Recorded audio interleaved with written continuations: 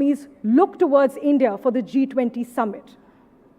Now, the meeting that India will host is not just pivotal for our own global future, but it defines and structures the decisions and the strategies that the world's top economies will take in the near future. And the numbers really tell us about the power of the G20 meeting. The meeting that India will host just next week will have 20 countries that represent about 85% of the global GDP, over 75% of global trade, and about 2/3 of the world's population. The top leaders of these powerful countries will all come together here in the national capital next week to discuss the challenges facing the global economy today. While the annual G20 summit, of course, has rotating presidency, India's G20 presidency has been an outlier for many reasons. First, and you might be surprised to know this, the in-person participation during India's G20 presidency has been among the largest ever. Over 150 meetings have been held in over 40 cities across 28 states and union territories over the last 9 months. India has proudly hosted over 12,000 delegates from more than 110 nationalities, from G20 countries, 9 invitee countries, and 14 international organizations. Along with one of the largest in-person participation, India's G20 presidency stands out for another very important reason. It comes at a time when the global economy is facing several challenges: geopolitical tensions, skyrocketing inflation, cost of living crisis in several countries, supply disruptions, and countless economic challenges after Russia's invasion of Ukraine. Over the next few hours, we'll have insightful conversations, thought-provoking discussions, and important addresses by the top voices behind India's G20 presidency. It's my pleasure to introduce the first guest for the day, who's best positioned to speak about India's aim to become a global business hub. Please join me in welcoming Mr. Piyush Goyal, the Honorable Minister for Commerce, Industry, Consumer Affairs, Food and Public Distribution. May I invite Sir and NDTV's Editorial Director Sonia Singh to please come on stage for a conversation.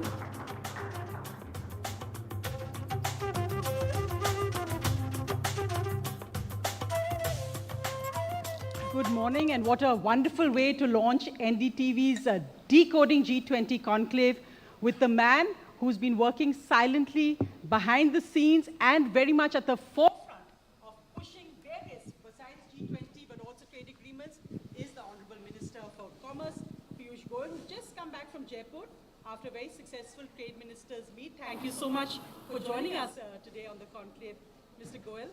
But of course, first, what a wonderful week it's been for India.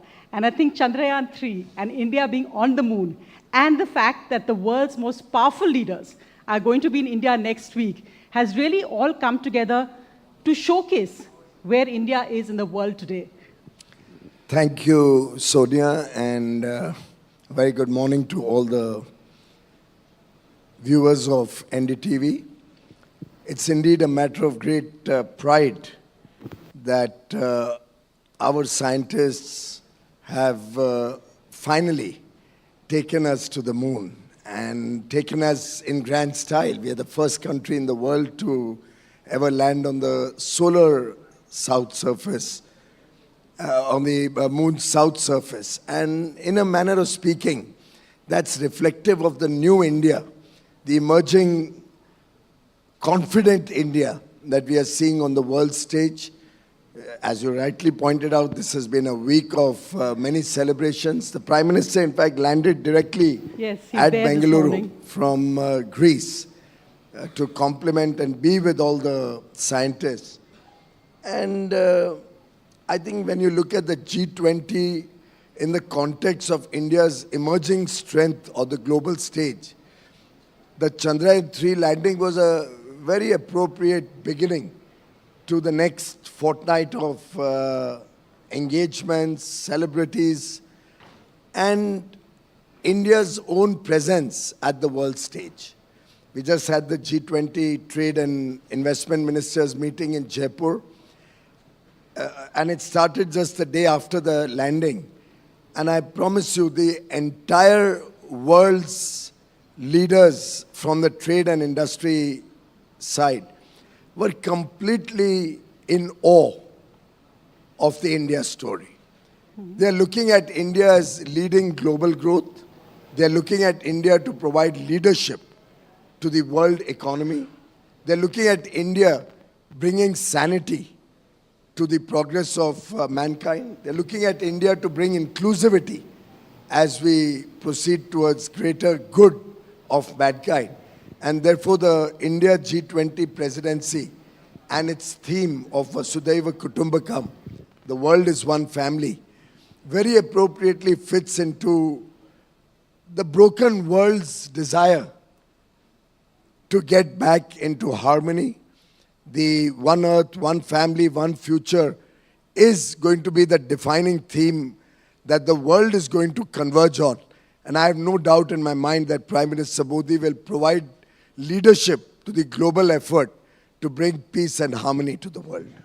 It's interesting because, Mr. Goel, if you just look back at this 1 year, when it first came that India was getting the G20 presidency, there were those who said, well, you know, this happens and it's a routine thing. But India in this 1 year has really redefined what the G20 presidency means. We've just heard Ms. Amitabh Kant say, in a sense, the G20 under India's presidency is now more powerful than the UN Security Council. Is this a sign of India not accepting the current global way that multilateral organizations are run, that there has to be reform and India has to be the center stage of that reform when we look at global organizations? Well, very clearly, Prime Minister Modi, ever since 2014-15, when India played a very important role at the Paris summit, at COP21, and helped bring the world together to agree on the Paris declarations,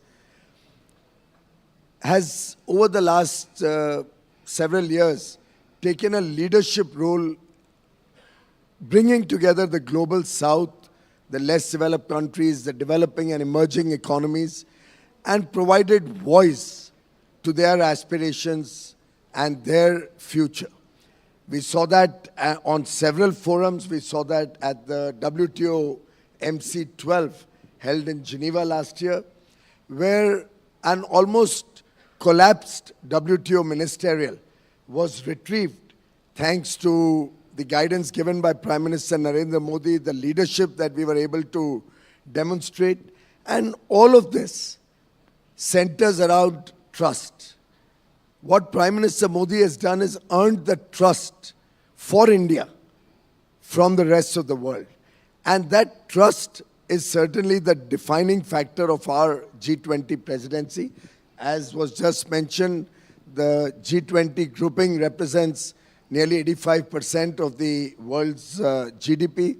In fact, only yesterday at the B20 summit, which is also very, very widely represented by 55 countries who have participated in our B20, probably the largest business engagement that India has seen in so many years. We had 15 trade ministers on one stage, representing, I think, nearly 80 to 85 trillion dollars of global economy. And that is the power, that is the strength that India has offered to the world. The fact that we can bring diverse opinions on one stage, we can collectively agree on almost every issue related to trade and industry, amongst other things. And the fact that despite all the challenges that the world is facing, India has been able to save and accept the geopolitical issue, bring convergence in all our tracks, convergence on issues, bring a new dimension to the future, and offer to the world a stage, a platform, which will help redefine the boundaries of world growth, redefine the potential of international trade. And in that sense, the leadership role that India has achieved is true testimony to the sheer grit and potential of 140 crore Indians. No, because it has been an extremely tough negotiation as well. We see all the events, but we're not looking at all the backroom hard negotiations happening. Even the trade ministers meet, the successful one you talked about, didn't have a communique because of disagreement on a paragraph on Ukraine. We've heard what the US ambassador has said about Ukraine. Do you expect that in the communique for the G20 Heads of State Summit that this is going to be an insurmountable problem? Well, nothing in life is insurmountable. I think we are all optimists. And today, this young India with such a exceptionally attractive young demographic profile, under 30, which over the next 30 years is going to continue to remain under 30 and possibly add to global economy as a contribution from India, $30 trillion. We are looking at growing from 3.5 trillion to 35 trillion in the next 25 years. I think this resurgent India today offers a beacon of hope that nothing is impossible. We are going to persevere, and we are still very confident that we'll be able to bring convergence. You must note that almost all the tracks came out with an outcome document and chairs text. It was not just a chairs text. There were significant outcomes, including in our meeting yesterday, where we came up with a Jaipur call for action, which will support the MSMEs in a big way in India. We came out with significant agreement amongst all countries, all member and invitee countries, that we will look at digitization in this interconnected world so that global trade can be paperless. And we were also able to look at convergence on mapping global value chains to make them more resilient. Now, such significant tasks for the future reflect very well on our ability to steer different viewpoints, different thoughts on the table. And while, of course, there is the geopolitical issue on which convergence at our ministerial level was not possible, I'm sure given Mr. Modi's astute leadership and his popularity, the command that he has amongst world leaders, the friendships that he has forged with world leaders, we will see some good outcomes coming out of the Leaders Summit early next month. I'm very confident it's going to be a one-in-a-kind G20 summit, just as over the year, not in 40 cities, but actually over 55 cities, representing every state in the country, every union territory of the country. We had close to 200 meetings between the working groups and the ministerials and engagement groups. We had over 100,000 people coming from all over the world to visit India. I would think today every single Indian, be it somebody in the remotest villages of India, recognizes and respects India's pole position in the global order. And therefore, I think it's a matter of great pride that we have taken the G20 to the next level. Very often, programs bring luster to the country. I think India has been able to add luster to the G20 itself. No, and I think that fact is really interesting, that when we talk about how the G20 actually has been taken to, as you said, over 60 cities, it's actually part of a domestic political campaign as well, with elections coming up. How has the Modi government and all of you, ministers like yourselves, made this actually about that an average Indian voter even cares about the G20, which earlier was only in Delhi's corridors and Hyderabad House? Well, that's exactly what Prime Minister Modi has been saying for the last 9 years. We have to get out of the Khan market and Lutyens Delhi culture. I think it's high time NDTV also got out of the Khan market viewpoint and the limited sphere of thinking. Today, that's why you're here, Mr. Goel, to show us this vision. No, I'm indeed very delighted that you have taken the lead to have a conclave to enlighten the country about the G20, to decode the very minor intricacies, and also showcase the huge potential that such a summit has in terms of our future. I'll give you first of all, it's not about elections. Prime Minister Narendra Modi from 2014 has given all his ministerial colleagues very, very clear direction that we are going to work for the people of India. We're going to do what is good for India. It's not about elections. Elections will come and go. We will win elections thanks to the good work that Prime Minister Modi has done.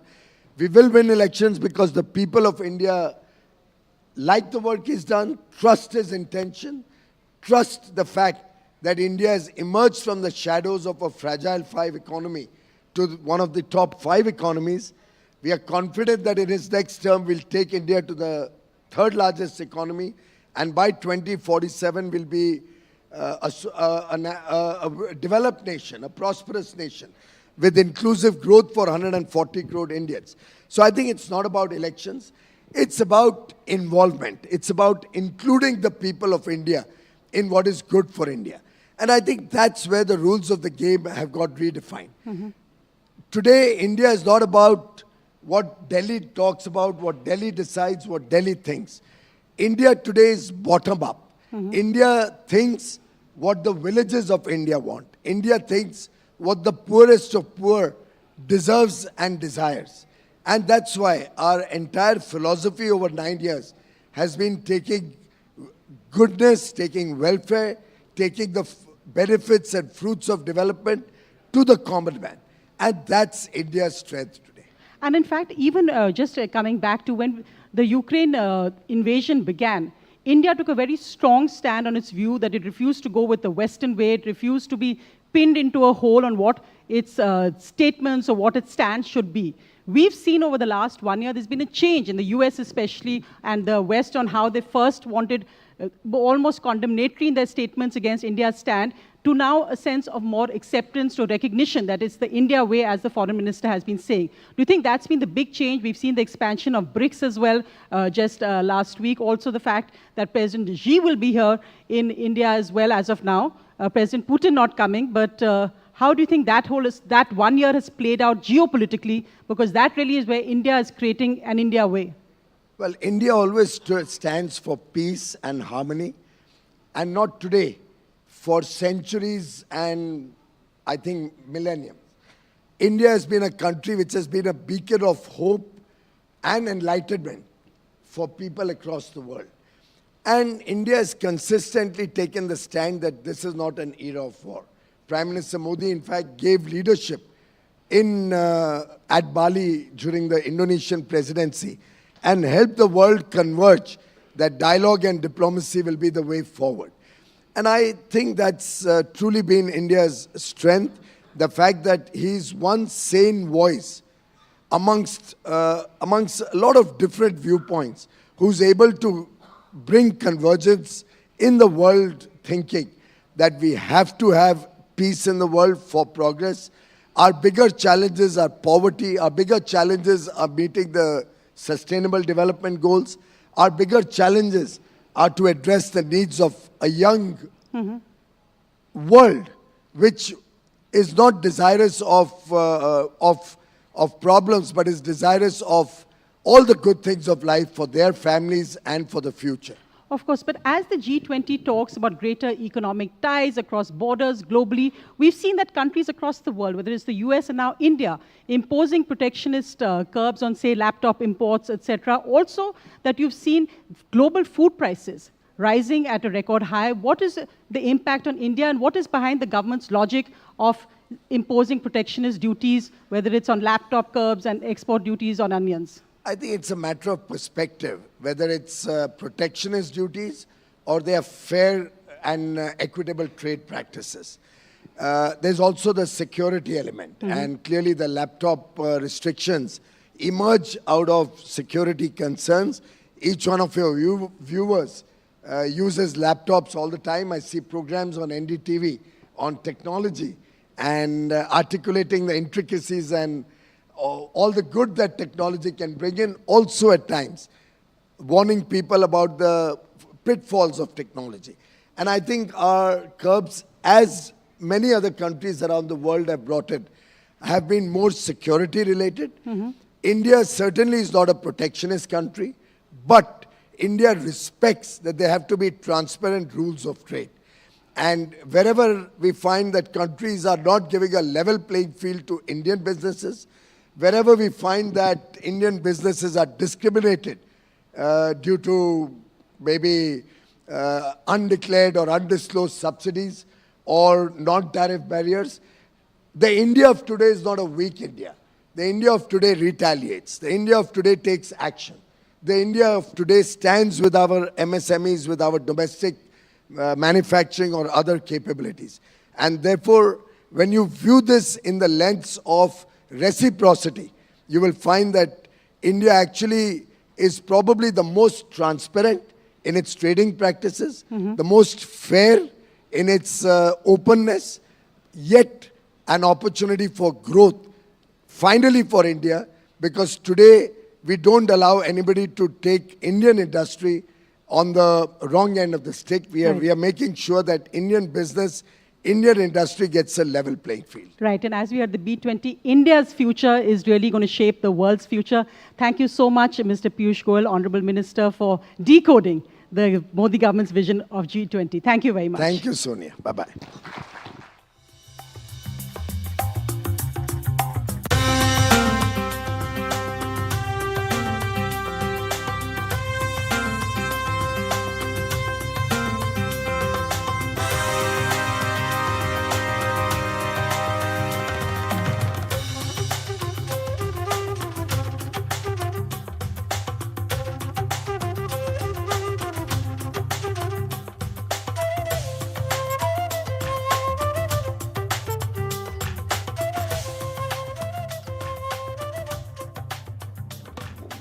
Thanks very much, Minister Piyush Goyal and Sonia Singh, for that very insightful conversation.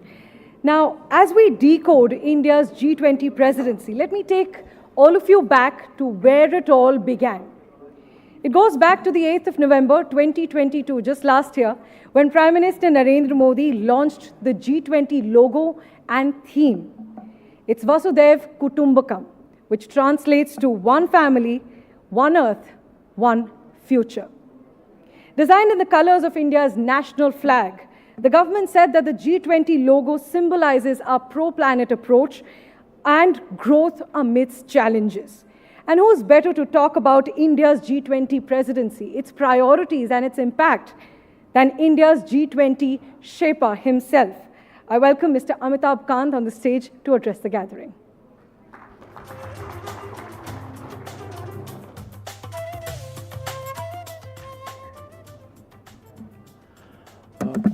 Distinguished guests, ladies and gentlemen, I'm truly delighted to be here to address you on G20. India's G20 presidency is being held at a point of time when there are several global challenges. The post-COVID era has seen a vast number of people go below poverty line.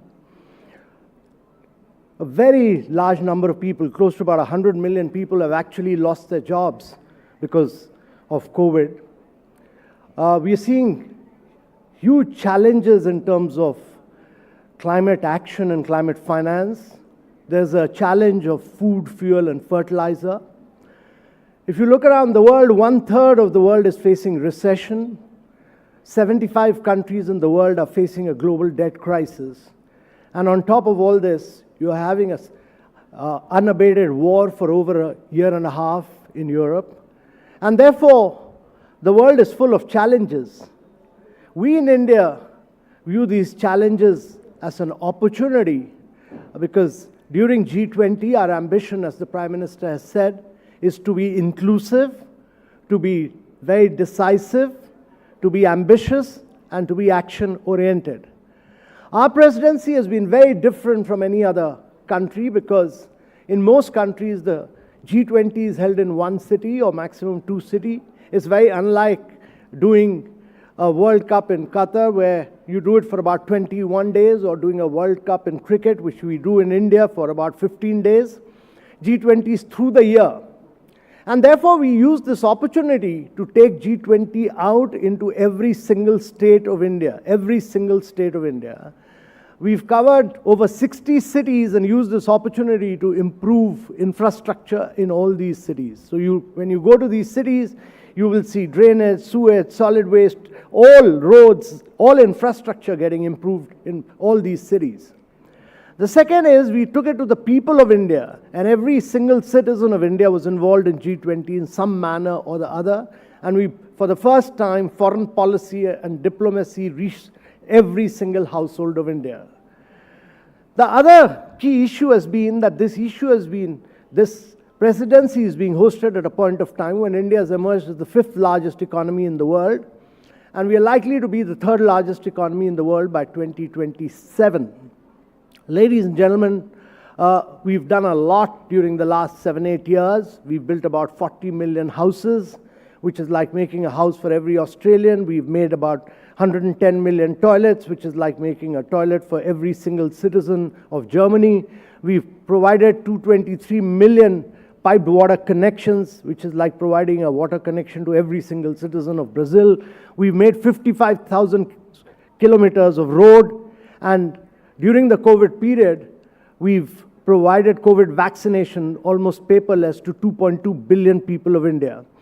So the political leadership and the development story of India is quite a phenomenal story of what we've done in the last 7 to 8 years. And as the Bank of International Settlement has said, in the digital transformation story of India, where we do about 46% of the real fast time payments in the world, we do 11x of what USA and Europe do, we do 4x of what China does.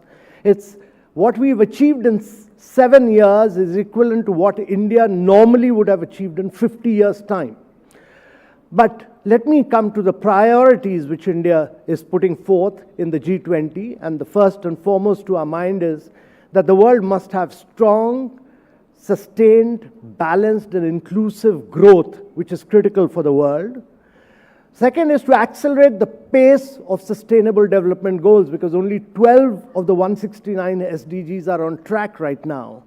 And you need to accelerate the pace of learning outcomes, health outcomes, nutritional standards, and make it inclusive. And that is critical. And the third key priority is that climate action and climate finance are very critical. The world may survive, but we'll all go extinct if we are not able to live up to 1.5 degrees centigrade. We've not carbonized the world, but irrespective of the fact that we occupy only 1.3% of the carbon space, it is incumbent upon all of us to actually play a very key and a critical role in carbon action, and therefore the Prime Minister's philosophy of lifestyle for sustainable development. And fourthly, for both SDG and climate action, you need long-term finance. And therefore, the multilateral financial institutions which were built post-World War II during the post-Bretton Woods period need to be greatly redesigned and reformulated so that they move away from direct lending to indirect lending and are able to generate resources from the private sector, do blended finance, first loss guarantees, credit enhancement. There's no shortage of funds in the world. There's $350 trillion. The world needs $7 trillion, but $350 trillion are available, $150 trillion with pension funds themselves. But you need multilateral financial institutions to be able to mobilize them for both SDG and climate action. And then our priority is technological transformation and digital public infrastructure, which India has built up, which to our mind, if you look around the world, 4 billion people do not have a digital identity, 3 billion people do not even have a bank account, almost 133 countries do not even have fast payments. So if you want to do inclusive development and focus on SDG, you need technological transformation with digital public infrastructure. And lastly, our priority of the Prime Minister has been that women-led development, that is women empowerment and gender equality, will be very critical, and women have to be put into positions of leadership so that we can enhance their learning outcomes, we can improve their health standards, break this huge vicious cycle of malnutrition.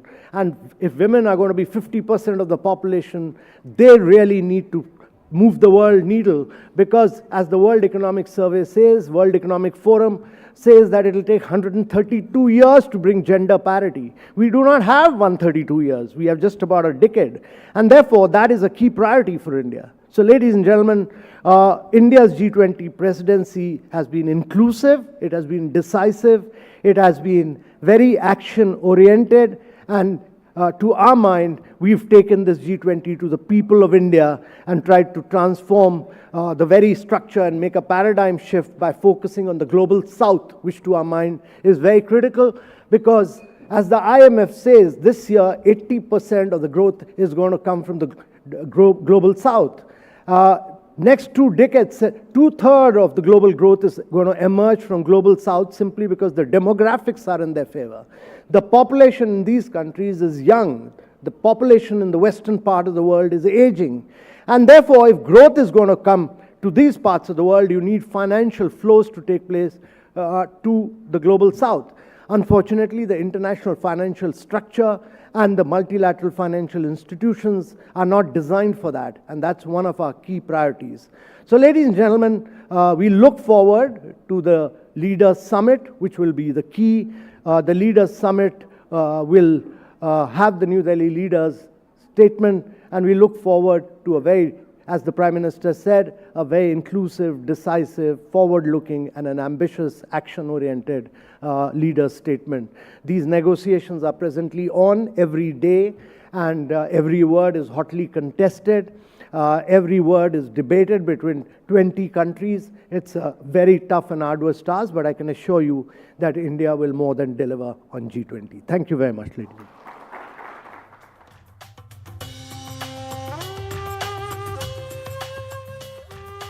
Mr. Kant for that keynote address. And as Mr. Kant mentioned, that India's G20 meet comes at a time when even the most developed countries have been facing the most serious economic challenges. I mean, who would have thought that we'd hear the world's biggest economy, the United States, falling into a technical recession? That's what we heard last year when the US had 2 consecutive quarters of economic contraction. So even the developed countries have been facing economic challenges after the Russia-Ukraine war and the pandemic. Now, along with the economic challenges, another leading focus for G20 this year is combating climate change, ensuring climate finance for underdeveloped and developing countries, and enabling a transition towards renewable and clean sources of energy. The latest reminder telling us about how alarming the climate change emergency came straight from NASA. The space agency declared July 2023 as the hottest month on record ever since 1880s. So clearly, the clock is ticking for the world to take action and to take action now to achieve net zero commitments.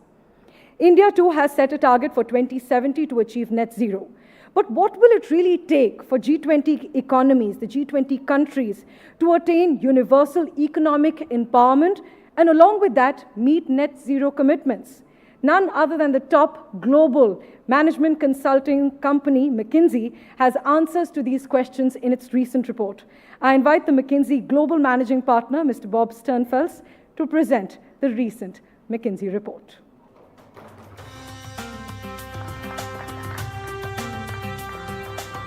Well, thank you. And it's a privilege to be here. And before I begin, Mr. Khan, I'd like to thank you for the wonderful collaboration that has made this report possible.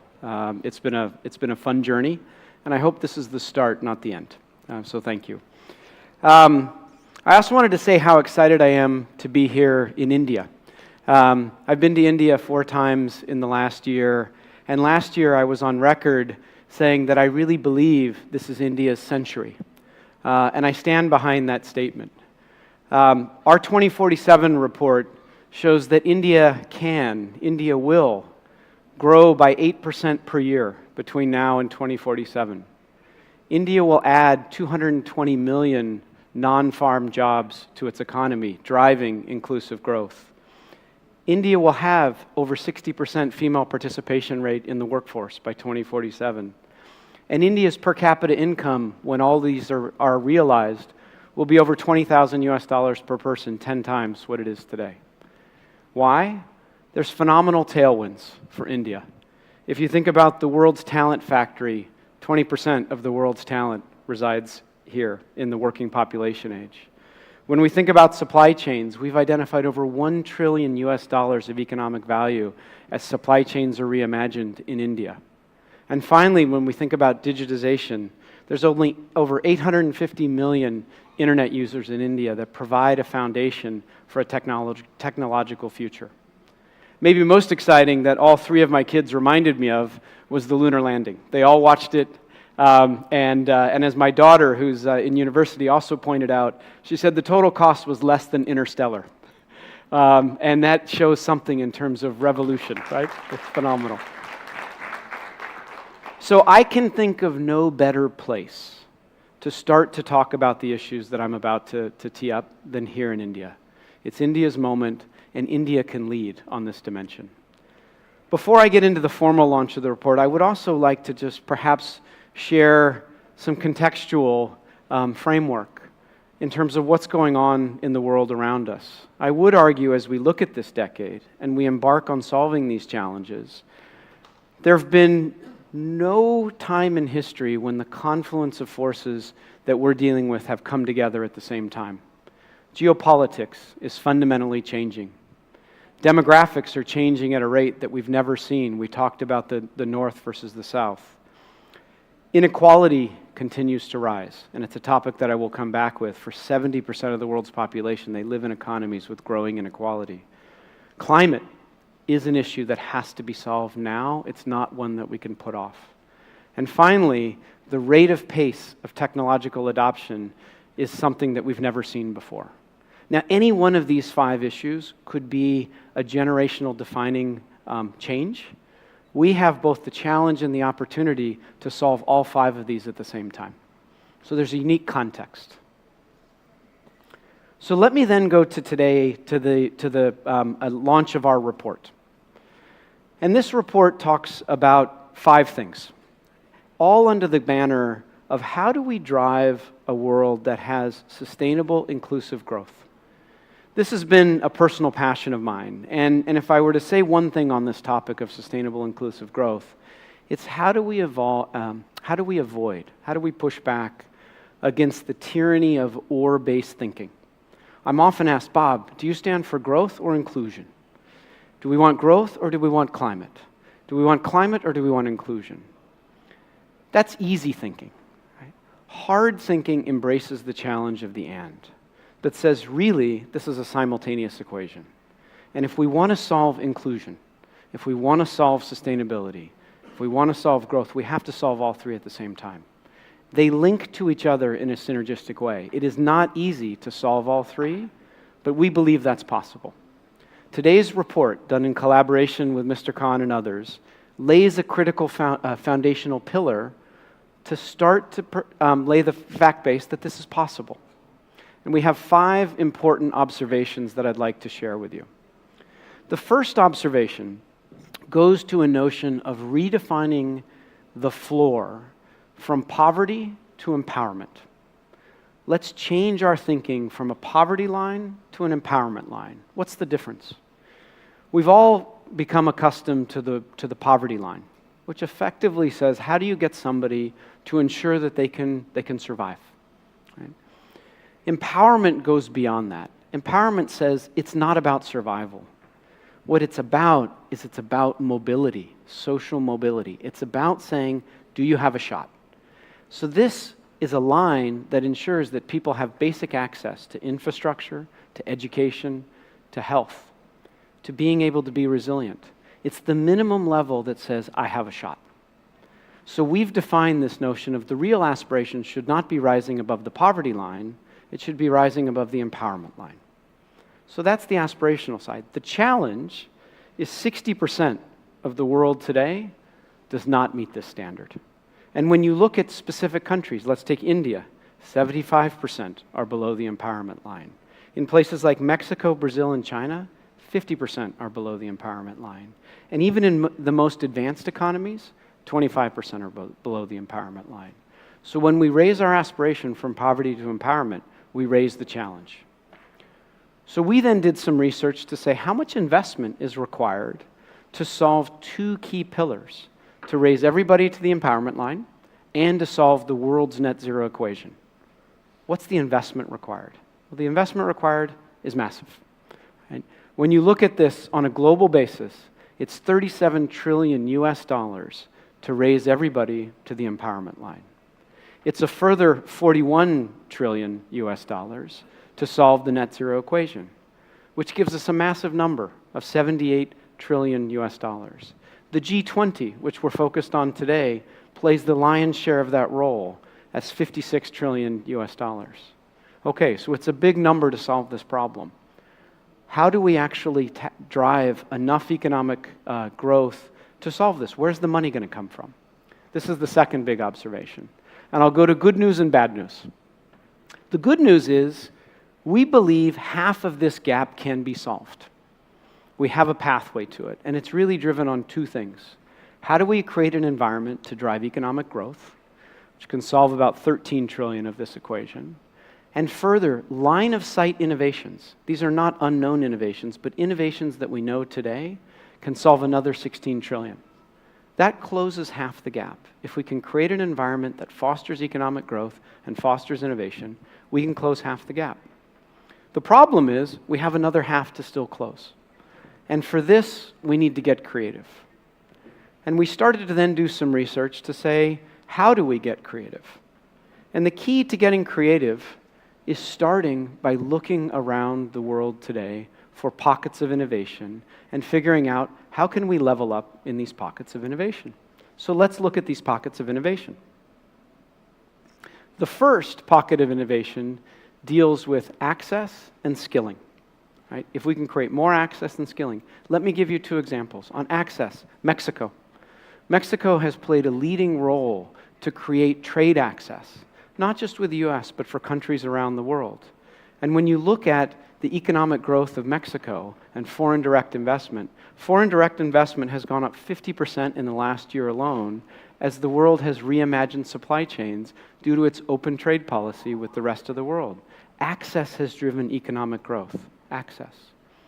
If we think about upskilling, I'd look at Germany as an example, and the work they have focused on apprenticeship programs for trade skills for 16-year-olds and up have led the way for the lowest unemployment rate in Europe. Access and skilling, maybe one source of innovation that we could level up in. Let's go to housing. Affordable housing becomes another beacon of light to solve this particular equation. And I start with Brazil. The program Minha Casa Minha Vida, right, has been recognized by the UN as a global lighthouse for providing creative financing to drive low-income housing across Brazil. In Indonesia cooperated with the World Bank to renovate over 250,000 low-income houses. There are examples of this that we could radiate out to provide affordable housing for all. Let's turn to healthcare. Here in India alone, the Apollo's end-to-end approach to looking at data across the value chain has unlocked massive opportunities for outcomes-based health. Data across value chains. If we can drive more data exchange in health, there's massive opportunity for access for all. If I go to nutrition and we look at China, China's Green for Grain program, which really tackled the issues of technical assistance to deal with afforestation and erosion, focused in working with farmers. The results of those programs dropped reduced soil erosion and reduced water use by 71%. This affected 8 million hectares.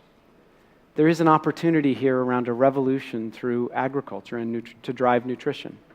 And finally, I'll go to the UK for schooling. UK has been chronically short of teachers. And by tackling this problem from the mundane, online applications to teachers, to also looking at the more complicated, balancing workloads, changing pay, they've doubled the number of applicants. From 2019, there were 2,800 applicants for teaching. Last year, there were 50,000. You can solve this question of the teacher shortage. All of these examples exist today. None are scaled around the world. So our first observation in solving the rest of the gap is let's learn from each other. Let's learn from each other. Our research concludes with 3 simple ideas. The first is let's not wait to identify the rest of the gap before we get started. Let's move now. Closing half the gap and the rate of speed will drive further innovation that we can't see today. The second is we need to accelerate the adoption of technology.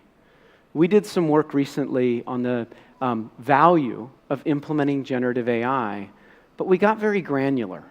We looked at 67 use cases across 11 industry verticals. That shows there's an additional $4 trillion of revenues every year for business if they adopt generative AI capabilities. If we accelerate generative AI through reskilling, we'll actually solve a massive chunk of this residual gap. And finally, as Mr. Kant talked about, there are financial challenges. We need to actually solve new financial instruments to make this happen. And 2 days ago, I was very excited. Brazil launched $2 billion US dollars of sovereign bonds focused on sustainability, one of the first in the world. If that can be a lighthouse to do more to unlock financial flows from north to south, we have a shot at closing the residual gap. So let me then close with, is it all worth it? Is it all worth it? What could the world look like if we do solve this simultaneous equation of growth that is both inclusive and sustainable? Well, a few ideas just to excite us. The first is we could guarantee moving from survival to the notion that everyone has a shot. Everyone has a shot to be mobile in life. The second, we can build resilience into our system, that one bad decision doesn't permanently change the course of your life, that you can withstand an exogenous event or you can withstand one bad decision. The world would be more resilient. Third, the world would be more connected. And I think in particular today, when the world is pulling itself apart, a more connected world versus a more divided world is a healthier world. Fourth, on the idea of healthcare, there's equity and access for all that ensures we all can thrive. Next, empowerment. If we actually get to the empowerment line, everyone has the ability to participate in their communities. No voice goes unheard. And finally, on the environment, there's secure, clean, and affordable energy for all. So I think we can all agree this is the kind of world that we'd like to have. That's the conclusion of our report. And as I wrap up, I would love to proactively thank our hosts, Sonia and Vishnu, and Mr. Kant. Again, I'd like to thank you for the wonderful collaboration. Thank you all.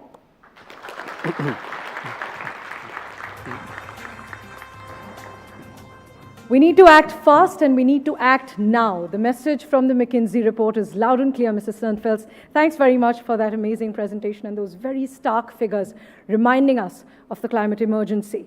Now, I also request the G20 Sherpa, Mr. Amitabh Kant, the India Managing Partner for McKinsey, Mr. Rajat Dhawan, NDTV's Editorial Director Sonia Singh, and NDTV's Executive Editor Vishnu Shom, along with Mr. Bob Sternfels, to kindly come up on stage to release the McKinsey report.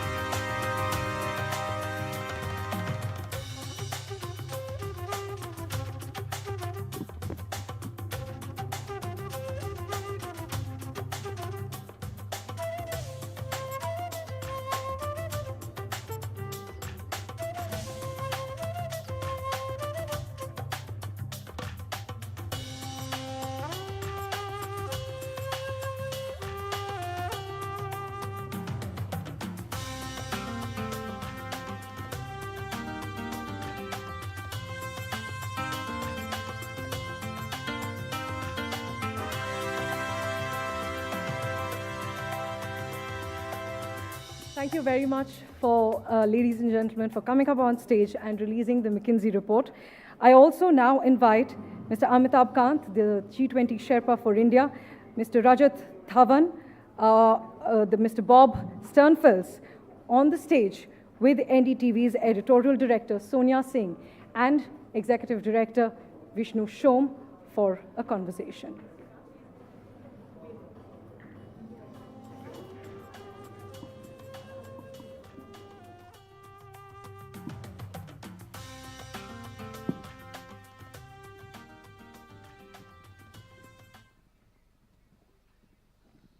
So we'd like to thank all of you for being over here. It is a fantastic report.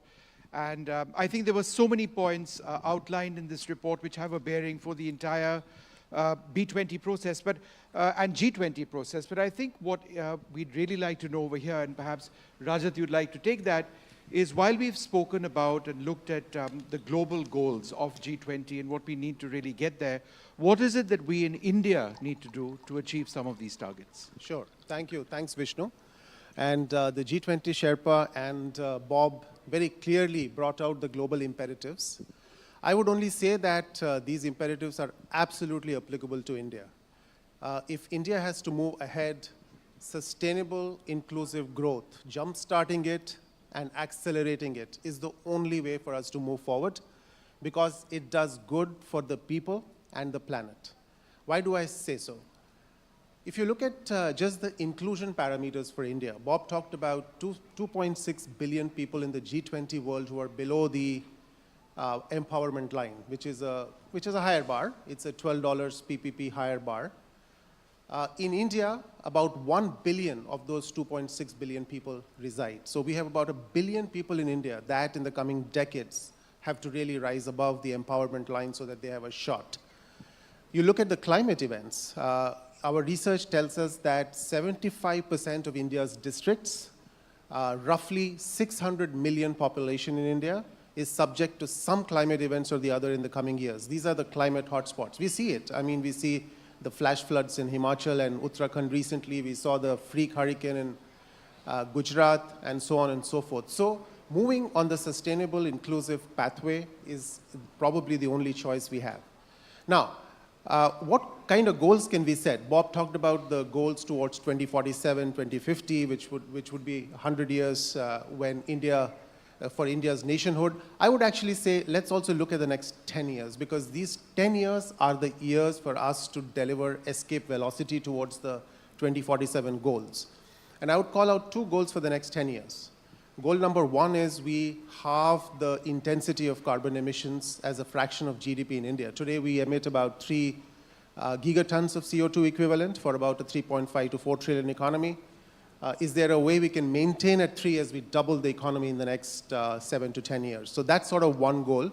The other is a large part of these billion strong population that is below the empowerment line, we try to push above the empowerment line. These goals, are they achievable? Probably yes.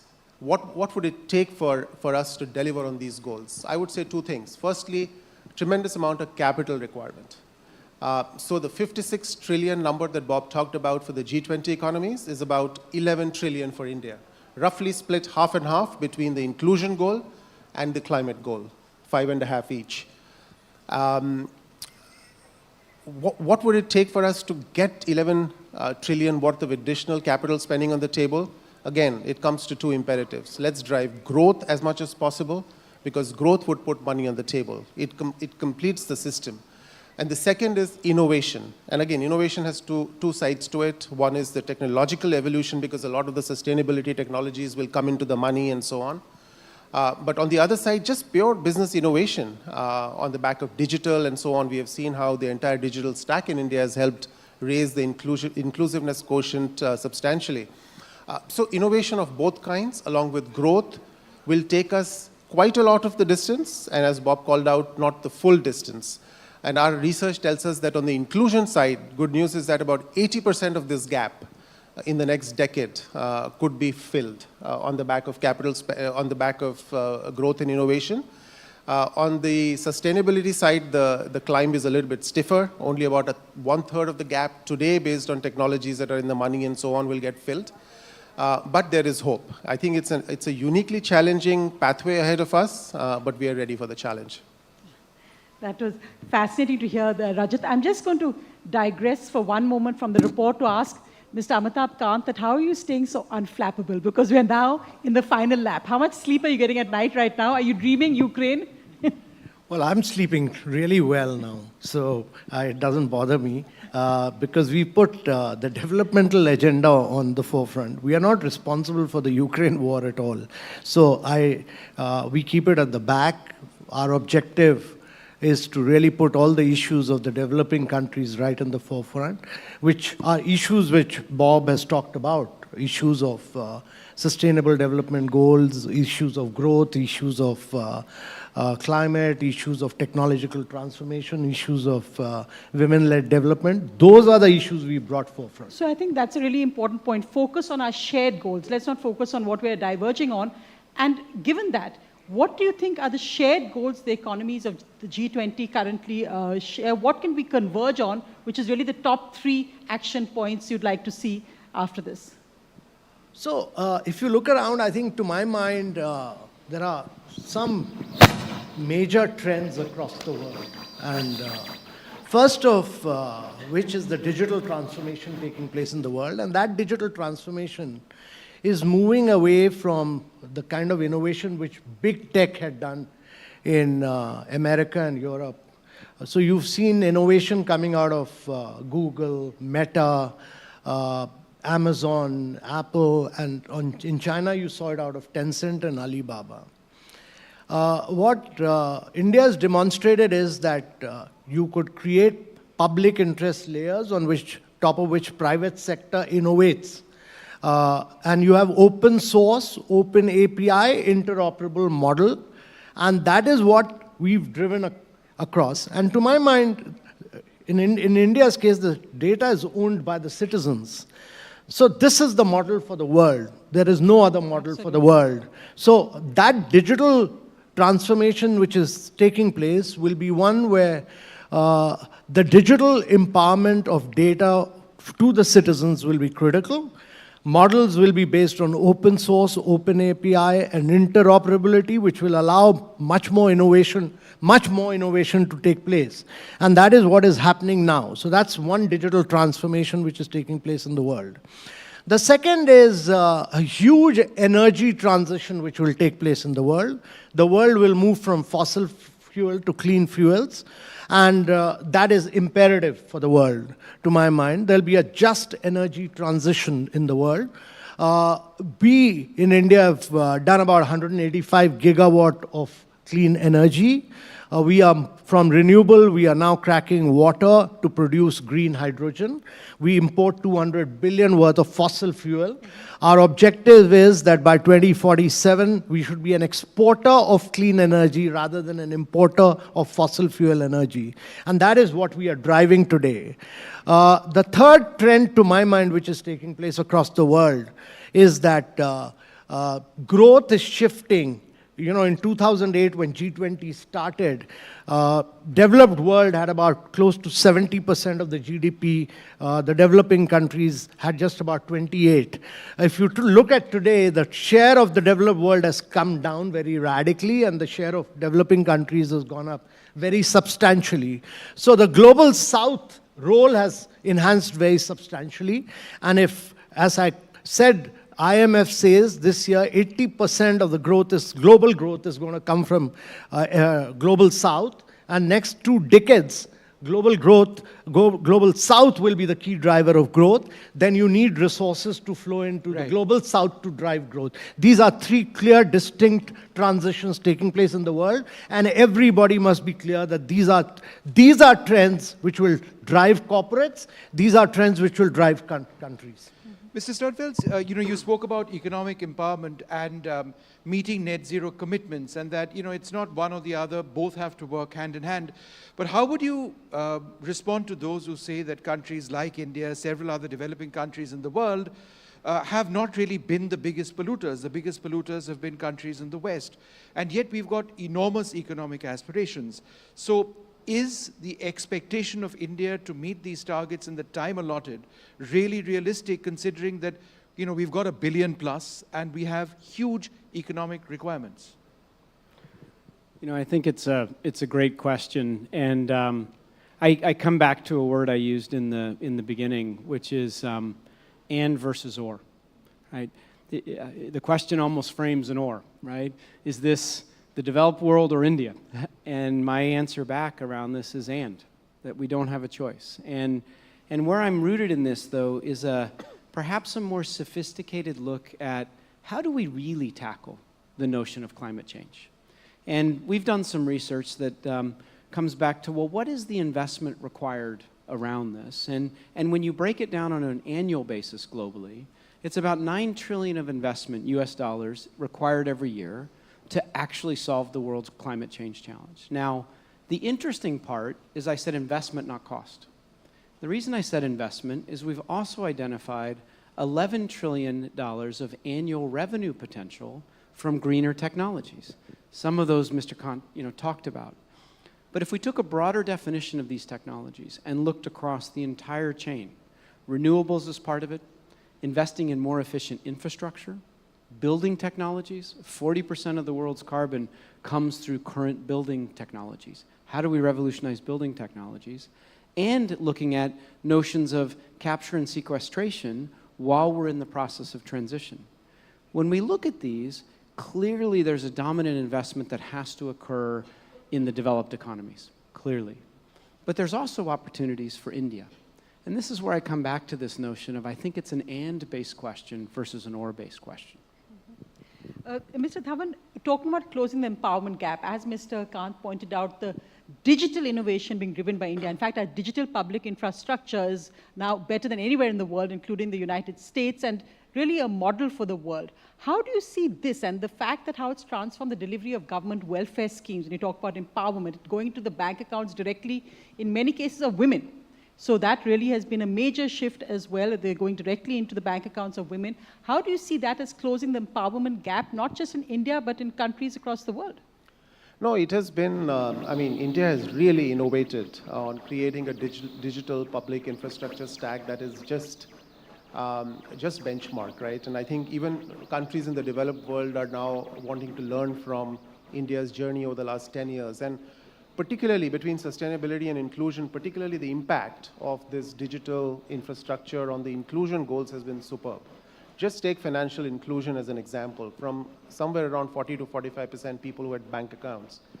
Today, that number is closer to 85%, just on the back of the ability of the UID, the Aadhaar, to provide all the KYC requirements and so on, right? So, look, and the financial inclusion starts to change the game. Again, going back to Bob's point, it's not just about survival, but somebody who has a shot at social mobility and going up. And once you have the financial inclusion sorted out, you have optionality on the table, vis-a-vis nutrition, vis-a-vis healthcare, vis-a-vis education, and so on and so forth.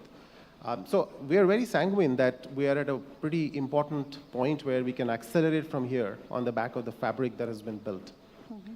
Mr. Kant, one last question to you as we start wrapping this up. We are now the most populous nation in the world. It's called India's demographic dividend. But that dividend only starts paying rewards if we can reskill and upskill and generate jobs.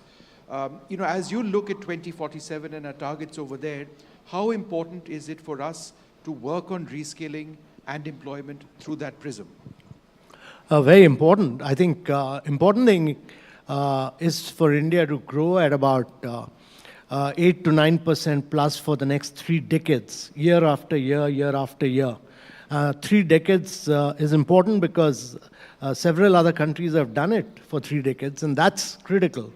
And that means that India needs to fire on all cylinders, not just services. We need to become a manufacturing nation to create jobs. We need to enhance our agricultural productivity.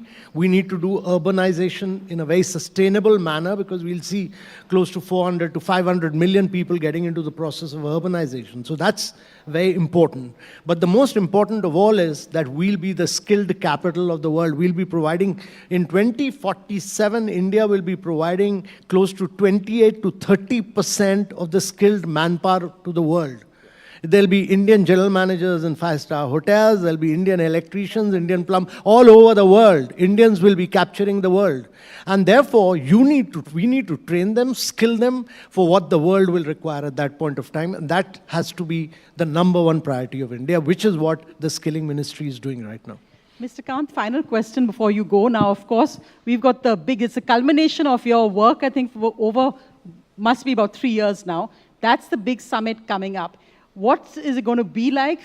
We've got China's premier arriving. Do we have confirmation of that yet? So I wouldn't like to comment on who's coming, who's not coming. That will be unfair for me to comment at this stage. Let things unfold. But all I can say is that, as the Prime Minister himself has said, that you can rest assured that our presidency will be very, very inclusive.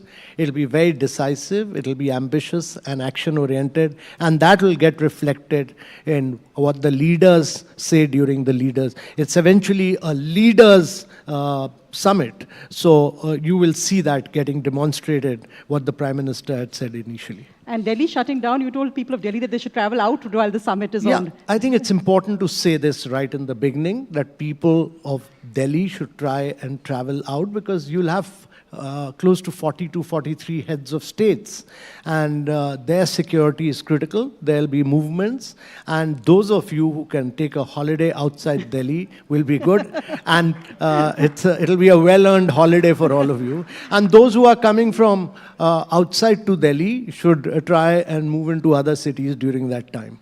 And the world watched the moon landing. Is the world going to be watching again? Because this is the G20's moonshot moment.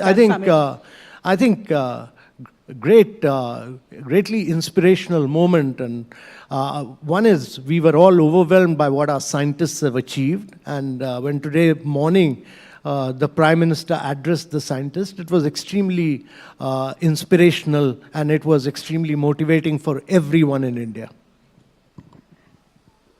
All right, well, thank you so much for being with us. It's a truly spectacular report because it covers so much, in its canvas and its scope, and hopefully going forward, well beyond this G20 session, we'll have a lot to think about. Thank you very much indeed. Okay.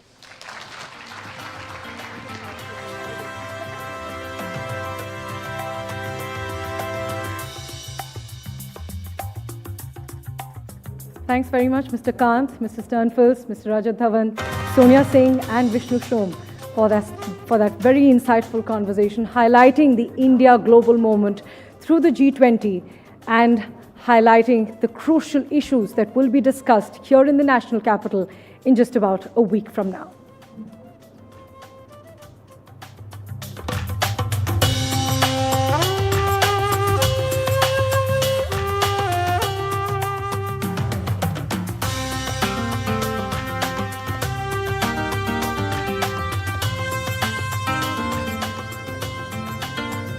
And the next interview that we have lined up for you in today's conclave is truly special, and it is to discuss some of the crucial issues that the world economy is facing at large, and some of the crucial issues that will be discussed in the G20 summit that India is hosting next weekend.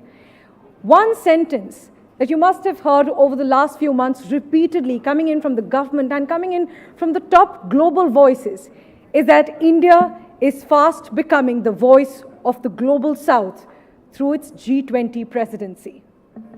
Now, one top voice of the country echoing this thought has been the Union Minister for Housing and Urban Affairs and Petroleum and Natural Gas, Mr. Hardeep Singh Puri. We'll have Mr. Puri among us for a very special discussion to discuss India's fuel diplomacy, to discuss the transition to cleaner fuel, and to discuss the other pressing issues with respect to fuel, natural gas, that will be discussed at the G20 summit next week. After Russia's invasion of Ukraine, ladies and gentlemen, the fuel prices last year had shot up to a record high, as many of you might be aware. The Brent crude prices went up to around $130 per barrel, which is a record high. While now the prices have started coming down, the cost of living crisis that several countries are facing because of rising fuel prices and because of rising commodity prices, that cost of living crisis has not normalized as yet.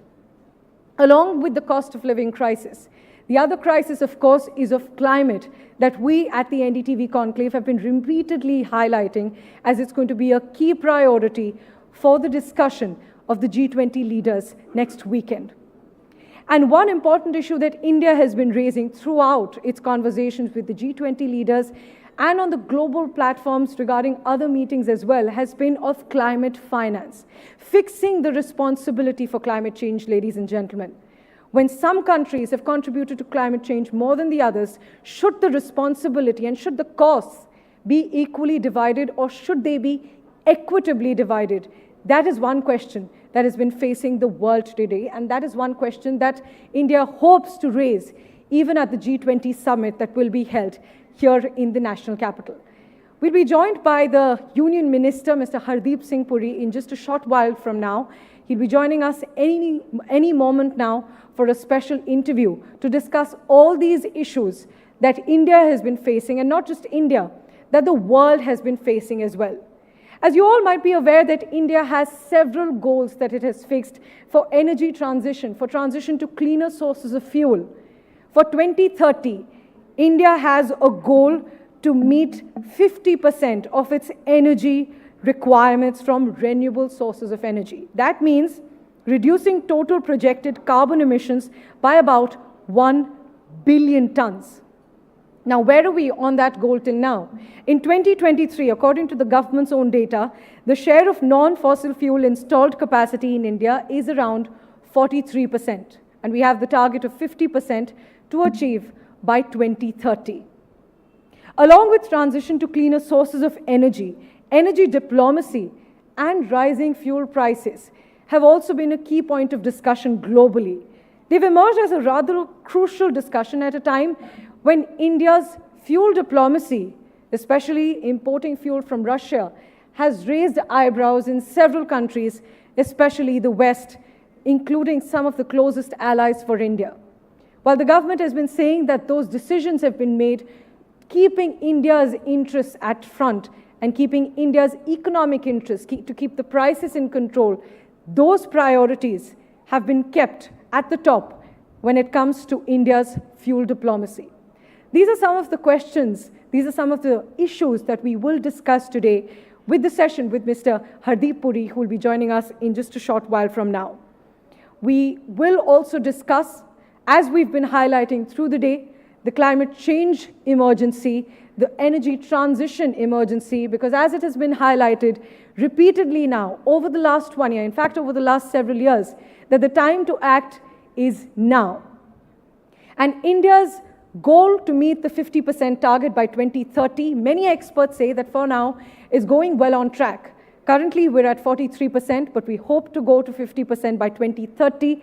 But there are several questions on whether even that is enough, considering that we have already come a long way. We have already passed several critical junctures of climate change, which will now need a lot more effort to reverse.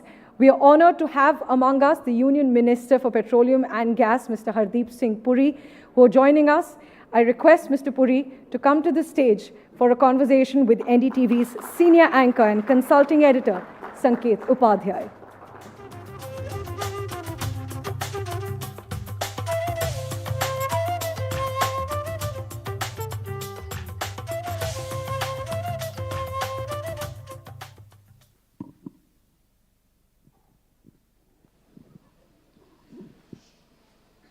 Good morning, everyone. Thank you very much for attending this program. G20, its meaning for India, what we hope to achieve as a country, and what we are doing and what we are learning as a process. More importantly, if we talk specifically, ekdam specific agar hum baat kare, how do you rethink fuel? And I don't think there'll be a better person to answer questions along these lines than the Union Minister for Petroleum and Natural Gas and Minister for Urban Affairs, Ambassador Hardeep Singh Puri. And I insist on calling you Ambassador first. Thank you very much, Ambassador Puri. Thank you very much for having me here today. And I have no difficulty in you calling me an ambassador or whatever you like. Certainly, I've been an ambassador longer than I've been a minister. Thank you. You started with the G20 and then you fast forwarded to rethinking fuel. So I'll spend a minute or two or three, if you permit, sure, to talk about G20, and then I will come to, fossil fuel transition, rethinking fuel. First and foremost, I think in every discussion, the context is most important. And the G20 presidency of India came at a time when the world was facing multiple crises. The G20 itself was born in a moment of crisis. in 2008, when there was a world financial and economic crisis, the global institutions did not know how to deal with that crisis. So they elevated the G20, which was a grouping at the level of finance ministers, and made it into a summit-level group. And the G20 summit in London 2010 helped address that, because the IMF, World Bank, the GATT or WTO could not address it. But the G20 presidency of India is taking place when the world is facing three crises. Beech mein, there wasn't that kind of turbulence. You've got three crises: fuel, food, and fertilizer. But I think the interesting thing is, India, during this period, not only now of course, you know, we are on the moon and over the moon, but India's figures generally are looking very, very impressive. And if you give me time later, I'd like to reel off what was the situation in 2014 and what is the situation now, 9 years later, and that adds to an overall spirit of elation. How about now? We can begin now. You can tell us. Well, I can tell you, I'll be very happy. I've been doing some research in the morning before I came here. So there are things that you know and there are things which you don't know. Foreign direct investment, and FDI will take place when the foreign direct investor, who's a private entity, feels that there is economic opportunity. You're looking at an average of 22 billion. Today, you're looking at an average of 46 billion per annum. Mutual fund investment, 2013 was 100 billion. Today, it's 500 billion. The electrification of railways, 2013 was 4,100 kilometers. Today, it's 28,100 kilometers. The corporate tax rate then was 33.9%, now it's down to 22%. Retail or RBI, CPI inflation, 10% down in last year, not even this year, down to 4.7%. Direct benefit transfer, you know, money that you transfer to the beneficiaries of all our schemes, it's very interesting, from 0.89 billion, that's less than 1 billion, now it's 32 billion. Then I give you national highways. 2014 में 25,700 kilometre थी, आज 53,700 kilometre. Airport 74 थे, आज 178 है, 148. Digital transactions as a percentage of GDP. Now this I find most impressive. 2016 में 4.4%. Today 76.1%. Number of IITs which we had 2014 में 16 थी, 2023 में 23 है. Number of IIMs 2014 में 13 थी, आज 20 है. Look, I can go on and on. Yeah. But the feel-good factor in India, where India has traveled, and that is reflected in turn in the fact that you've moved from being the 10th largest economy to the 5th largest economy. जब मैं कुछ वर्ष पहले कहता था that we are going to be a $5 trillion economy, some of my friends, I don't know how to describe them. Their friendship, I think, has never been in doubt. Their liberal wonkiness was in doubt. ये sir कभी $5 trillion इतने challenges है, right? Challenges तो हैं, और challenges तो आज भी हैं. But today, when you talk in terms of being a, let's say, $10 trillion economy by 2030, no one has any doubt. और आप आगे बढ़ते. By the way, ये जो मैंने आपको रील आउट स्टैटिस्टिक्स किए थे, ये रोल आउट किए, मेरे नहीं हैं, ये मॉर्गन स्टैनली के हैं. आज सुबह मैंने एक रिपोर्ट पढ़ी, and the preambular was, and I'll conclude with that, and forgive me, I'm not trying to say this, not my view, Morgan Stanley's views, India's future looks like China's past. I think that sums up that growth area, the growth potential that India demonstrated in the last 9 years and the years ahead. And he's recalling China's past. I'm not saying China will not have a great future. I don't know. I don't study the Chinese economy in that detail. But there are fault lines there. Some sectors of that economy are under strain. The real estate sector to begin with, about which I know a little. But now I want to fast forward to fuel. And before Ambassador Puri, you answer questions on fuel, this point that you made on $5 trillion economy, some of your friends, since you mentioned them, उनका ये भी कहना था कि ये तो अपने आप ही हो रहा था, the whole theory of compounding. तो आपने ऐसा क्या किया? आप उनसे ये सवाल पूछिए, अगर अपने आप ही हो रहा था, आपने क्रेडिट क्यों नहीं ले लिया? जब हम कह रहे थे, जो मैं बात कर रहा हूँ 2017-18 के बाद, जब मैं मंत्रिमंडल में आया, तो मैंने ऐसी बातें करनी शुरू की थी, ये तो हो ही नहीं सकता, असंभव है। अगर अपने आप हो रहा था, यू शुड से हमने काम किया उसके कारण हो रहा है। But you know, I mean, frankly, I think every one of us, when we get up in the morning, we can decide how much of a fool we want to make of ourselves that day. You know, in a democracy like India, where there is freedom of speech, freedom of action, you can get up and make an outlandish statement. If you start cataloging what they've been saying, भाग जाते हैं, but you know, this is a shoot and scoot politics. शुरू से कोई बेवकूफ़ी की बात करते हैं, and then when they say, यार ये तो गलत हो गया, फिर change the subject.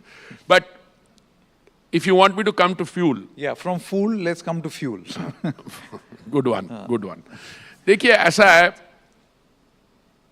मैं आपके सामने एक proposition रखता हूं, और वो ये है कि आप मान लीजिए कि आपके पास बहुत बड़ा न्यूक्लियर आर्सेनल है।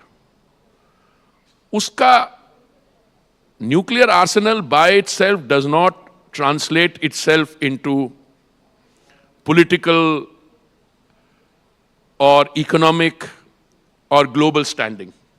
Because it is entirely conceivable that you can have a large nuclear arsenal and yet you can have a large country disintegrate.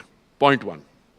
Point two, there are some things which are clear indicators or clear providers of how an economy is going. And I submit to you, fuel consumption is one such indicator. Why am I saying this? India's fuel consumption today, on an average, is 3 times the global average. How do I say that? If there may be a pandemic, there may be slowdown, there's drop in demand, but if global growth, demand grows by 1%, India's grows 3%. Fuel consumption is a very good indicator of the state of your economy. That's the first position. The second one, when you talk about transition or rethinking fuel, yes. What are you rethinking? You're not rethinking energy.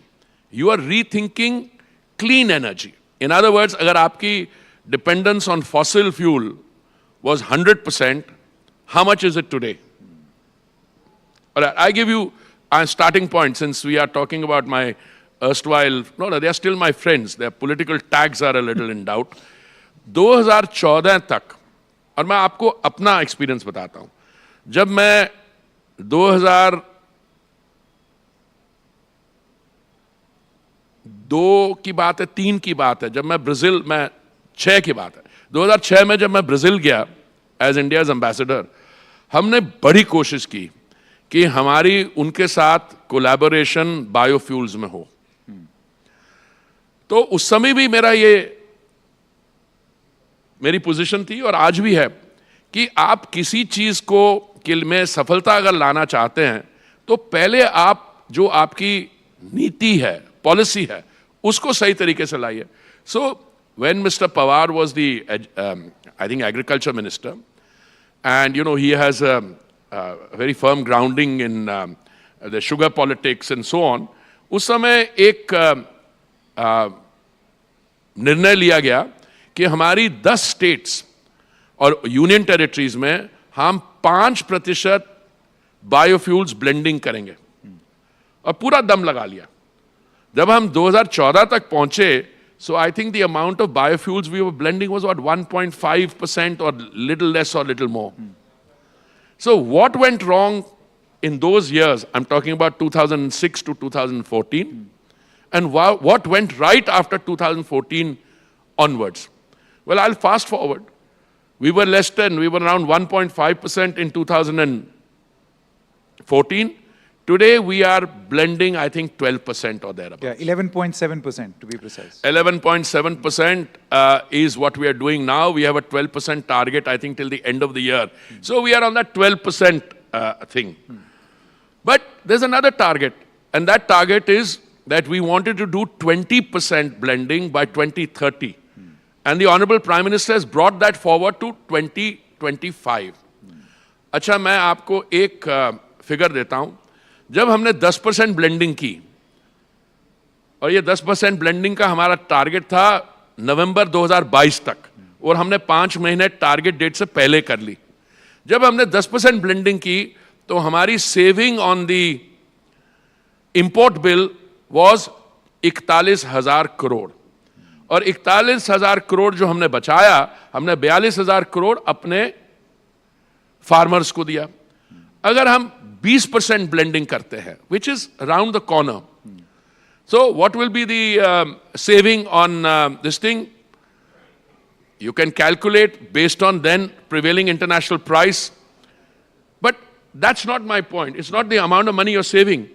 Please look at the boost that agriculture receives as a result of biofuel. So you are rethinking fuel, you're also providing a boost to your agriculture. And now I want to go forward, because I'm sure you don't want to take all the time on fuels, but before we move beyond fuels, एक सवाल, ये जो blending की आप बात कर रहे हैं उसी से जुड़ी हुई है। For a lay person who's driving his car, उसका पहले आपने बताया 1.53% blending थी, मतलब पेट्रोल में इतना इथेनॉल, वो बढ़ा करके 11.7% कर दिया। Now you've set a target of 20. By 2025 this will also happen.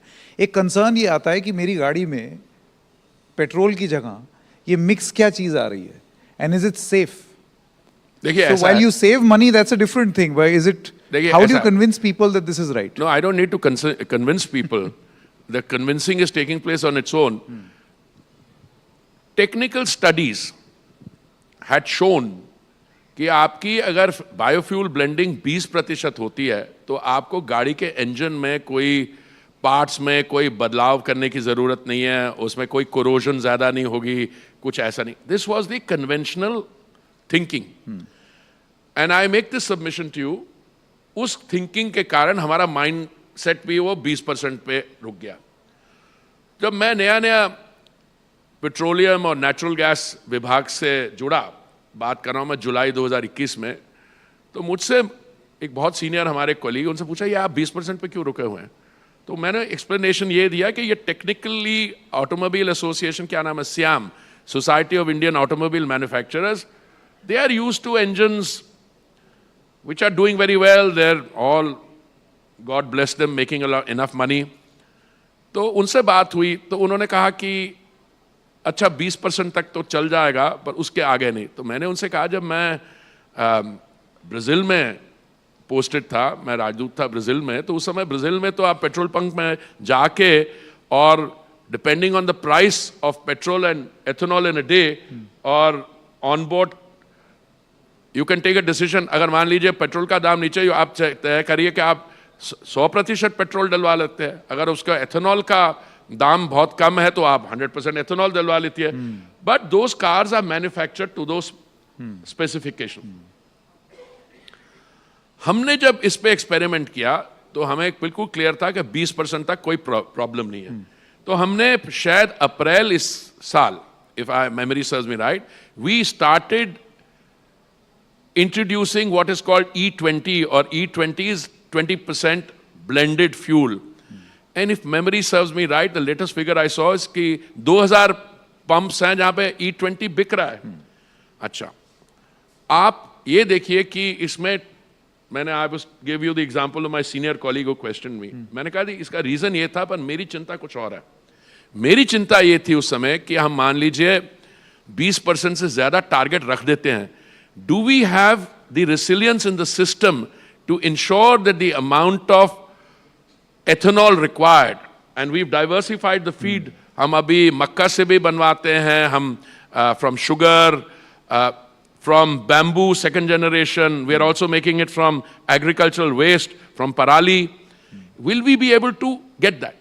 Today I can tell you with confidence that two things have happened. एक तो मैंने एक I took a small step, but I think it had its impact. I invited my Brazilian counterpart, और मैंने उनको request किया कि आप अपनी जो ऑटोमोबाइल मैन्युफैक्चरर्स हैं उनकी एक डेलीगेशन साथ में लाना। और ऑटोमोबाइल जो मैन्युफैक्चरर्स हैं ब्राज़ील में, कंपनीज तो वही हैं, वही जर्मन कंपनीज हैं, वही जापानी कंपनी है। तो मेरे बड़ी खुशी हुई, बिकॉज जब वो यहाँ आए, अगर भाई ब्राजील में चल सकती है 20% से ज्यादा वाली एथेनॉल वाली गाड़ी, तो यहाँ क्यों नहीं चल सकती? मैन्युफैक्चरर तो वही है. It's not as if it's a different manufacturer. And I'm very happy to inform you that I'm very clear that the kind of cars which are coming in here now are called E85. Matlab, they will be able to take biofuels up to 85%. Oh, wow. So we have overcome that. Second, we have not stopped at this. We are now looking at the green hydrogen. First, let me go to compressed biogas, natural gas. Sure. I'm very happy when we were walking in, whoever was your master of ceremonies was describing me as the Minister of Petroleum and Gas. I said, I like the second part. But no, it's natural gas. There's a difference between natural gas and liquefied petroleum gas. Let me give you what the difference is. Liquefied petroleum gas, which is a pure cooking medium, that is what my OMCs have to sometimes carry on their shoulders when there are torrential rains and deliver. Natural gas is used in automobiles, it's used in the industrial sector, it's used in a variety. Now, liquefied petroleum gas is made from crude oil, the other one comes out. So what are we doing? We are increasing the percentage of gas in our fuel mix from 6% to 15%. We're well on the way. And it's going to cost about an investment of $60 billion. It's taking place. We have just now, if memory serves me right, otherwise my young friend will correct me, we have about 7 liquefying stations. You see, gas is not transported across the sea. You come in liquid form, it comes to the port of arrival, there it is gasified, then it comes through a pipeline. So what have we done on the pipeline? That's very important. 2014 में हमारी total pipeline जो देश में थी 14,500 kilometre थी. हमारा target है 33,000 kilometre से ज्यादा. आज with great pride I tell you, the country has already achieved about 23,000 kilometers. And we will take it from 23,000 kilometers to 33,000 kilometers. So natural gas usage in the economy will go up. When I meet with my explorers, I had a delegation from outside last night. I took a review of this thing. I think gas production in the last 2 years has gone up by 18-20%. So we are trying to increase gas domestic production. Unlike crude oil, where we are dependent on imports to about 80% or so, in the case of natural gas, we are 50% or so. Now, लेकिन ambassador पूरी natural gas के लिए, for instance let's talk about its use as a piped natural gas. It requires infrastructure. मैं अगर चाहूँ भी इस्तेमाल करना, अगर मेरे घर तक पाइप नहीं आ रही है, सो that may be a problem. I'll have to depend on LPG. So in terms of that penetration, are we? No, I think 98% तो पहुंच गई है. But वो problem क्या है मैं बताता हूँ. Pipeline is covering 98% of the geographical area.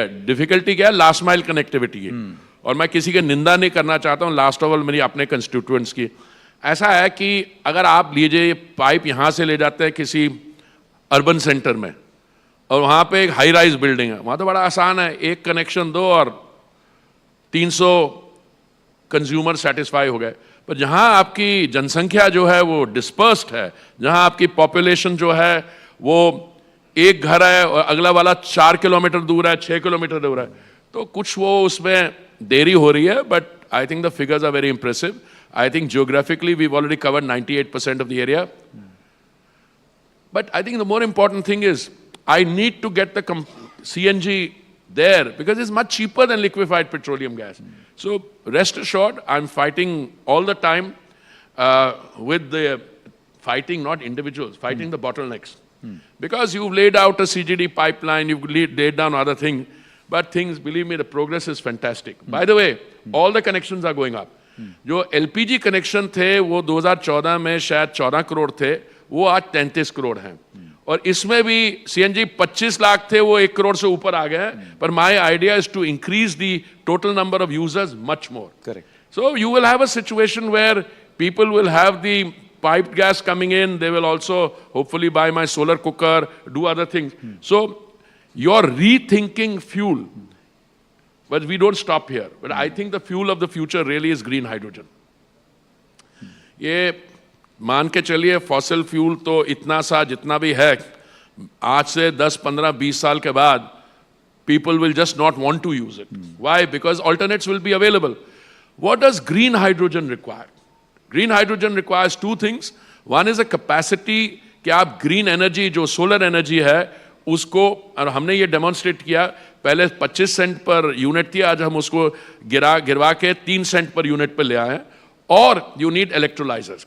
And today, I can tell you that we have within the country every possible conceivable electrolyzer manufacturer in the world is tied up here. Why?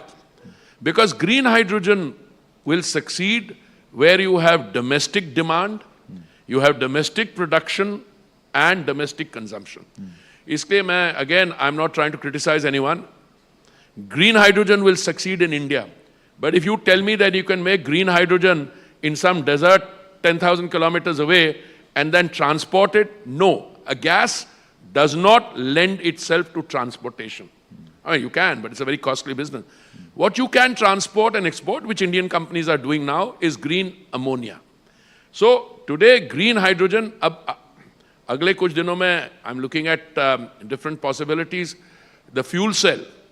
Now you've got cars which are coming in, very strong rollout of electric vehicles. You've got cars which are coming in, which are in hybrid mode, those which are using the fuel cell. One of my companies has been, IOCL has been after me, कि एक वो बड़ी hydrogen bus है, उस पे करना चाहिए. देखिए, इसमें कोई sequentiality नहीं होगी कि आज तक हम ये use करेंगे, अगले दिन ये सब इकट्ठा चलेगा. But I think by the time we reach 2025, we'll have a very interesting situation. 2025 में 20% biofuel blending hogi, we would have shed our inhibition, and I call it an inhibition, because if E85 vehicles are slowly beginning to come in, then you will do more biofuel. Plus, now I get pressure from all the feed providers. By feed providers are maize. A lot of people say, sir, aap maize aur khareediye, aap sugar cane aur khareediye. So it's adding to the agricultural momentum. And then when you do this, the CNG increases. Number of cars on CNG. When the CNG prices went up, I was very worried. I said, I hope the automobile manufacturers don't hold back. But no, they are quite happy in now rolling out more and more CNG cars. So I think in many ways, India represents, and that is the real India story. Chandrayaan, on the moon, over the moon, complete transformation in terms of the automobile. And we are one of the largest automobile manufacturers in the world. And on top of that, you take this fuel, because rethinking fuel is not just personal automobile. You look at your urban transport system. Our metro system is going to be the second largest in the world after China, overtaking the US. But more than that, the Prime Minister just approved how many 10,000 electric buses for city operations. So, I mean, when Mr. Kejriwal matures from his Revdi politics into mature politics, he will discuss that instead of cannibalizing the old fleet, it's better to accelerate the electric vehicles coming in based on an agreed, transparent and predictable method of funding and operation. Ambassador Puri, this point that you made about green hydrogen being the future fuel, किसी भी ईंधन को mass acceptability मिलने के लिए वो readily available होना चाहिए, उसका एक infrastructure तैयार होना चाहिए. इसकी pipeline के बारे में आप क्या बता सकते हैं? मुझे आपका जो mass acceptability and that benefits to the fathers first, I love that because that's what our operating philosophy is. देखिए, ये समय समय की बात होती है. जब गैस सिलेंडर शुरू हुआ, मैं बात कर रहा हूँ मेरे अपने childhood, and I'm very old, so it must have been many years ago. वो गैस सिलेंडर मिलने में ऐसे लगता था कि बड़े कुछ आपने बहुत बड़ी चीज कुछ हासिल कर ली if you manage to get a gas cylinder. Why? Because our mothers and sisters were spared the toxicity which comes in a kitchen, okay? Because they were using wet wood, they were using coal. I remember when I was a child, my grandmother used to use a koile ki angithi, and you know, used to fuel it by, उसमें हवा में छोटी सी opening होती थी, उसमें कोयला पड़ता था, कभी वो गीला होता था, and the whole small place we lived in was completely You move from there. Today a gas cylinder, तो बाकी तो छोड़िए, उज्ज्वला स्कीम में हमने 9 करोड़ 60 लाख gas cylinder दे दिए. So acceptability and to the farthest first, I think Ujjwala is a scheme which showed it. जब महामारी के दौरान जब लॉकडाउन था तो हमने 3 सिलेंडर फ्री दिए to every beneficiary. And this is where it goes to the below the poverty line, economically weaker section. If 9.6 crore cylinders has to increase to 10 crores, if there's demand, we'll do it. So the person who is the most vulnerable is the highest priority. So I come to that. So you start with that. Secondly, insofar as fuel is concerned, please note that today 70% of our traffic on the roads, vehicular traffic, is of two-wheelers and three-wheelers. That's where the common man comes in. And they are using battery operated. But the cost of all these fuels, whether it's ethanol made from different feeds like second generation bamboo, third generation gases, or second generation agricultural waste, the cost keeps coming down, but you have to scale up. I think green hydrogen is precisely one such case. Once the cost of electrolyzers, domestically manufactured, because then you need what? You need sunshine, you need water, and you need an electrolyzer, because solar ka cost niche le aaya. And the success will come from our refineries. Abhi hamari 11 refineries hai ek company ki. Already 2 they are doing, and I'm coaxing him one of these days, we'll get him to announce it. He's using another 2 for this thing. Once that comes, cost comes down. But I still think you have to go through the progression, through batteries, because 70% is that. Correct. 2-wheelers and 3-wheeler. Then you go to 4-wheelers, then you go from existing fuels to cleaner fuels. All that is happening simultaneously. So that transitioning, I understand, that point you made. But I'm sure you must be having some sort of a blueprint or an idea or a timeline to which you would successfully tell yourself that, okay, now, I in 2023, in a hall, I had said that this is the fuel of the future. This is what I think. By this time, it will be the fuel. See, I'll tell you, much of this is about what is called the popular narrative. जब मैं शायद 2021 में माननीय प्रधानमंत्री जी जब देश को संबोधित कर रहे थे लाल किले से, तो उन्होंने तब कहा था कि we are going to take up green hydrogen in mission mode. All right? Many smart and enlightened anchors after that asked me, क्या हो रहा है? अभी तक कुछ हुआ नहीं कभी. देखिए, एक country की transition करवानी एक point से दूसरे point तक, you need to have your ecosystems right. So what were the ecosystems that he did? When the PM says something from the Red Fort, take it, he means it, and he'll get it done, especially this PM. उन्होंने 2014, 15 अगस्त को जब संबोधित किया था, he said, the greatest tribute we can pay to the father of the nation when we celebrate his 150th birth anniversary is to make India open defecation free. 2014 में कहा था, हो गया 2019 में, एक स्टेट नहीं हुई, but वो भी हो गई अब. तो ये policy pronouncements and ecosystem transformation, 2 steps I tell you. एक cabinet decision हुआ, I think it was fantastic, कि 17,000 करोड़ शायद हमारी जो PLI scheme है, productivity linked incentive scheme, उसमें electrolyzer manufacture was included. And it worked. Now you have, as I said, just about every, I'm not saying they're all drawing from the PLI scheme. They're coming here because they see economic potential and they see the, I'll be very frank, ability to make money. Also, foreign investor, they're not going to come out of philanthropy or altruism. They will come because there's an economic opportunity. Then there was another decision taken whereby specific responsibilities were given. Okay, what can the steel sector do? What can we do? So I think we've got the basics in right.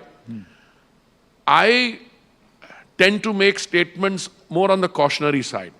I have now seen one economic entity has brought in, what, $32 billion of investment from other places. Why are they investing in India? Because they think India is a place where green hydrogen research, manufacture will take place, and ultimately India will be a staging point for the other. You know, the most important question you have to answer is, till when will fossil fuels be a viable, competitive thing? And that's the most important. Because if we go at the current level, you've got two competing global trends. One is those who say fossil fuels को एकदम खत्म करो.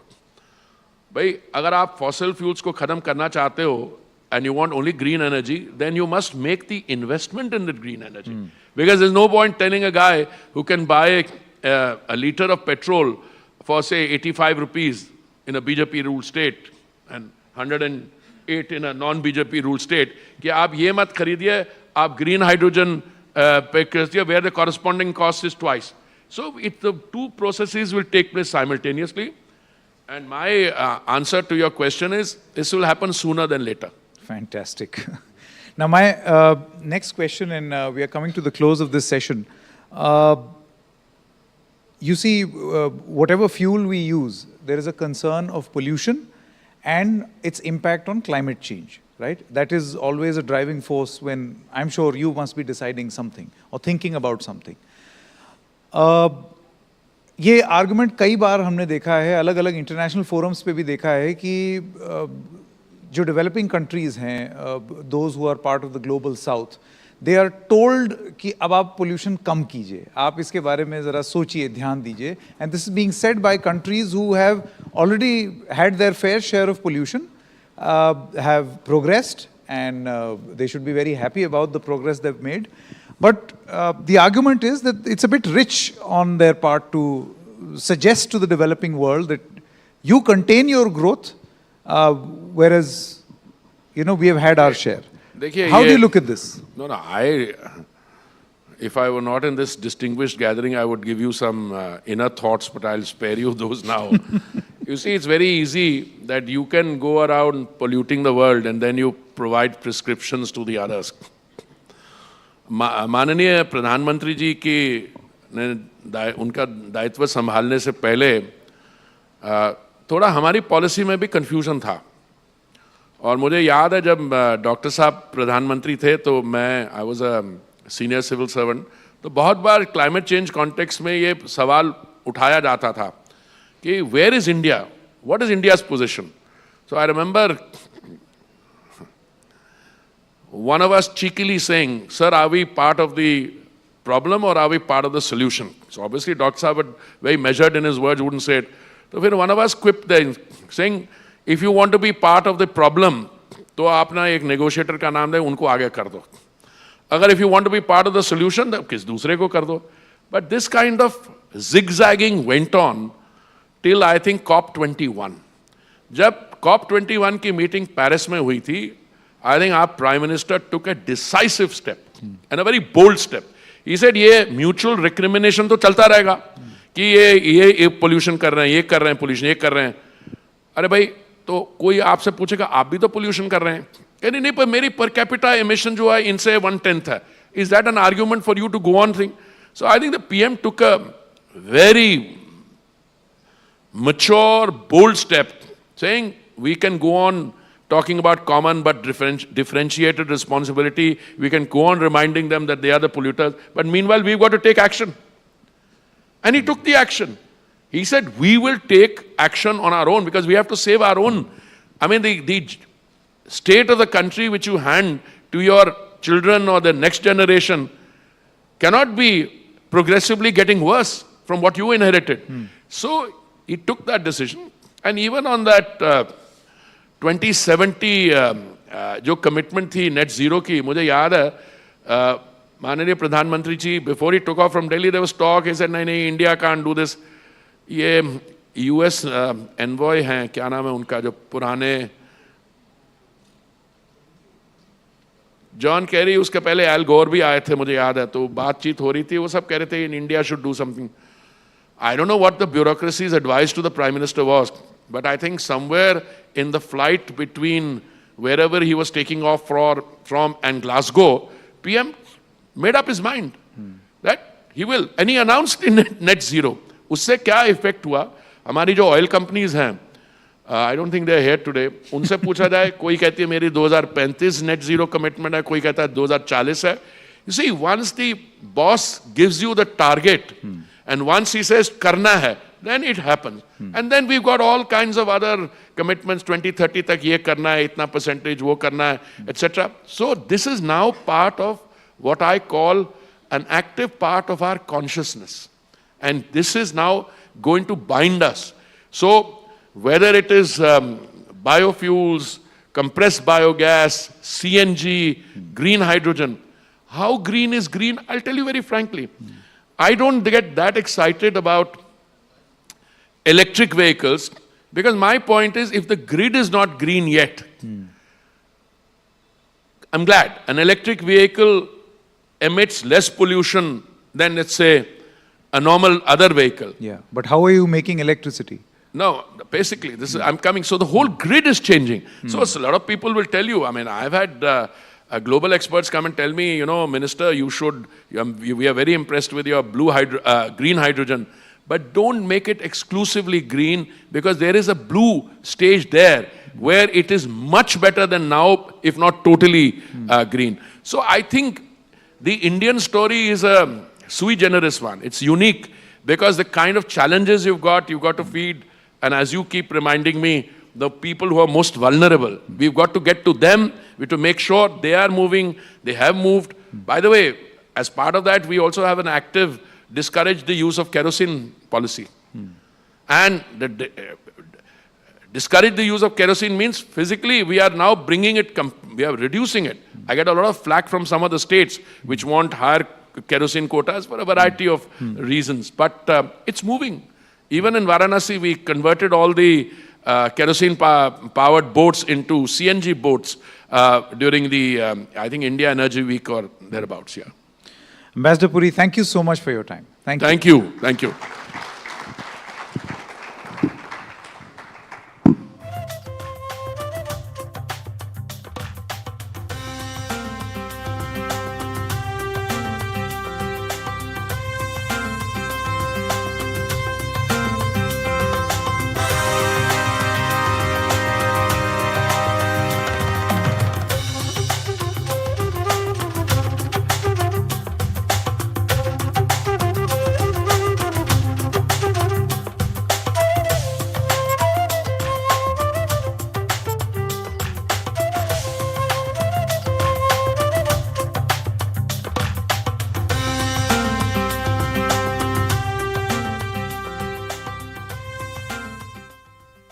Hi, today I'm talking about net zero. Net zero? Net zero what? Why does this word get thrown around so much every time climate change comes up? Is it science? Is it politics? Is it technology? My name is Anupha Bhosle and I'm breaking down this very important concept on the Climate Explainers today.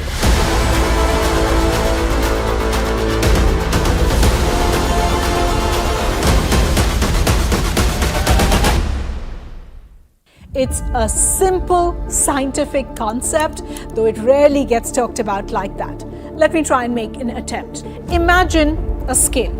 On one side, we have the greenhouse gases we release, and on the other side, we have greenhouse gases we take out. Now, we have to balance the amount of greenhouse gases we release into the atmosphere with the amount we remove from it. The scale has to stay balanced so that too many gases don't cause global warming. Now, scientists have studied this and set a limit for how much the Earth can warm without causing severe problems. And that limit is 1.5 degrees Celsius. We need to keep the warming under it. They have found that we can release around 260 gigatons of CO2 if we want to control global warming.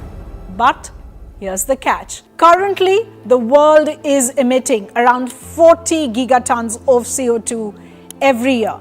So if we continue at this rate, we're going to use up all our carbon budget in just over 6 years and go beyond the 1.5 degrees warming limit. That's why scientists say all countries need to achieve net zero. Now remember, they can do this by two ways. One, reduce the usage of fossil fuel like coal, oil and gas for energy, which release a lot of greenhouse gases. And number two, they can find ways to remove greenhouse gases from the atmosphere. One way of doing that is using nature's help. For example, planting forests that can absorb CO2 and store it. Now, another way is new technology to capture CO2 emissions and store them underground where they can't contribute to global warming. So how are countries planning to achieve net zero? 2015 is an important date to think about. Many countries, including India, signed an agreement called the Paris Climate Change Agreement. Countries actually came up with their own targets for when they want to achieve net zero, that is, balance their greenhouse gas emissions with their greenhouse gas removals. This includes the US. It is the world's second largest greenhouse gas emitter, and it has set a target for 2050.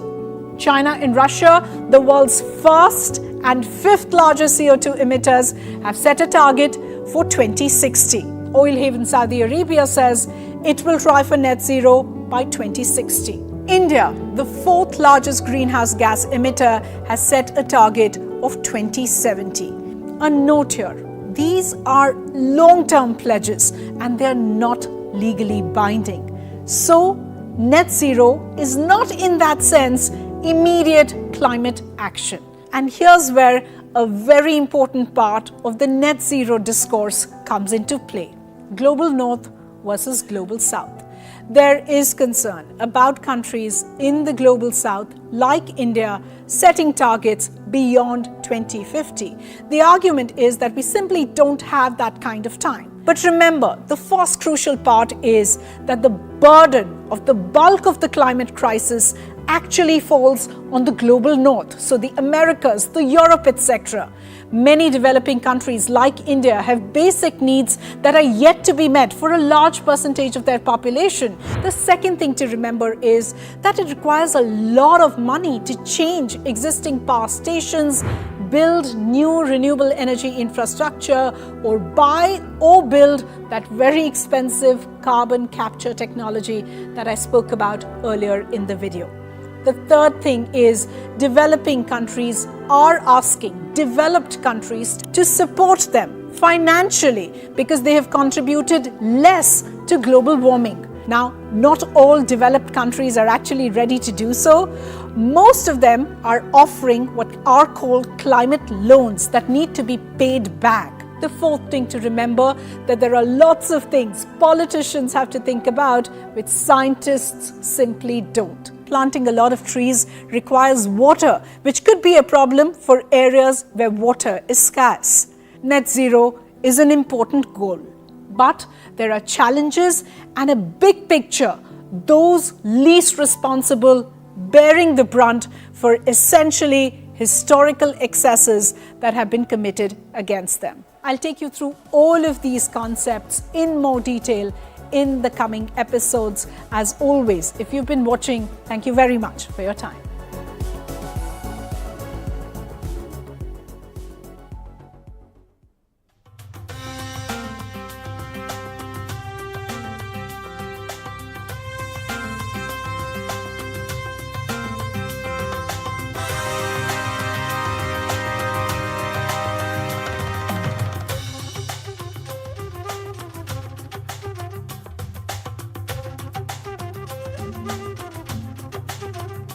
I request everybody to please be patient for our next session that's going to begin in just a short while from now. We'll have the Union Minister of State for Information Technology, Mr. Rajiv Chandrasekhar, who will be joining us in just a short while from now. And he'll be joined by my colleague, T.M. Veera Raghav, for a conversation on the future of India's digital transformation, of the public infrastructure, public digital infrastructure of the country that has seen major developments over the past few years. We've seen how our lives have changed. I mean, At this point, we have the freedom to go cashless. We step out without any cash thanks to UPI, which has been recording record after record transactions month after month. We see billions of transactions that have happened on UPI, and the journey is only going further from here on. And UPI is not just being used in India, but even advanced economies such as Singapore are now adopting UPI, and many experts, including the McKinsey India head, Mr. Dhawan, who joined us this morning, he also pointed out how India's UPI journey is becoming an inspiration and is becoming a standard or an example for even the most developed countries of the world. And many experts say that no other country has been able to achieve what India has specifically with UPI. And India's digital transformation is not just limited to UPI, but it has several other public infrastructure services, apps in the so-called India stack. These include CoWIN, these include Arogya Setu, these include DigiLocker, DigiYatra, all of the services that have made India's digital transformation, that have propelled India's digital transformation, and that have completely transformed the way that common Indians like you and me live our lives through the payments platform, through the travel platforms, even platforms and services such as FASTag that have made travel much simpler. The digital transformation really is not limited to any one sector. It's not limited to finance. It's not limited to health. It goes beyond that to tourism. It goes beyond that to services of storing your documents in DigiLocker. And the numbers really speak about the India digital story that is now even going further. And we'll be joined by the Union Minister of State for IT, Mr. Rajiv Chandrasekhar, to speak more about, after India has done so much with digital transformation, what does the future hold for India? And after India has set such standards for global economies in terms of UPI, in terms of other platforms that the India stack has developed, where does India go from here on? What does digital India look like in the next few years to come? The Digital India mission, as all of you must remember, that it began in the year 2014 when Prime Minister Narendra Modi announced the Digital India mission, and he said that we want to reach the last mile, we want to reach the last farmer with advice, with videos, with digital goods on farming, with digital goods on everything from farming to education. That's the Prime Minister's vision that he talked about in the year 2014 when he spoke about Digital India. And from then to now, we've come a long way, and further on, we'll discuss what is next for Digital India with the Minister of State, Mr. Rajiv Chandrasekhar, who will be joining us in just a short while.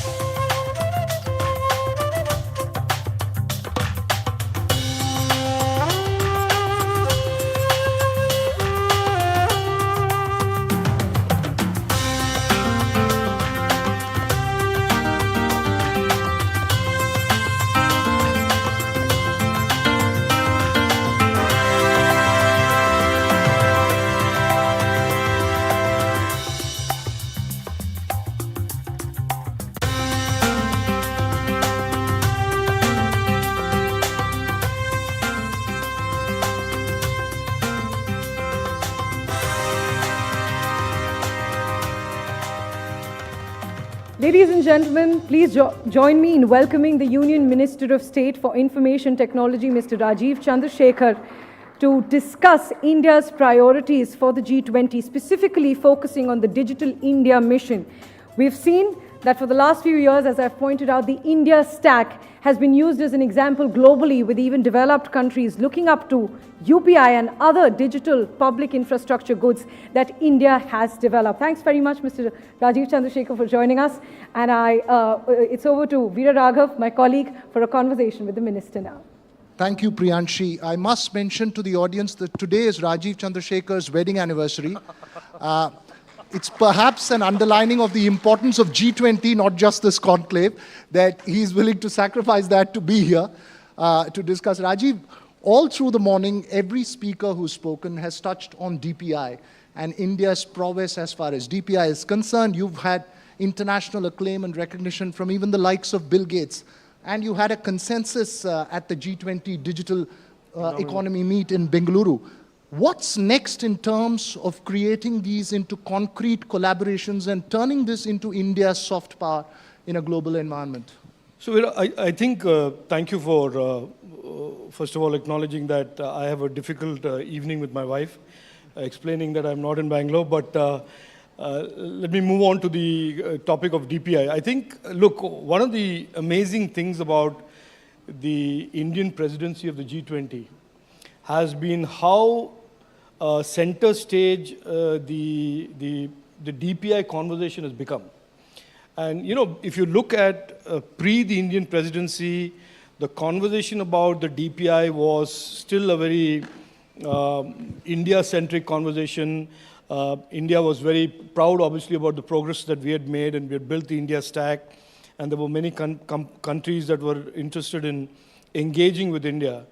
But the India case study and the use of technology, the way India under Prime Minister Narendra Modi ji has over the last 9 years, to really transform governance, to really transform democracy and the lives of Indian citizens, and create a vibrant innovation ecosystem as well, has really caught the attention in the post-COVID world of all of these countries today, including the big, powerful G20 nations. So I'm actually very pleased and happy that this vision way back in 2015 that the Prime Minister had, that technology can really truly empower and transform, and that India's case study of how it has done so is now beginning to catch the imagination of, and in a sense, many, many other nations want to jump onto this train of digitization and all of the collateral benefits that that digitization brings to their countries, to their people, to their economies. And you've recently said that India's public delivery mechanism will be dominated by the DPI in the next couple of years. It will be the cornerstone of all government-to-citizen interface. Is that an ambitious target within the next 2 years? Do we have the systems in place for that? No, absolutely. I think it is certainly a vision of our Prime Minister. It was a vision in 2015. We have demonstrated on that vision through a very, very exciting win-win relationship with the private sector and the government and the citizen at the center of that partnership. And the ambition now for the government of India that the Prime Minister has signaled is that we want to intensify the digitalization of the government and governance process. We want to expand the DPI framework to cover almost all public services, and therefore continue to widen and expand the innovation ecosystem that, in a sense, supports it and takes the DPI forward. One of the, I'll give you an example about how far and how strategically clear the vision of our government and our Prime Minister is. He said way back in 2021 that he wants artificial intelligence and learning to be built into DPI, and therefore AI for governance becomes a very important use case for artificial intelligence in India. So that is where we see the DPI progressing, that is where we see the India stack progressing. And even if you are a bitter cynic or the bitterest opponent of the government, you cannot but accept and acknowledge the fact that there are countries around the world that are lining up, in a sense, to say, look, can we also take this open source, very flexible, very innovative India stack, the India DPI, and customize it and implement it in our countries as well. A lot of this will also depend on how private sector startups innovate in terms of customized solutions for other countries in the world. Is there any concrete example? I know there were about 11 countries after the G20 meeting in Bengaluru who have agreed on the DPI. Right. This one. Are there any concrete agreements that we've reached in terms of enforcing the India model, if I can call it that, in the rest of the world? So I want to be clear, Veera, that we are not really enforcing any model. What we are doing today is essentially turning on its head the narrative about technology, that technology is very expensive and that technology is very exclusionary, that only the very rich countries and the very rich people can afford the luxury of digitalization. This was the narrative for many years, that if a country wanted to digitize, if a country wanted to create solutions, they had to go running to these big, powerful technology companies that were invariably in the West. And that narrative has been turned on its head by the India DPI, because what the India DPI represents is really open source. Nobody owns it, but it is available for everybody, and that there is an ecosystem of India stack developers who are startups, small and medium technology companies, who are there to support the implementation of the India stack or the India DPI in any geography or any new application. So we have an extremely vibrant ecosystem. And for those who don't understand the journey of DPI, I always use this example about the vision and clarity of our Prime Minister. If you see what the UPI is, the UPI is a use case, is a solution to solve a pressing use case of the government. For many years, people looked at India and said 100 rupees leaves Delhi, 15 rupees reaches the beneficiary, because the whole process, the government pipe, is so leaky and corroded that there is so much of corruption and leakage. To solve that use case, the Prime Minister came up with JDY, then DBT, and and then you had UPI evolve. So just understand that you have governance problems being solved, and at the same time you have this vibrant innovation ecosystem, which has now become one of the world's biggest fintech innovation ecosystem. So it is the power of technology that has been discussed and debated on for years and decades. I think India has now become the preeminent country in the world to actually take technology and empower our people, and at the same time create this very, very vibrant and exciting ecosystem of startups and developers to support that innovation. You've observed this not just as the minister, you've seen this telecom grow as an industrialist for many years. What, according to you, is that one aspect of India's story? And I'm asking this because there are several countries which don't know perhaps where to start in terms of establishing both a financial infrastructure as well as a governance infrastructure, while we seem to have made great progress. What do you think is that one aspect that you think has defined India's move forward in this area? I think it is not, and I think the one big difference between how technology has been used and viewed in the post-2014 India versus the pre-2014 India is that in the pre-2014 India, the narrative about technology, and I'm not saying it's bad narrative or good narrative, was essentially about, oh, it's a great area, there's a lot of billionaires being created, lots of companies, lots of innovation, a lot of jobs, a lot of investment coming in, and it was part of the general economy, and this was a sector that was about 3 to 4% of the GDP. Post-2014, there is a conscious effort to embed technology into governance. And I always say this to audiences who don't know this. Pre-2014, India and our state governments have spent over 5-6 lakh crores in what has been euphemistically referred to as e-governance. So there have been multiple thousands and lakhs of crores spent by state governments on e-governance, but in 2014 there was still no platform or there was no framework. There were multiple independent solutions floating around with different pieces of people developing it, but there was no overall framework, there was no overall government of India architecture, there was no governance architecture. Post-2014, we had a political leader who understood the power of technology to improve governance. He made maximum governance his goal, which is our Prime Minister, and said, how will I use technology to deliver on that? Then the two became fused. And then you had solutions like UPI, you had an Aadhaar, which was a completely redesigned, rejuvenated Aadhaar, and you had the concept of a stack, which is Aadhaar, the UPI for payment, DigiLocker for storage, and all of these other layers that then came up. And frankly, if that vision and that clarity and that architecture had not been put into place before the COVID pandemic in 2020, we would be really floundering. We would be really we would have had a very difficult time during COVID. But the fact that we had built this architecture, built this framework, and it was already impacting governance and people's lives in a very real way is what helped us during the pandemic. And in a lot of ways today, the case study of India as seen by countries of the G20 and beyond is because of how technology helped us during this one really black swan event that all of the world experienced. It sort of puts India at pole. But Rajiv, as we go forward, if I may use the term digital legal infrastructure or a digital legal framework is absolutely essential as we move forward. Now, your Digital Personal Data Protection Act is a starting step to it. Now, you have mentioned, and before I get into the finer aspects of the law, you've mentioned that it will create behavioral changes in data platforms and data companies.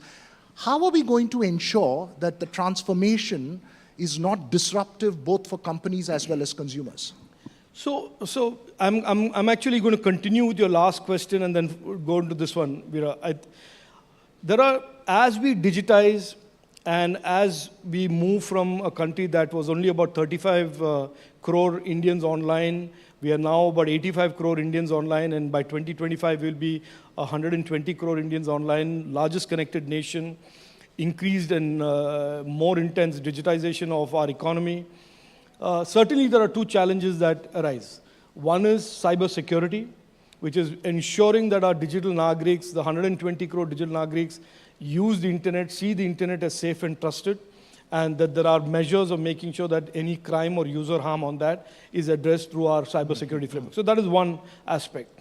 The second is, certainly it is not a secret, it's a very well-known fact that as much as the internet represents good, there are also bad actors on the internet. And one of the aspects of bad actors is platforms essentially using personal data of digital Nagriks, small businesses and citizens, and misusing them, exploiting them, creating business models out of them, businesses out of them.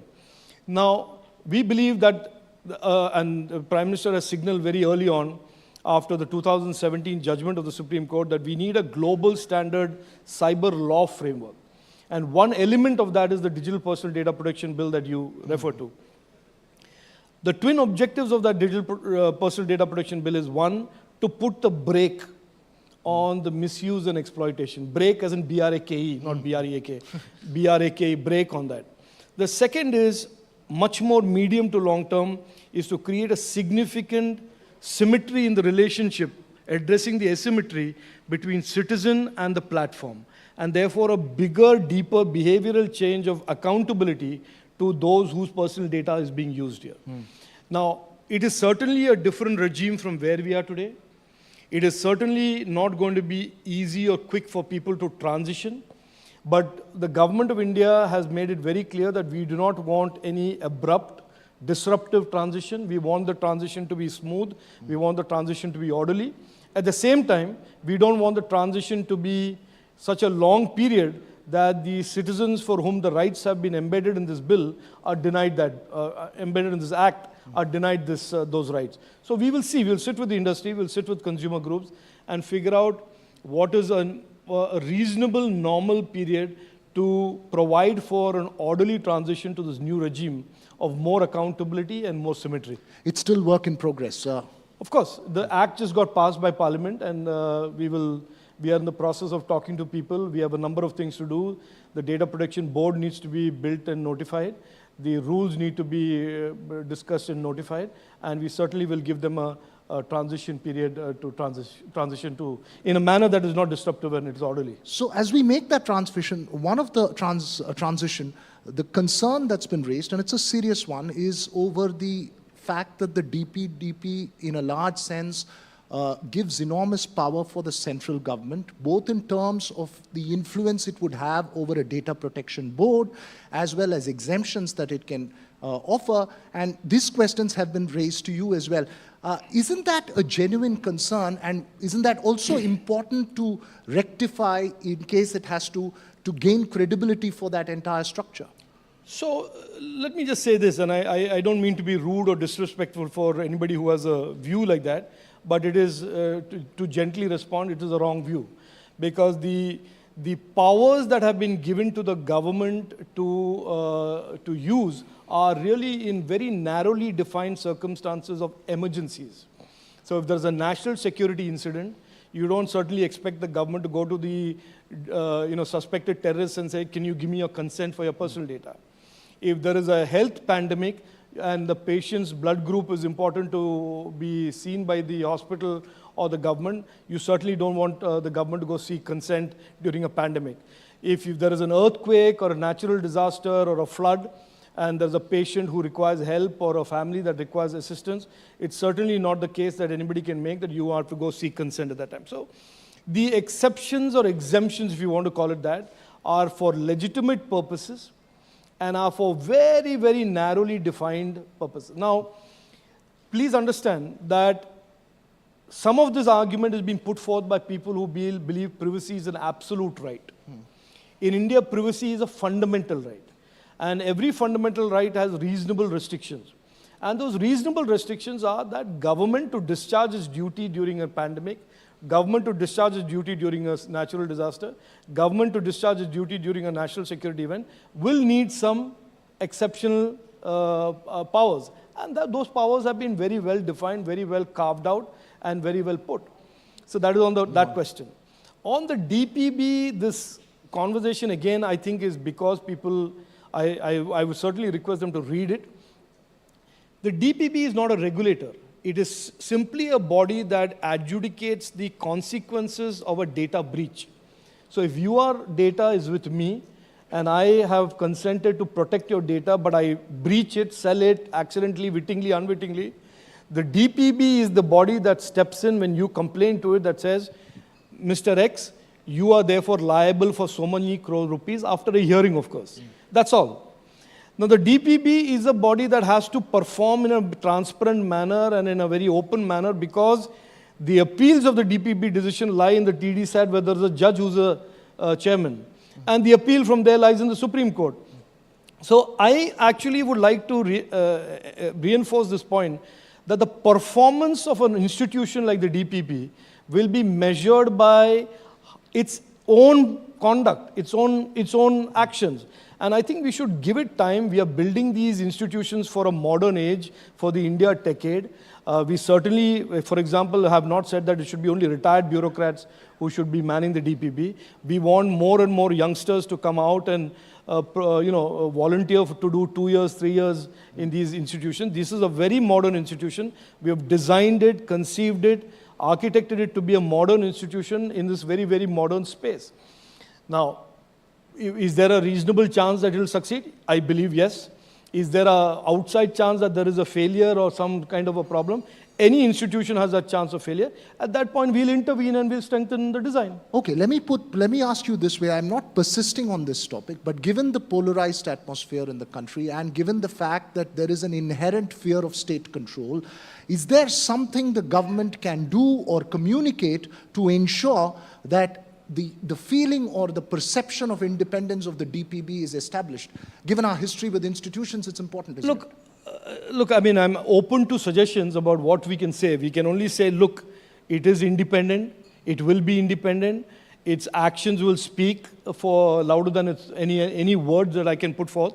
And finally, look, any legislation, anything that we do for the tech space has to continue to evolve. By definition, anything we do in the tech space is always going to be work in progress. To believe that we have an ultimate, well-designed, perfect for the next 10 years type of legislation is fooling yourself. So fair enough, if down the road we find there has to be something that is done to improve its performance, broad base, who comes in and mans the DPB, we will consider it. But I think at this stage to jump around phraseology like accountability, independent, autonomous, I think is not to understand the fact that we have designed this to be accountable. Something that is independent is not necessarily the best. Something in the government is also not necessarily the worst. Now, ISRO just put Chandrayaan 3 on the moon. Nobody says that ISRO should be independent and ISRO should be not government. So I think this belief that somehow we are being told to believe again and again that being in the government somehow means it is not good and outside the government is good. I certainly can tell you I've been 18 years in politics. I've been many years as an entrepreneur. I don't buy that. There are great people in government, there are super people in government, there are bad people in government, and that applies to the private sector as well. So we should only look at these things through the prism of accountability and performance, and if there is a failure, the government of the day will certainly step in and fix the failure. Right, unfortunately, not all of us have the perception from inside the government. Most of us have it from outside. But Rajiv, just another point, not necessarily related to this, and this is in the context of law and order before I move into AI and more substantive issues as far as digital economy is concerned. In the context of law and order, one of the things that has been resorted to for law and order agencies is an internet shutdown. We've seen that in Manipur, we've seen that in Jammu Kashmir, we've seen that in Nu, for instance, when there is violence. But there is, on the other hand, we are looking at building a DPI where your entire government service is dependent on the internet. There is absolutely no question of internet being a fundamental right. Is there a thinking that's on to find a way out and make sure that internet shutdowns are not essentially the way to a trigger for a law and order situation immediately? So the internet shutdown or a lawful shutdown of the internet is not something that is unique to India. The UK does it, the US has done it, India has done it, many countries do it. When they are faced with a situation where misinformation and false information becomes so viral, because that is the inherent attribute of the internet, that fake news and misinformation travels at a velocity of 10, 20, 30 times faster than the truth. And this is something that there are studies done, we have done the studies ourselves, and the audience that a misinformation reaches is a huge audience, again 10 to 100 times more than the audience that the truth and the facts get to.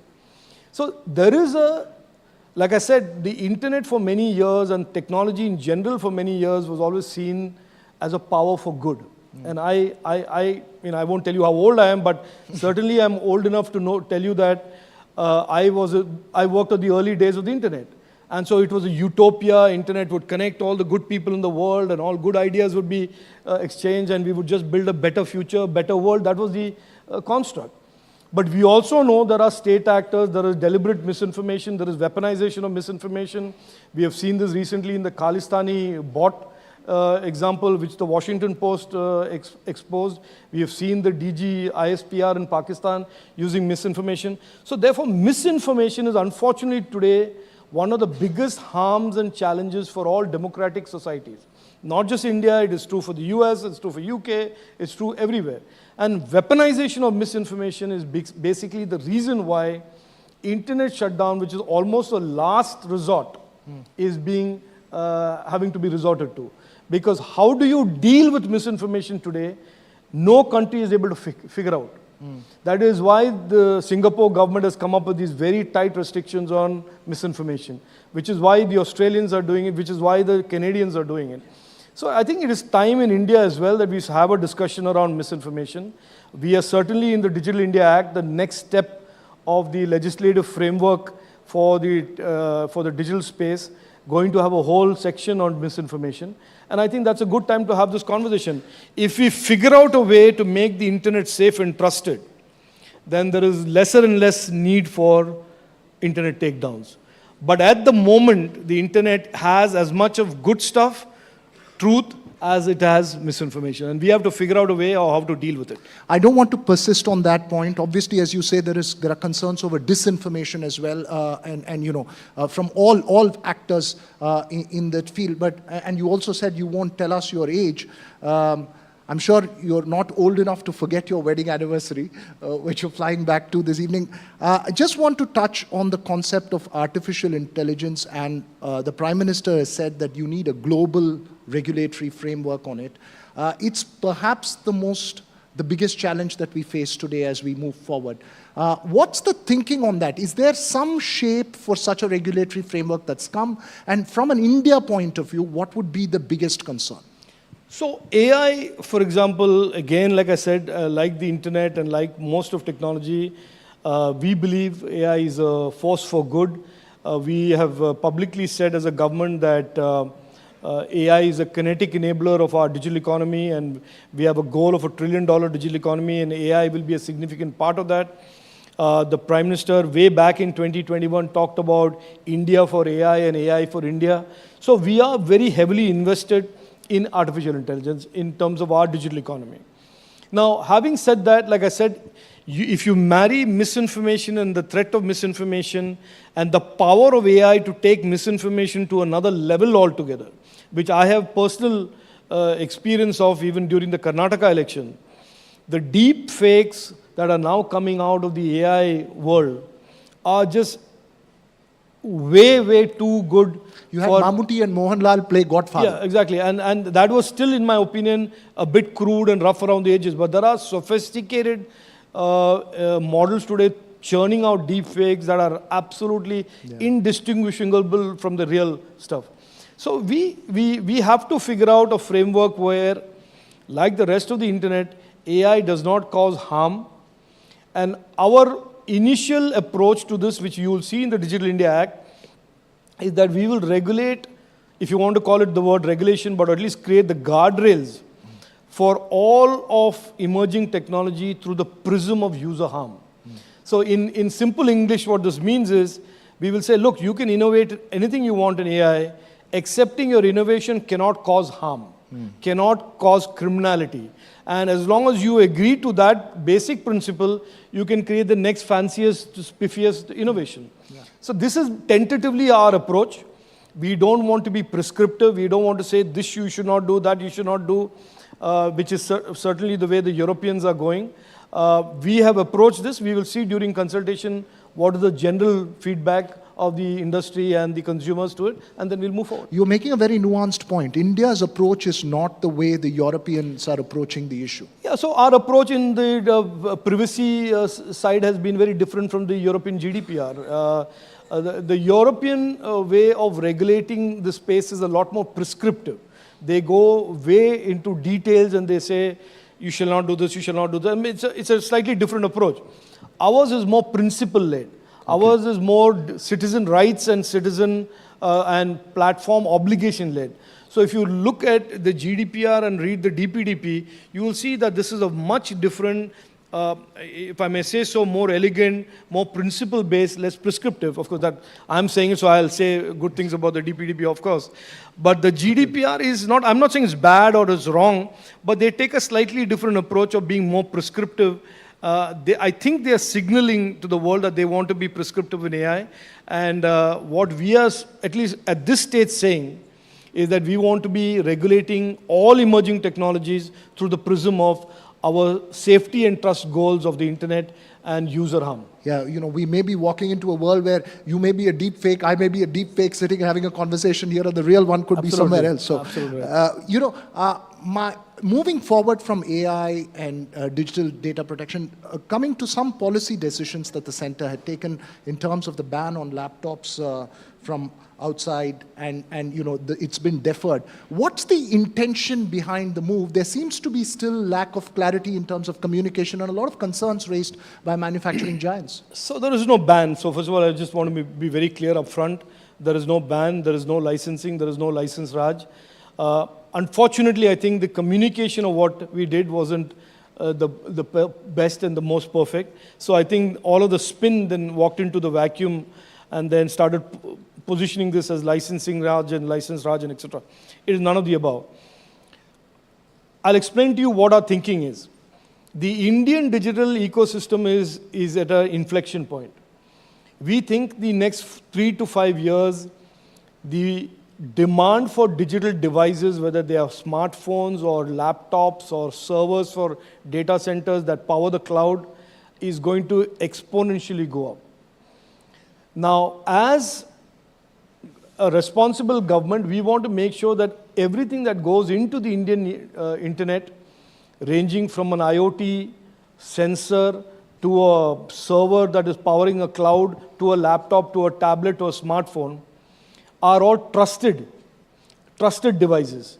And therefore, we don't want equipment coming into the country which is anything other than being trusted. Now, therefore, there is in this particular context, I want to clarify that most of the servers and most of the laptops are manufactured in one geography, and I won't say the country's name, but you certainly get what I mean. And therefore, we don't want that dependence, we don't want that strategic concentration of all of these digital devices that are coming into our country and digital building our digital ecosystem and network to come from anything other than trusted sources. So what we are telling the industry is that this is not a licensing, Raj, this is an import management system whose only goal is that we want in India, bought into India, imported into India, made in India, only stuff that is trusted by us. Okay. And as an extension of that conversation, we are saying, look, why don't you manufacture in India, because then you're certainly trusted. Or if you are wanting to import it, we'll certainly figure out where you can import it, but you should import it from a trusted source. That is the net sum and substance of what we are attempting to do. Unfortunately, I think the way it came out, it wasn't communicated correctly, and that happens.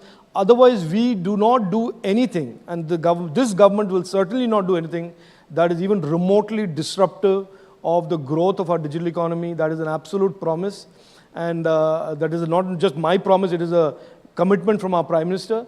But at the same time, we have an absolute obligation and an important obligation to make sure what comes into our Indian internet, what comes into the digital ecosystem of India is trusted equipment, trusted devices, trusted sourced equipment.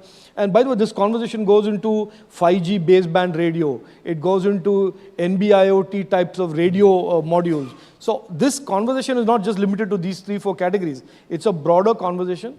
And we don't want to be in the position of many Western countries today who are already up the curve and then find that 80% of all their equipment is from sources that are very dubious. Right. So, well, we are planning for the future. We are planning this as a very important part of our future. So it's not an economic decision, it's a security concern. It's a future of our internet, future of our digital ecosystem consideration around trusted equipment and trusted products. And last couple of questions to you, and I want to speak about something you've been passionately involved about, which is the semicon space, the semiconductor space. Now, this is a globally extremely competitive space with countries like the US offering, you've obviously got Micron to sign up in Gujarat. Is that space too difficult for India to compete in? Are we wasting too many resources? No, look, first of all, I will certainly tell you, not because I'm a junior minister in the Modi government or the Modi team, I will certainly tell you that there is nothing today in the tech space that is difficult for India. First of all, that has to be very clearly understood. This is a country that is today building INS Vikrant with the electronic and sensor capability that can match or outmatch anything that is sailing anywhere on the seas. This is a country that has taken a complex project like Chandrayaan-3 and executed it, conceived it, built it, executed it over 4 years. This country today is building chips, designing chips that are powering our Vikram lander. The chips were designed in India by the Space Application Center and manufactured in the Semiconductor Complex Limited in Mohali. So I think for a minute to believe that there is something that is not doable for India is not to understand where we have reached in the last 9 years. But semiconductor fabs are a holy grail in a sense of it's an intersection of science and engineering, science and technology at the ultimate level. It is very, very, very complex science, it is very complex engineering, and it is the ultimate in manufacturing and science and engineering and everything combined. And we are having to do all of this after 65 years or 70 years of doing nothing about it. So I think we should understand this is a medium to long-term game. We didn't do anything for the 65 years. We are trying to do in the next 10 years what China tried to do in 30 years, spent $200 billion and failed. And we are trying to do this in the next 10 years. So we will get there. I have absolute confidence that with this type of clarity, strategic clarity of our Prime Minister, we will certainly get to fabs. But before that, we will be doing a number of equally exciting things in packaging innovation. We will be doing a number of exciting things in designing next generation chips out of Indian startups and Indian companies working in partnership or without partnership with foreign companies. So we will certainly be in the next few years making a significant mark on the semiconductor supply chains and value chains that we were absent from 65, 70 years. You're a confident man with all these ones. I hope you'll be confident when you meet your wife this evening. What are you planning to get for her? first of all, I have to break the bad news that I'm not going to meet her this evening. So that is, that's the thing. But I will certainly catch up with her on 29th for Onam. Okay. And I'll be with family for Onam. Yeah. Thank you so much, Rajiv, for taking time out and speaking with us here.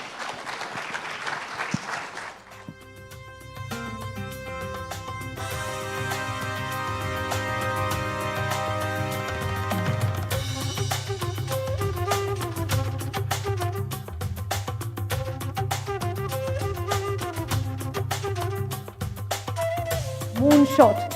We are honored to have with us the Minister of State for Science and Technology, Dr. Jitendra Singh, who's among us. I request you all to welcome Dr. Singh among us. And while the G20 is definitely highlighting India on the global map, the other major achievement that has put India ahead of many even advanced economies is the historic Chandrayaan-3 launch. ISRO made history through the Chandrayaan by making India the first ever country to land a spacecraft successfully on the south pole of the moon. And we have the man to talk about India's achievements and what India's space programs could have in the future. Dr. Jitendra Singh joining us. It's over to my colleague Vishnu Shom for a conversation with Dr. Singh. Well, I can tell you, and thank you all very much for sort of being so intently wrapped up by everything that is happening over here. There are few themes in my 27 years of journalism which have excited me more than Chandrayaan. It's not just Chandrayaan-3, but the entire Indian Space Research Organization program. But what India has achieved through Chandrayaan-3 is actually a jump. It's a jump from a technology standpoint. It's a jump in terms of our own ambitions. It gives us a look at where we are headed. But it is the hard work of women and men, engineers, scientists, researchers, guided by a certain vision, which has actually come of age. And it's actually a stepping stone for what the future of space and India is all about. The Minister Jitendra Singh is the best person in this country, perhaps, to speak about India's space ambitions. Thank you so much for being with us. Off the top, I must ask you, and don't deny it because I think I know the answer to the question. I was very nervous just before Vikram went down and touched the surface. How nervous were you? No, certainly. So I think those of us who have been more closely associated, both the ISRO team and I being associated with them, had certain more nervous, number of nervous moments, certain more vulnerable moments because we were following a timeline. So we knew, like a pilot who knows that he's to take a turn or he's to compromise clouds. So we knew that somewhere, I think my first nervous moment was when the Chandrayaan had to leave the Earth's orbit and then, get into the moon's orbit, because that's like changing track of a motor car you're driving. So suddenly you're asked to move from this track to the other track and without causing any mishap on the way. So that happened in the middle of one night. And now, of course, in the last few minutes, particularly when we are very conscious that when it reaches about 300 kilometers, the speed suddenly goes down from 6,000 kilometers per hour downwards because two of the engines also shut off. And since most of the viewers are simply enjoying the fantasy of it, they are not aware of it, luckily so, good for them. But those of us, they know, because after about 150 meters or so, we lose all contact. So then it's left to the wisdom and discretion of Vikram. It's just like how well you have trained the child or the boy to be there. Because then it is up to him to decide, because he has the sensors, he has the camera. So just as the pilot announces crew, prepare landing, something like that.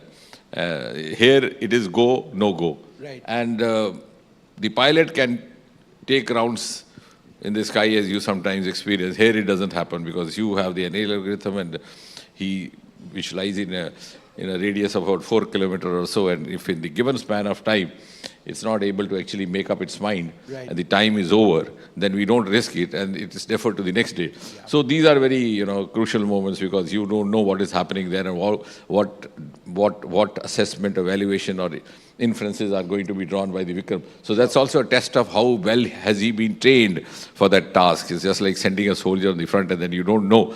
Then it is left to him to face the challenge on the spot at the spur of moment.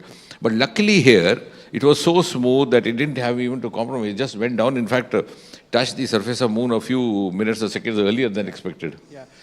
the Prime Minister has an affinity to science. We've been talking about this over the last couple of days, particularly space and ISRO. It's something that interests him a great deal. He's spoken about it in the past as well. He's followed it even when he was Chief Minister.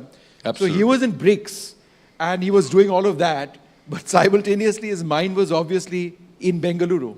Absolutely. And to pick up from what you were saying in your introductory remarks, Vishnu, it's been a quantum jump. Yeah. And many of us may not realize the quantum jump has happened because of Prime Minister Modi having thrown open the space sector, which is sometimes described as unlocking of the space sector, has been popularly described in the media.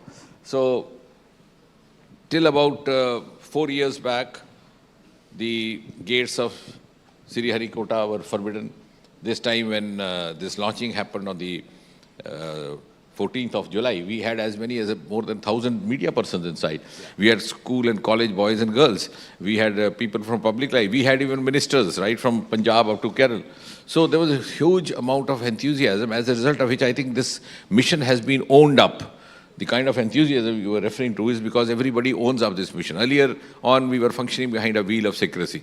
So nobody knew what was happening. Even if there was a launching, it would appear in the form of a small news in a remote corner of a newspaper. People would not be able to figure out where actually is the Sriharikota on this planet. So this is because Prime Minister Modi has broken these taboos of past. And I know sometimes I wonder why it couldn't have happened earlier. At the same time, even at the physical level, it has increased funding. It has enthused the private sector. It has enthused the industry. Within just 3-4 years, we have more than 150 startups, private startups, which the Prime Minister was referring in his address this morning as well. We had just 3 or 4 of them because they didn't find anything attractive over there. And now some of these startups, like Skyroot and others who have come in the recent months, are now also turning into entrepreneurs, making fortune out of it. So it's become a new avenue of livelihood as well, in addition to generating space economy. So actually it is indeed a quantum jump, which has happened in the last 4-5 years, both in terms of resources, also in the terms of the belonging of the mission, which has become pan-India. Let me ask you some direct questions. This is done. There may be more Chandrayaan missions in the future, but Gaganyaan is the next big ambition for India. There will be astronauts. Will we have eventually, or perhaps even in the start, a woman astronaut? See, to begin with, just to give you the sequence of events, Gaganyaan unfortunately got delayed. Yeah. We had a very ambitious plan to see it happening somewhere around the 75th year of India's independence, 22-23. But then suddenly COVID came in, and in fact, when the lockdown happened, some of our potential astronauts were undergoing a stint of training at the Gregory Institute in Moscow. They had to be called back. So the whole thing got delayed. So now we are planning the first trial mission, which will possibly happen around first or second week of October. We thought we could do it in September, but now September we'll have Aditya, and then October first week. So which will sort of mimic the eternal. It'll go up for a few hours, come back. Because sending up a human being is as important as getting him or her safe back. So that's equally important. Otherwise, it'll be a huge setback by all means. So how to get the human being back, which are the spots identified? We've already identified 2 or 3 locations in the water. Then it'll be a collective effort. The Navy functionaries would be there, the Coastal Guard. So that will mimic that eternally. In the second trial, we'll have not a soulful human being, but a human being in the form of a robo, and that will be a female robo. Right. So that answers my question. That in the future, and she's been named as Vayo Mitra. Okay. So Vayo Mitra will be the female, not a human female, but a robo female who would be accompanying. That might happen in the beginning of next year. So she will mimic all the activities. She'll perform all those activities which will be expected to be performed by the astronauts when they actually go up in the first ever indigenous human flight, because one human being had already flown in the form of Rakesh Sharma, but that was Soviet. So she will do all the activity, perform all the functions, then come back and mimic landing, and then getting her back, receiving her back safely would also happen in the manner in which it is expected to happen. And once everything goes off to our satisfaction, then of course it will be the human being. It could be 2, it could be 3, it could be male, it could be female. That's yet to be taken a call. Next question. Will there be an Indian space station? I think this is, we just move from one level to other. So we cannot be denying that, but we may not be able to fix a time schedule for that, because sometimes our missions get delayed on account of imponderables like happened in the form of pandemic, sometimes because of the planetary positions, because the dates are fixed in the heavens. Yes. Like Prime Minister today said that he was missing all the time. But it couldn't be held because the date had been fixed, and so also the BRICS date. Yeah. Otherwise, he would have liked to be there himself physically. So all these dates also sometimes keep changing. Now, for example, if God forbid it had not happened on the 23rd as we had scheduled, then next possible date would have been 27th. Yeah. So the positioning of the plan is the day and night cycle, all those things. So we have Gaganyaan, we have Aditya, we have possibly follow-up of the Mangalyaan, and then finally space station. But what is heartening is now that you would have realized during Prime Minister Modi's DC visit, Washington DC visit, all the agreements were technology heavy. Yeah. And one of them was Americans soliciting Indian astronauts to accompany them to the International Space Station, which has about 20-25 countries, being a part of it. So now those who started the journey much, much earlier than us, particularly the USA and the then Soviet Union, are now actually looking up to us not as equal partners, but also looking up to us for vital cues, particularly after the Chandrayaan success, the Chandrayaan-1 getting the evidence of water molecules. And there's much of expectation from Chandrayaan-3, Yeah. because the inputs obtained will be virgin even for the other nations, Sure. because they wouldn't have had this experience. I'll talk about that in just a moment, but when do we expect an Indian astronaut on board the International Space Station? Do we have a rough idea when? I think it will be in near future, because that's what has been... Next couple of months, or it could within be the next so. year? It could be so. The dates have not been fixed, but the US offer is of a nature, very Sure. inviting nature. They wish us to be there. You said something interesting. You said that the robot would be called Vyomitra. So does that mean that our astronauts will be called Vyomnauts? Let's wait and see. But we have a huge women participation in our space missions. I must confess that. And they're all first generation women. It's not by there you can't have the dynasty. No. Because it's purely merit. And hats off to them. Most of our missions, including the Gagan mission, has a huge women scientist presence. There's another wonderful aspect of ISRO, where ISRO's leaders are deeply spiritual people, and they're scientists of the highest order. And it is seamless. For them, science and spirituality, and that sort of, the spirituality gives them motivation at one level, and the science is what guides them in their minds. And that's a culture, I think, of ISRO. No, absolutely. Again, I think I can't help giving credit to Prime Minister Modi. Till a few years ago, Sriharikota was banned for outsiders, by and large. So I always used to wonder why it's so. So when it was put across Prime Minister, he was so supportive. And now we are also conducting tours of students, college and school, boys, girls, to actually have a feel of what it's all about. Because you would realize, as I agree with you, Vishnu, the entire work culture is slightly different. I think it's a kind of role model for the rest to follow. That they never superannuate. Right. So they give all their life to the mission. So you would see, even in any of the missions, you see all these retired scientists also there, all the retired chairmen also there. They get involved in the mission right from the beginning. They continue to contribute. They might have superannuated officially, but they continue to remain a part of the team in formal or informal capacity. So that is a very healthy culture. They have dedicated their life to the mission. Their caliber is of the highest order. I've always been saying that we have cost-effective missions because we make up for the cost through our human cerebral, resources. We had someone like Sarabhai who could carry the launcher on the carriage of his bicycle, and still hope of reaching where Soviet Union and USA were already hoping to reach. So that way, and secondly, after every launch, they pay an obeisance at Tirupati, as you rightly said.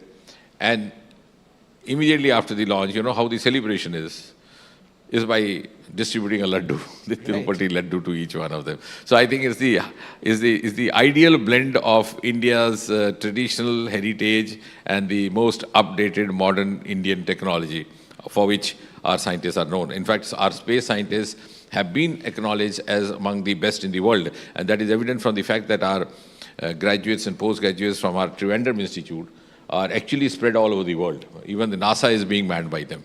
In fact, that was my next question. A lot of the engineers at ISRO are from regional engineering colleges. They are not necessarily from the most advanced colleges in the world. And so it is a celebration of what an Indian education and engineering and science can actually achieve. Absolutely. As I said, because I have been a part of the fraternity all my life, the scientific, I think I personally feel our Trivandrum Institute is among the best in the world.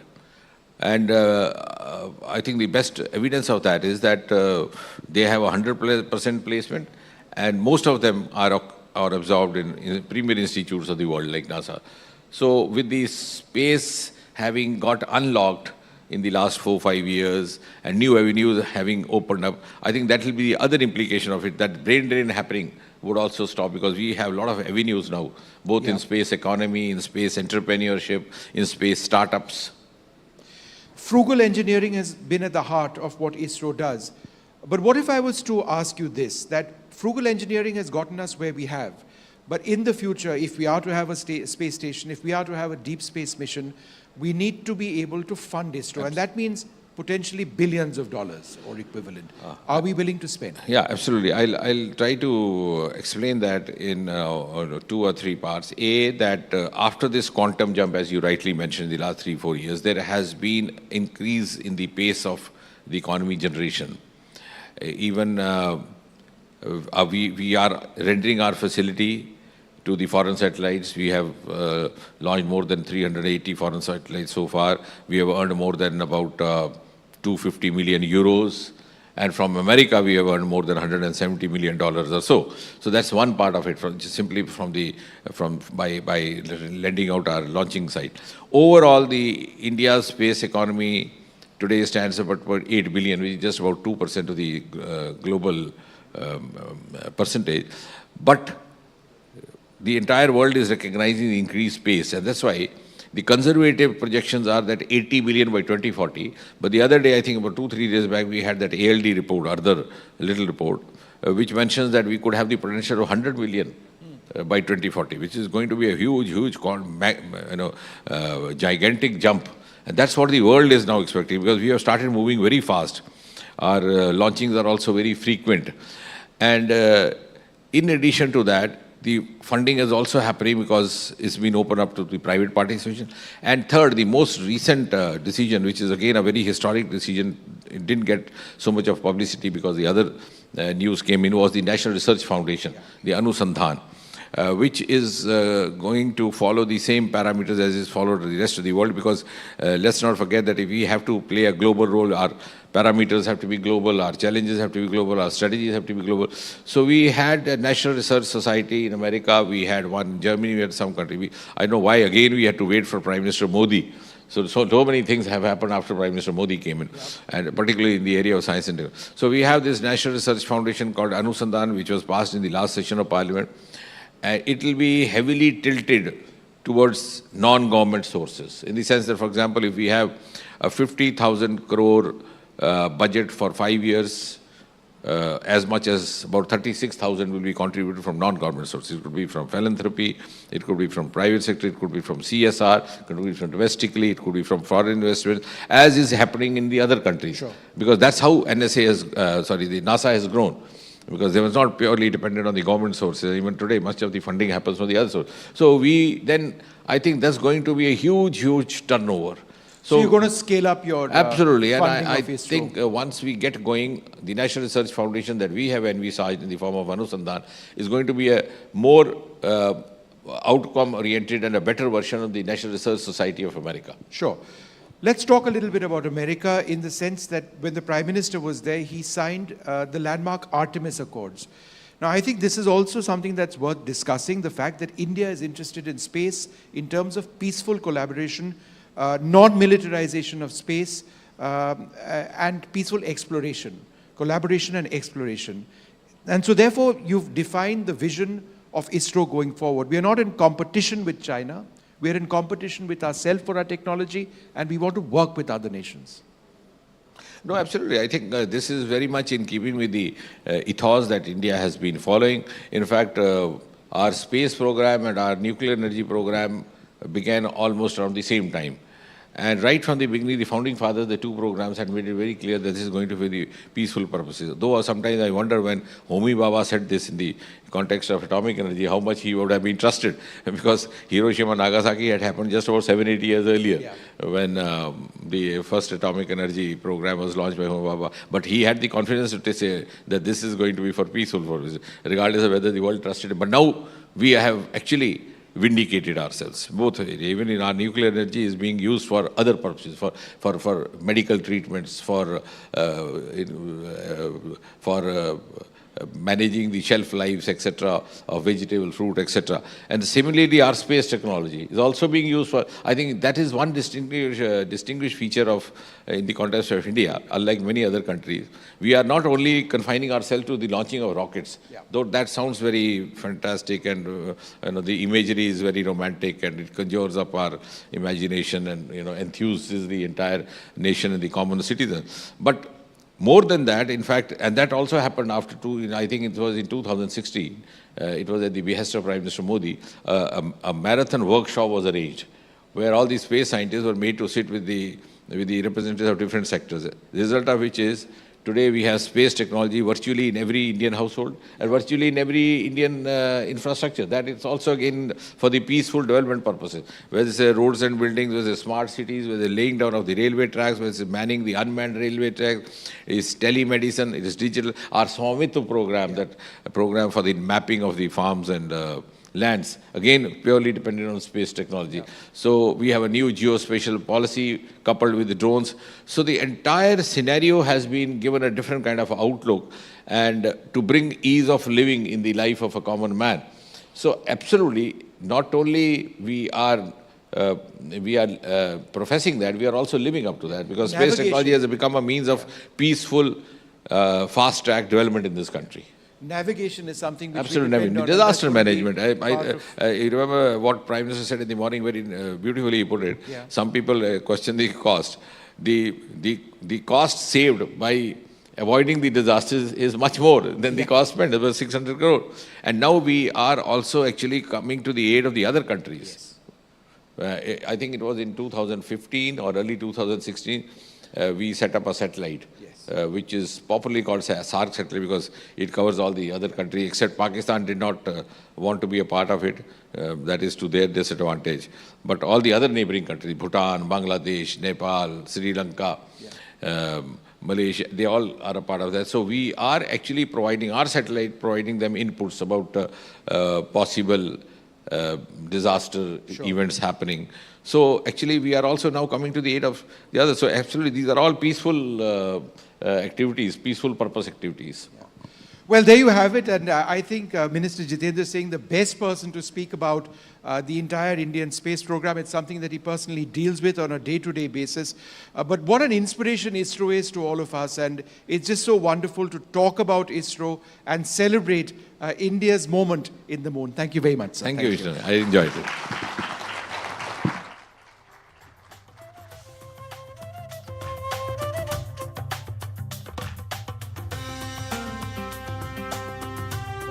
India's space mission and India's space goals, it's safe to say that even the sky is quite literally not the limit.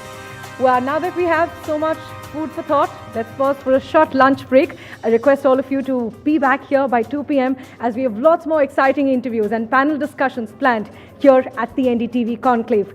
Enjoy your lunch for now. See you on the other side.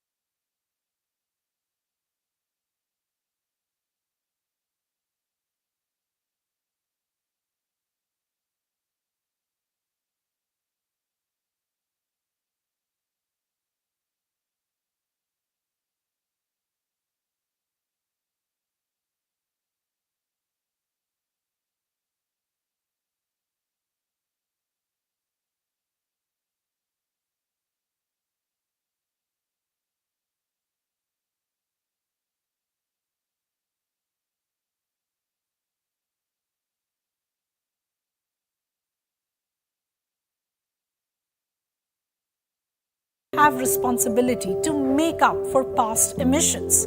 Developing countries such as China and India, which are still experiencing growth in emissions that will continue for at least a decade, if actually not more, have the responsibility to make up for future emissions. All of these levers, who polluted in the past, who's polluting now, and who will pollute in the future by choice or by necessity, bring us to a very key principle: common but differentiated responsibility. It simply means all countries have a responsibility to combat climate change, but this responsibility should be proportionate to their contribution to it. India has repeatedly articulated what this could look like. The primary responsibility for reducing greenhouse gas emission rests with the developed world. The emissions of developing countries are still very low and need to grow to meet their future development needs. Yes, Global South countries need to transition to sustainable pathways and curb future emissions, but they do need financial and technical support from the Global North for this. This, in fact, has been a mainstay of the G20 Sustainable Finance Working Group under India's G20 presidency. Think of the last as an ecological debt that the Global North owes the Global South. Do you agree or not? Well, I definitely want you to weigh in on this debate, so let's chat, talk on what a just blueprint for climate action could really look like. You know how to get in touch. If you've been watching, thank you for all your time and thank you for all your attention.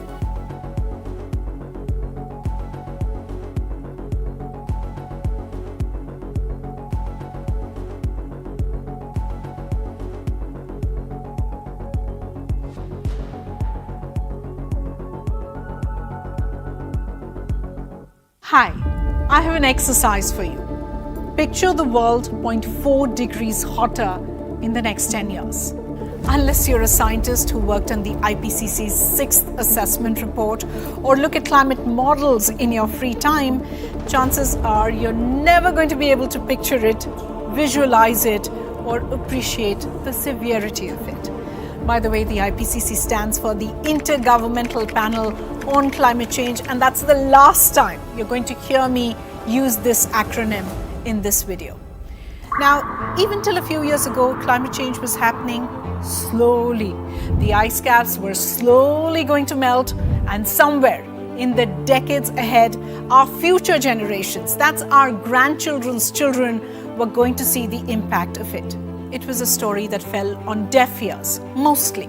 We've come some way from it, at least, but climate change is still a story that is somewhat invisible. It's huge, but tough to pin down. It's global, yet it feels like an intangible crisis. It can bring anxiety, but also a sense of inaction.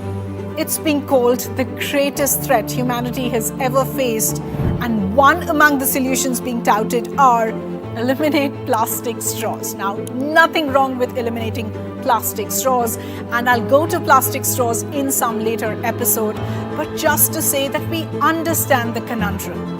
And that's why this new series, The Climate Explainers, part of NDTV's 6-month-long campaign, The Great Climate Change Challenge.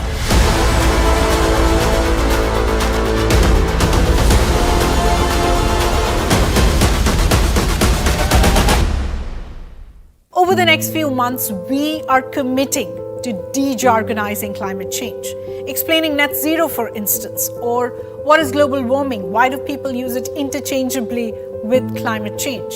We'll work through some of the common questions and dilemmas. Is climate change even real? I can't see it outside my window. Or what global warming is she rambling about? Delhi hit 15 degrees this May.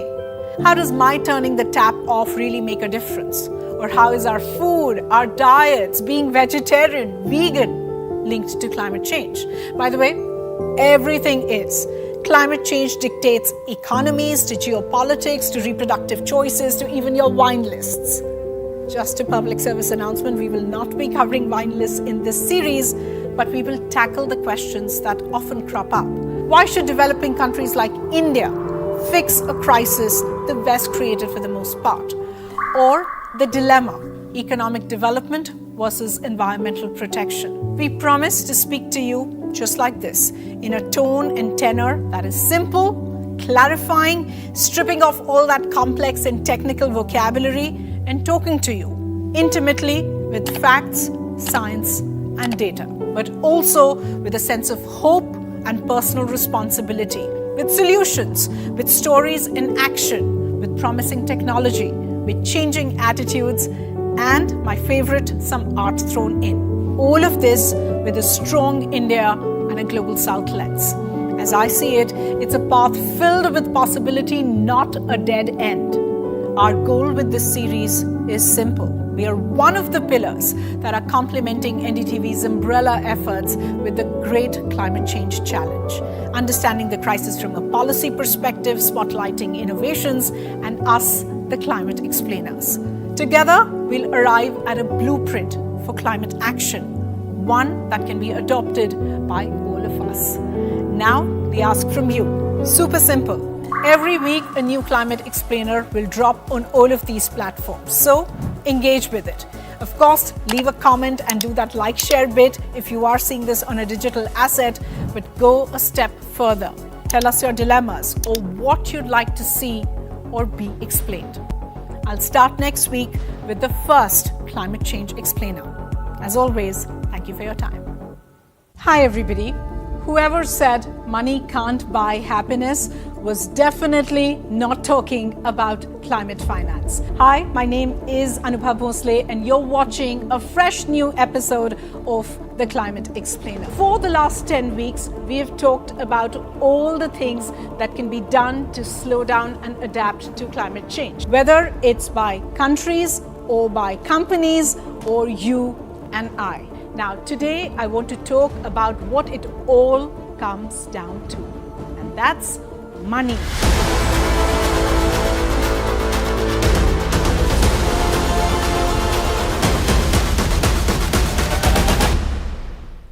Climate finance to the funding and support that developed countries provide or are called to provide to help developing nations, including India, address the challenge of climate change. It aims to help global South countries foot that hefty bill of transitioning to cleaner, sustainable, and climate resilient development paths. So, for example, buying carbon capture technologies to absorb all that excess CO2 emissions and store them away from the atmosphere. That technology is super expensive.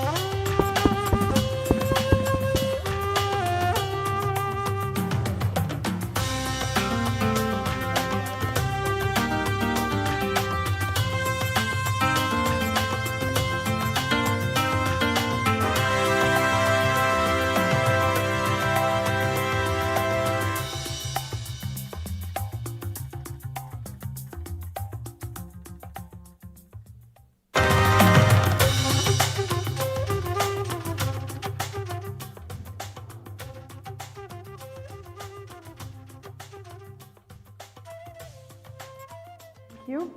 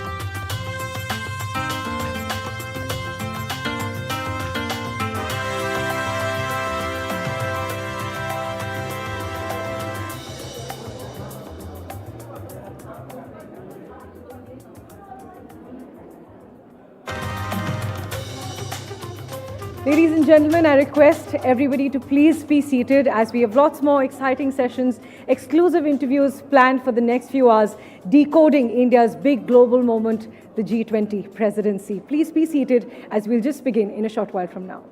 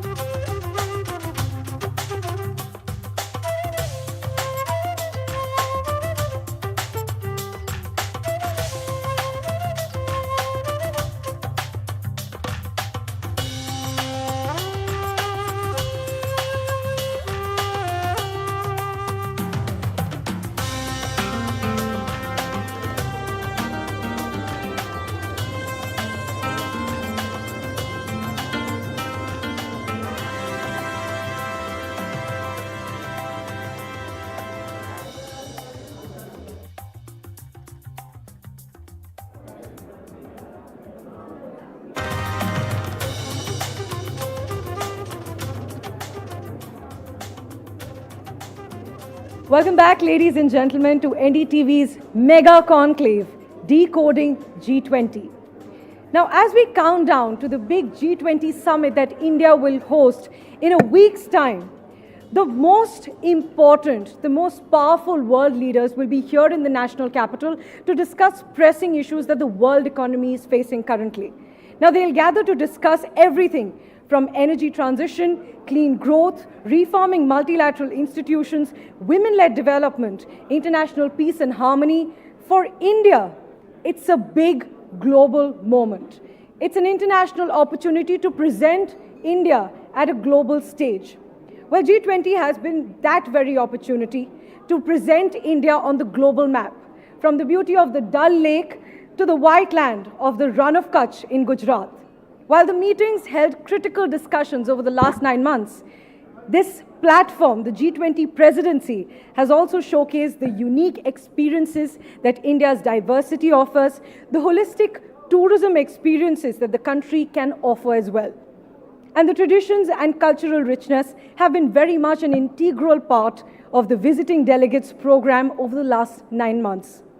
Over 150 cultural events with the participation of over 7,000 artists showcasing local and national art forms have been held across 28 states and union territories under India's G20 presidency.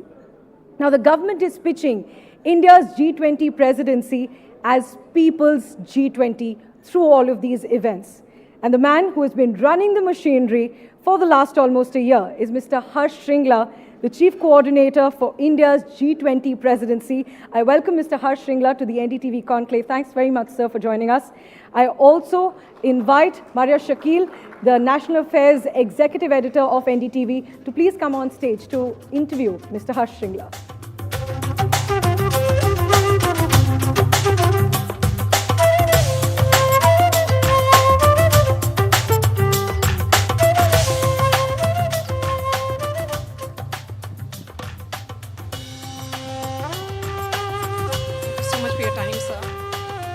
G20 event is the most significant international event since independence. That's what you had said.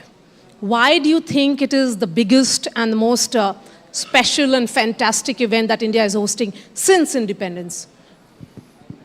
Well, you know, in the past, I'm saying in the distant past, it's 1983, even before I joined service in 1984, and that is already distant.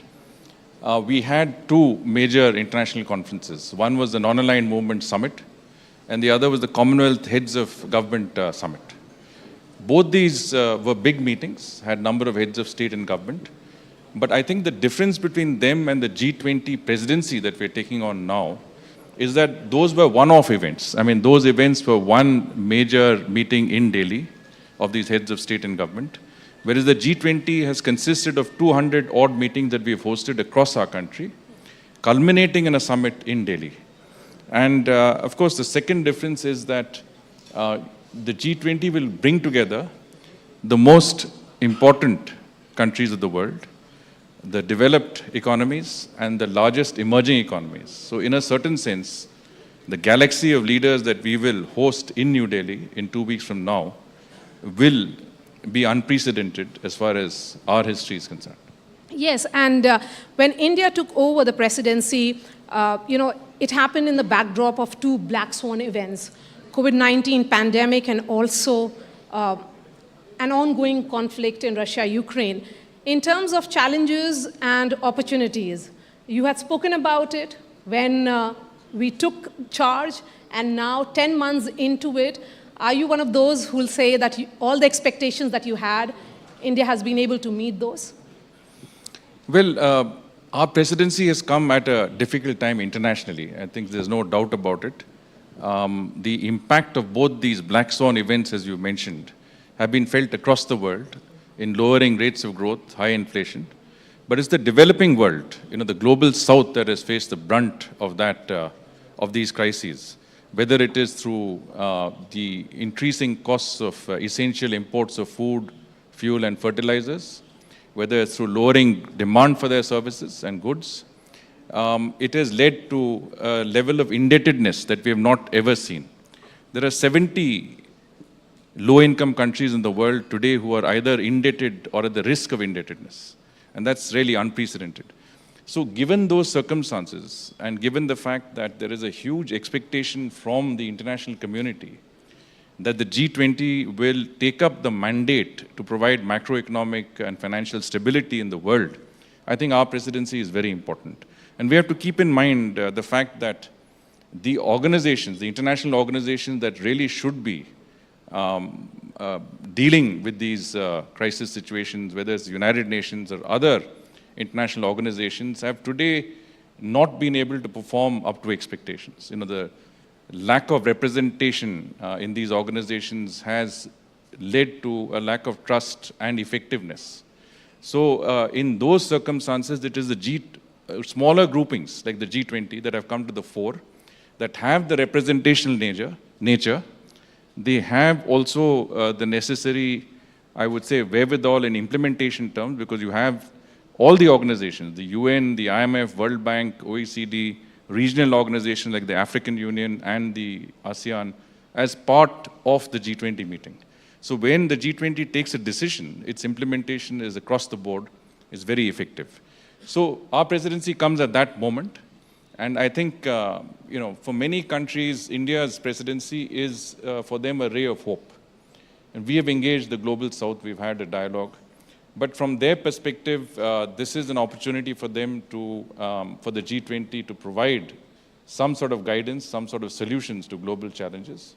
Yes, Since you've spoken about the global south, I'm going to take that in a bit. But before that, when Prime Minister Narendra Modi officially India took over the presidency in December 2022 in Bali, he had said that India will ensure that G20 in India would be decisive, action-oriented, and ambitious. How much of that has been achieved, particularly in the sense of inclusivity? Yes, I think, the vision of the Prime Minister was to take the G20 presidency to a level where we meet the expectations not just of our partners in the G20, but the entire international community, especially, as you said, the global south. And if you see our broad priorities, how to stimulate growth, how to provide momentum to the faltering SDG process, how to use digital public infrastructure to empower people, how to strengthen multilateral institutions, and how to foster women-led development. These have been our broad priorities, and these are the priorities of the global south. And I think even before we reach the summit, if you look at many of the 200 meetings that have happened, and especially the ministerials that have resulted in outcome documents and consensus formulations from within the G20, you can see that much of what we set out to achieve has received a lot of support and traction from the G20 members. So take the SDGs. For example, we have a 7-year plan to stimulate the SDG process up to 2030, and that has been endorsed by the group. We have a broad, the high principles of digital public infrastructure. Everybody agrees that we can use the G20's experience and expertise, and especially that of India, in terms of digital public infrastructure, to take it to countries across the world, especially developing countries, and to help them empower their own citizens, ensure that delivery of developmental and other benefits reaches the grassroots levels, as we have done in our own country. You take the multilateral development banks, for example. There's a sense that the IMF, the World Bank, haven't performed up to expectations in the 21st century. The demands on them in terms of alleviating indebtedness, in terms of providing climate finance, have not been fully met. How can we strengthen their mandate? How can we ensure that there is adequate resource availability for these multilateral institutions to enable them to perform up to expectation? And there, I think, again, we have made some very good progress and success. So there is, whichever sector you take it, wherever the developing world has a certain expectations, I think our presidency has worked to meet those expectations. And of course, as we come closer to the summit, and during the summit, I think you will see a lot more of what we have been able to achieve with our G20 partners in providing or meeting or providing solutions to the global challenges of the day. India is currently the chair of SCO, also G20. We were there at the high table also at G7 in Hiroshima. India is part of Quad. So has India managed to send that message that, when you use that phrase, ray of hope, it is about those aspirational nations who are revisiting the global order, which was there post-World War II, which has to be, perhaps restructured in the post-COVID world? Well, as I said, we are today in a very divided and polarized geopolitical order. And we are, as a country, I think, in a very fortunate position. And as you mentioned, we straddle that ideological space between North and South and East and West. And we are in a position to deal with our partner countries across the world on issues that are important. And I think if you look at our endeavor, it is always to work towards the larger global common good, or human-centric globalization, as the Prime Minister calls it. And in that endeavor, I think it is important that we, our theme for the G20, One Earth, One Family, One Future, I think really exemplifies our approach towards dealing with the international community, that we need to work together if we are to move successfully to the future. Mankind and the world is to move towards the future. And from that perspective, I think unity is important. Getting countries together is important. And of course, global governance, and that was your question, global governance in terms of getting international organizations that today reflect the requirements of the 21st century, include developing countries, include the African Union, for example. Africa is a continent of 54 countries, is not represented in the UN Security Council, which is why India has asked for the African Union to be included as a permanent member of the G20. So all of these efforts, we hope, will result in a more equitable world order, a more representational global governance structure, and one that will enable the international community to face the challenges of tomorrow. I think that's very important. BRICS का भी विस्तार हुआ, 5 से 11 देश total number बढ़ा है। भारत ने बार बार इस बात पर दबाव डाला है कि यूएनएससी का रिप्रेजेंटेशन बढ़ना चाहिए। क्या ये सब उसी डायरेक्शन में जा रहा है, और क्या आपको लगता है यूएनएससी भी रिविजिट करेगा अपना जो उनका जो फंक्शन है और जो रोल है एज अ बॉडी, ताकि जो रिप्रेजेंटेशन की आप बात कर रहे हैं, इक्विटेबल ऑर्डर की बात कर रहा है भारत, वो सब दिखे उसमें? तो हमारा जो पोजीशन है कि यूएन सिक्योरिटी काउंसिल में रिप्रेजेंटेशन बढ़ना चाहिए, खास तौर से जो विकासशील देश हैं उनका रिप्रेजेंटेशन सिक्योरिटी काउंसिल और अन्य यूएन और इंटरनेशनल संगठनों में आना चाहिए, वो हम पहले से ही कहते रहे हैं और ब्रिक्स में भी यही चर्चा हुई है। अगर आप देखें तो G20 में या ब्रिक्स में या SCO में जितने भी इंटरनेशनल ऑर्गेनाइजेशन में हम संसद हैं, वहाँ पे हमने ज़रूर ये पॉइंट का जिक्र किया है कि वर्ल्ड ऑर्डर जो है रिप्रेजेंटेशन होना चाहिए और ऐसे देश शामिल होना चाहिए इन संगठनों में जिससे प्रभाव पड़े, जिससे फ़र्क हो और जिससे वर्ल्ड गवर्नेंस जो है बेहतर रहे। और ब्रिक्स में भी मेरे ख्याल से काफ़ी मतलब हमारे जो पार्टनर्स हैं वो सहमत हैं कि यूएन सिक्योरिटी काउंसिल बढ़ना चाहिए। ज़रूर नुआंसेस में कुछ अंतर होंगे, कुछ विवाद होंगे, पर खास तौर से जनरली आप अगर देखें तो इसके लिए ज़रूर सपोर्ट है अंतर्राष्ट्रीय कम्युनिटी से। ग्लोबल साउथ की चर्चा करते हैं अभी हम। अंतर्राष्ट्रीय स्तर पर भारत ग्लोबल साउथ की आवाज़ बनते जा रहा है।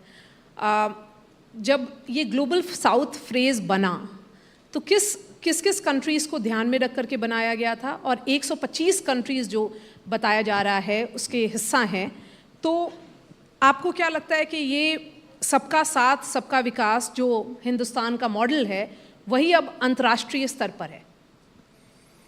नहीं, बिल्कुल।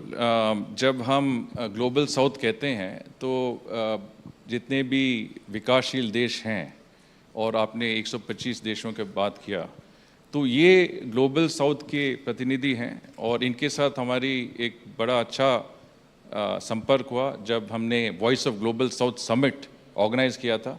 और ये हमारी G20 अध्यक्षता से पहले हमने किया ताकि इनको हम कंसल्ट करें, इनके विचार हम कंसिडर करें और इनके जो एक्सपेक्टेशंस हैं हमारी प्रेसिडेंसी की वो भी हम मतलब फैक्टर इन करें जब हम हमारे ब्रॉड प्रायोरिटीज़ और हमारे G20 पार्टनर्स के साथ हम एंगेज करेंगे। तो और ये term global south broadly developing countries को ही मतलब डिनोट करते हैं और इसमें हमने देखा है कि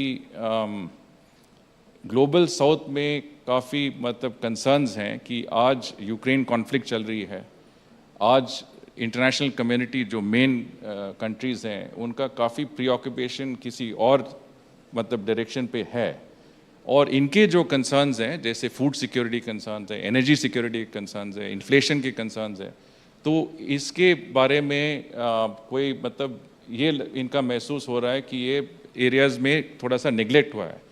तो इसमें वो काफ़ी मतलब भारत के ओर देखते हैं कि जब भारत ने अध्यक्षता ली है G20 के, तो G20 एक बॉडी होना चाहिए जिस पे ये जो डिसीशंस हैं कि हम कैसे डील करेंगे ये मुद्दों से, ये डिसीशंस लिया जाए, निर्णय लिया जाए आउटकम ये समिट के टाइम पे। तो आपने पॉइंट्स ऑफ कन्वर्जेंसेस की बात की, जैसे फूड सिक्योरिटी, एनर्जी सिक्योरिटी। क्या ये मुद्दे जो भारत सोचता है बाकी देशों के उनके इंटरेस्ट्स में है, were they the center stage? Were you able to put spotlight on them? So I think all of our discussions in the G20 so far have been exactly on these issues. You know, when you talk about energy security, there's an energy working group that has looked into that. When you talk about food security, then there's an agricultural working group. In fact अगर आप देखें तो हमारे जो महर्षि initiatives हैं, millets and other ancient grains, तो आज जब क्लाइमेट चेंज की समस्या हो रही है, when there is a entire issue of climate change, people are looking for a super food. But we have had this superfood for centuries. You know, we have been consuming millets. Other countries have been consuming millets. Millets is a climate-resistant crop. It doesn't need fertilizer or pesticides. It is highly nutritious. And today, this is a crop that we are introducing to the world. 2023 is the International Year of the Millets. And we have said that the Maharishi, campaign, which I think the G20 has endorsed, should be worldwide. We should be looking at solutions to climate change in ways that are unique, ways that go beyond the normal climate action-oriented measures. And I think we have been quite successful.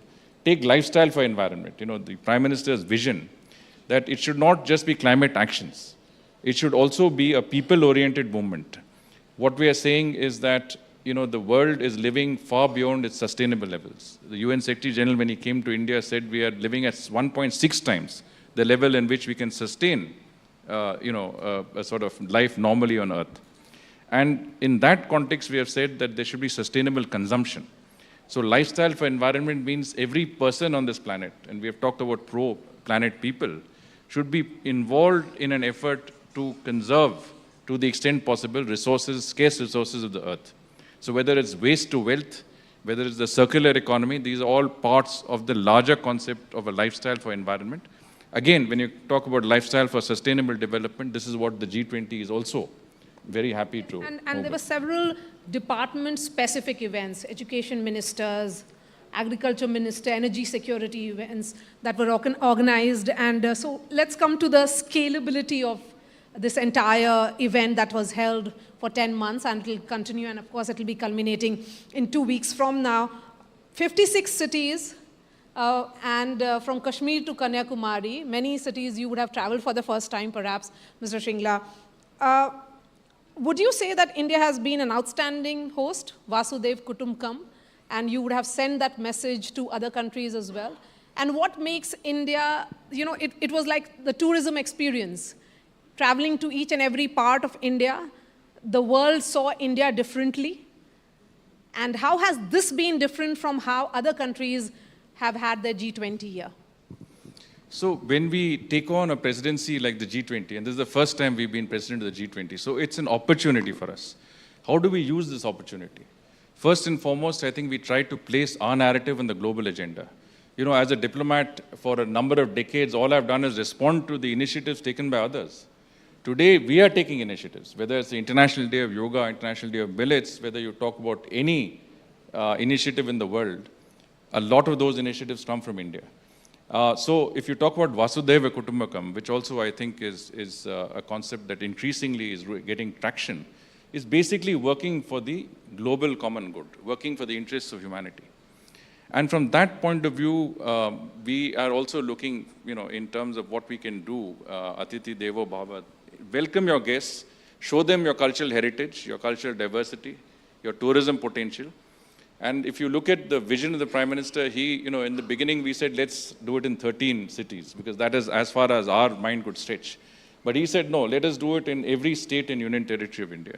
And today, I think we will have completed 200 meetings in about 60 cities. I mean, by the time we finish our presidency, we would have completed that record. 60 cities of India have hosted G20 meetings. I think no other country in the G20 has even come close to that record. And what we have done really is taken the G20 to every corner of our country. Every small city and town of our country has welcomed the G20. And as such, we have democratized the G20. Through a Jan Bhagidari mode, we have taken the G20 to the grassroots levels. So every citizen of India today has been a stakeholder and a partner in our G20 process. It is not a remote exercise in the capital, New Delhi. It has involved people across our country. And people have come forward in every way, whether it's the Youth 20, whether it is Women's 20, whether it is Think 20, it's Civil 20. Lakhs and lakhs of our people have come together to support the G20 process.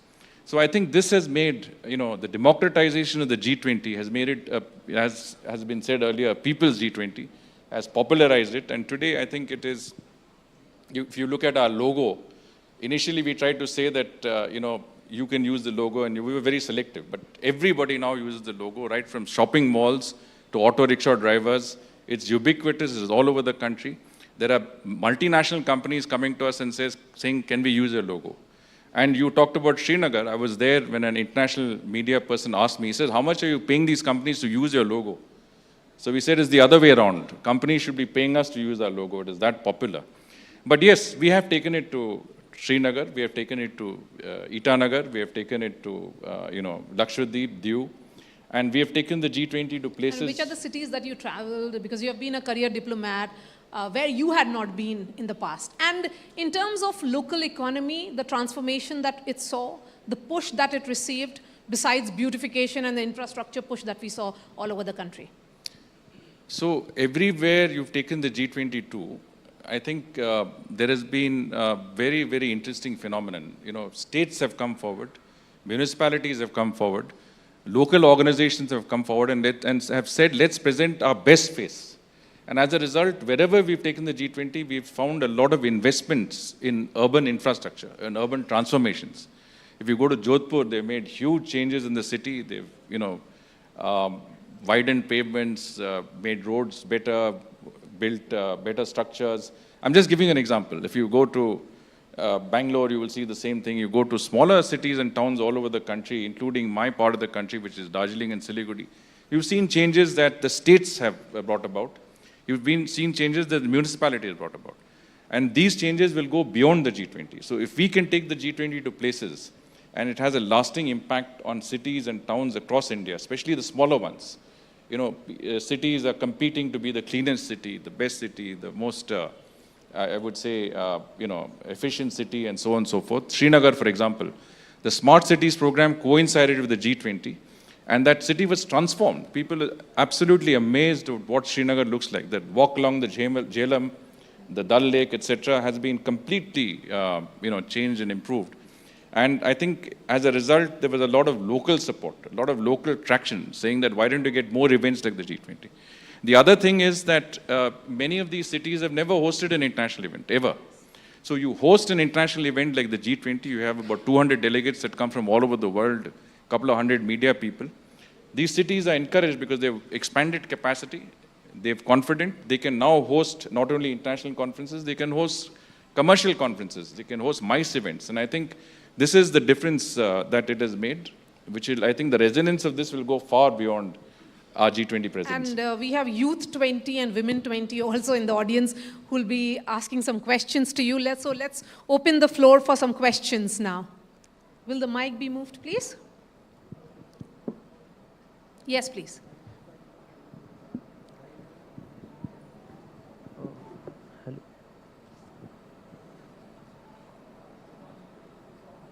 Go ahead. As India have the G20 presidency for the first time, so in the same regard, what is the current status of India as a G20 leader, and what are the future possibilities to continue this leadership? Basically, how do you continue with the momentum? Yes, so G20 is, I think, a unique opportunity, and we undoubtedly will have many more opportunities. See, if you look at the month of December 2022, India was in the position where we were president of 3 international bodies. We were president of the UN Security Council, we were president of the Shanghai Cooperation Organization, which you mentioned, and we were also president of G20. And in a certain sense, you've got the feeling that we have come onto the global high table. And I'm sure that given our leadership, that we have exemplified through our own examples and our own best practices, there will be many other opportunities to lead through example, and to lead especially those countries that want to see change for the better, for more development. More questions? Yes, please. Hello, sir. My name is Ishika Sharma. So, sir, my question is, may you please enlighten us that how India is becoming a voice for smaller nations through its G20 presidency? Okay, let's combine that with another question. Yes, please. Go ahead. Pass on the mic. Hello, sir. My name is Surbit Gehlot, and I'm from Bennett University. My question to you is, as one of the agenda of India is the multilateral institutions for the 21st century. So what do you mean by that, and why do you think that we need all these organizations? So, I mean, I think the two questions are interlinked in a sense that, you know, multilateral institutions have an important impact on the developing world because they have the ability to really make a difference. But today we are saying that these multilateral institutions that have been created in the aftermath of the Second World War, whether it's the United Nations or the Bretton Woods institutions, haven't really come up to the expectations of the world, especially the developing world. And what can we do to change that? And that is where the first question is relevant, is that India is perceived to be the voice of the global south. And we need to factor in, I mean, we ourselves are a developing country, but we have shown through example. I mean, if you take the Jan Dhan Aadhaar, we have shown that we can have 1 billion Aadhaar cards, we can provide bank accounts to 480 million people, we can have the cheapest internet telephony rates in the world, and thereby empower our people through direct benefits transfers. What can we do to help those 3 billion people who don't have identity cards in the world, 1 billion people who don't have bank accounts in the world? How can we help them? And so while, you know, the voice of the global south is articulation, we take it to the UN, we take it to the G20, we take it to BRICS. If you saw the PM's message in the BRICS, it was human-centric globalization. That is where we represent the interests of the developing world, which I think today is appreciated across the board. But we also demonstrated through example. You know, India has called for the African Union to be a permanent invitee to the G20.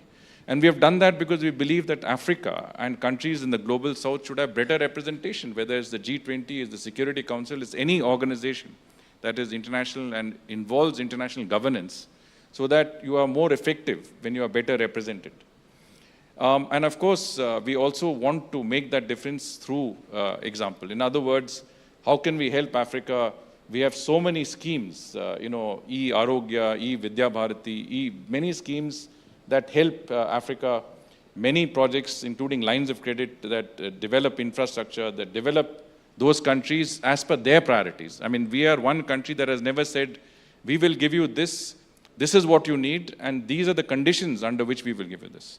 We have always said that, what do you want and how can we help you?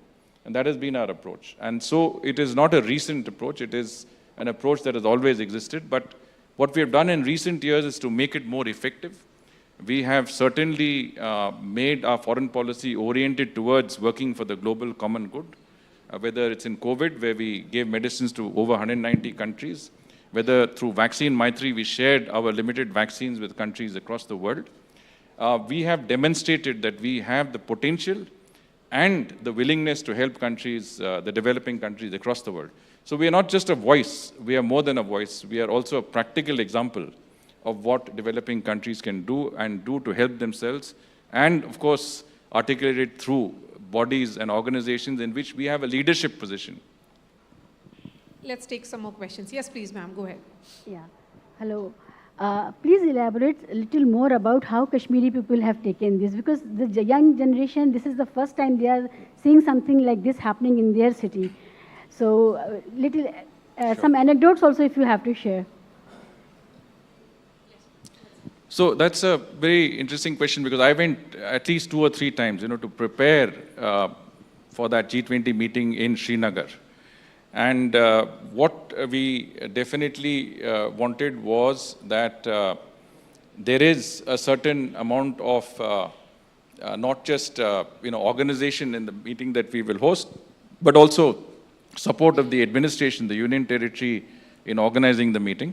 And as I said, I think it was very coincidental that we had, you know, we accelerated the existing urban transformation programs, including the Smart Cities program.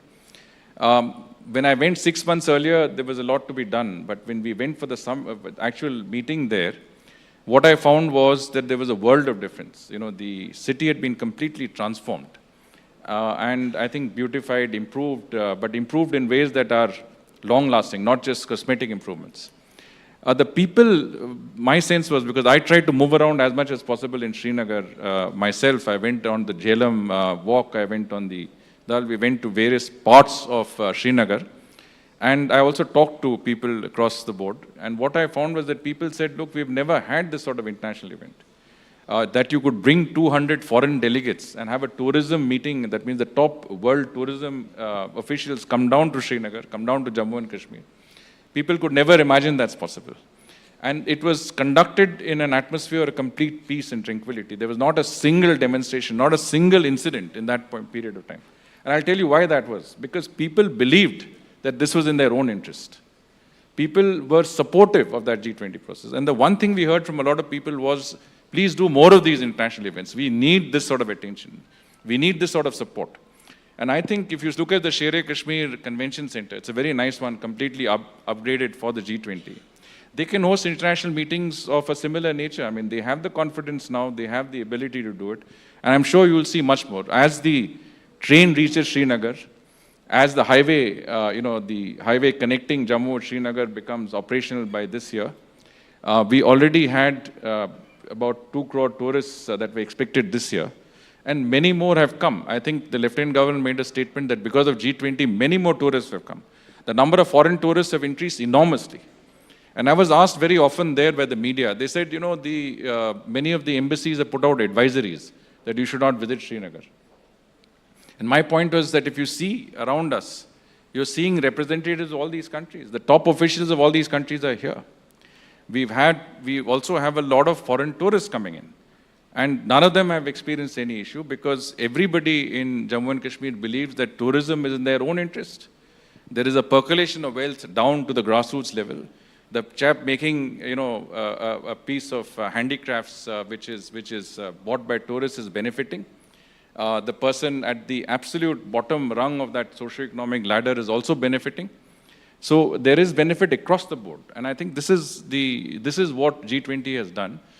Srinagar is a very, very good example, but across the board, whether it's the northeast, whether it is, in the south, west, you have actually stimulated your own handicrafts, your own craftspeople, your own cultural people, your own cuisines, and popularized them across the world and given confidence to our citizens across the country.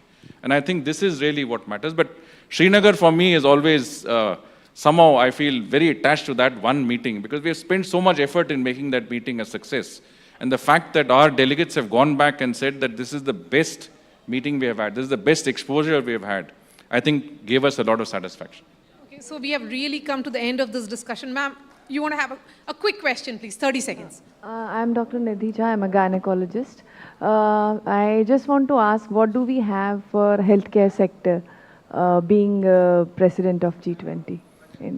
So healthcare, there is a lot of global interest because after COVID, everybody wants to work together to promote global cooperation in healthcare. One of the most important things is that how do we respond to emergencies in the future?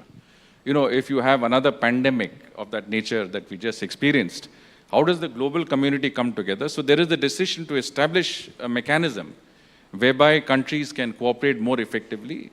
There is, of course, digital health.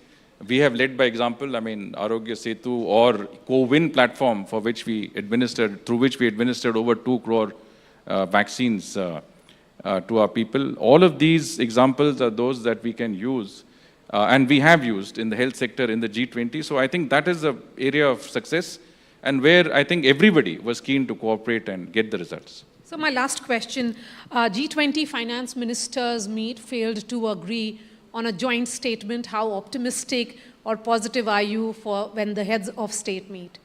I would put it somewhat differently. I think they succeeded in getting an outcome that everybody agreed to.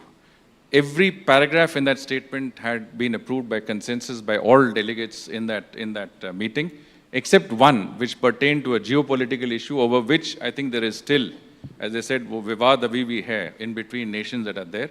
That will take some time to resolve, but otherwise everybody believes that the reason that we are there in the G20 is larger than just our country's interest. It is a global interest. And if we don't succeed, if the G20 doesn't succeed, we don't succeed. There's a very clear sense. So I think everybody wants to collaborate, everybody wants to work together to make the G20 a success, not for themselves, but for the entire world, in keeping with Vasudhaiva Kutumbakam. Thank you so much for your time, sir.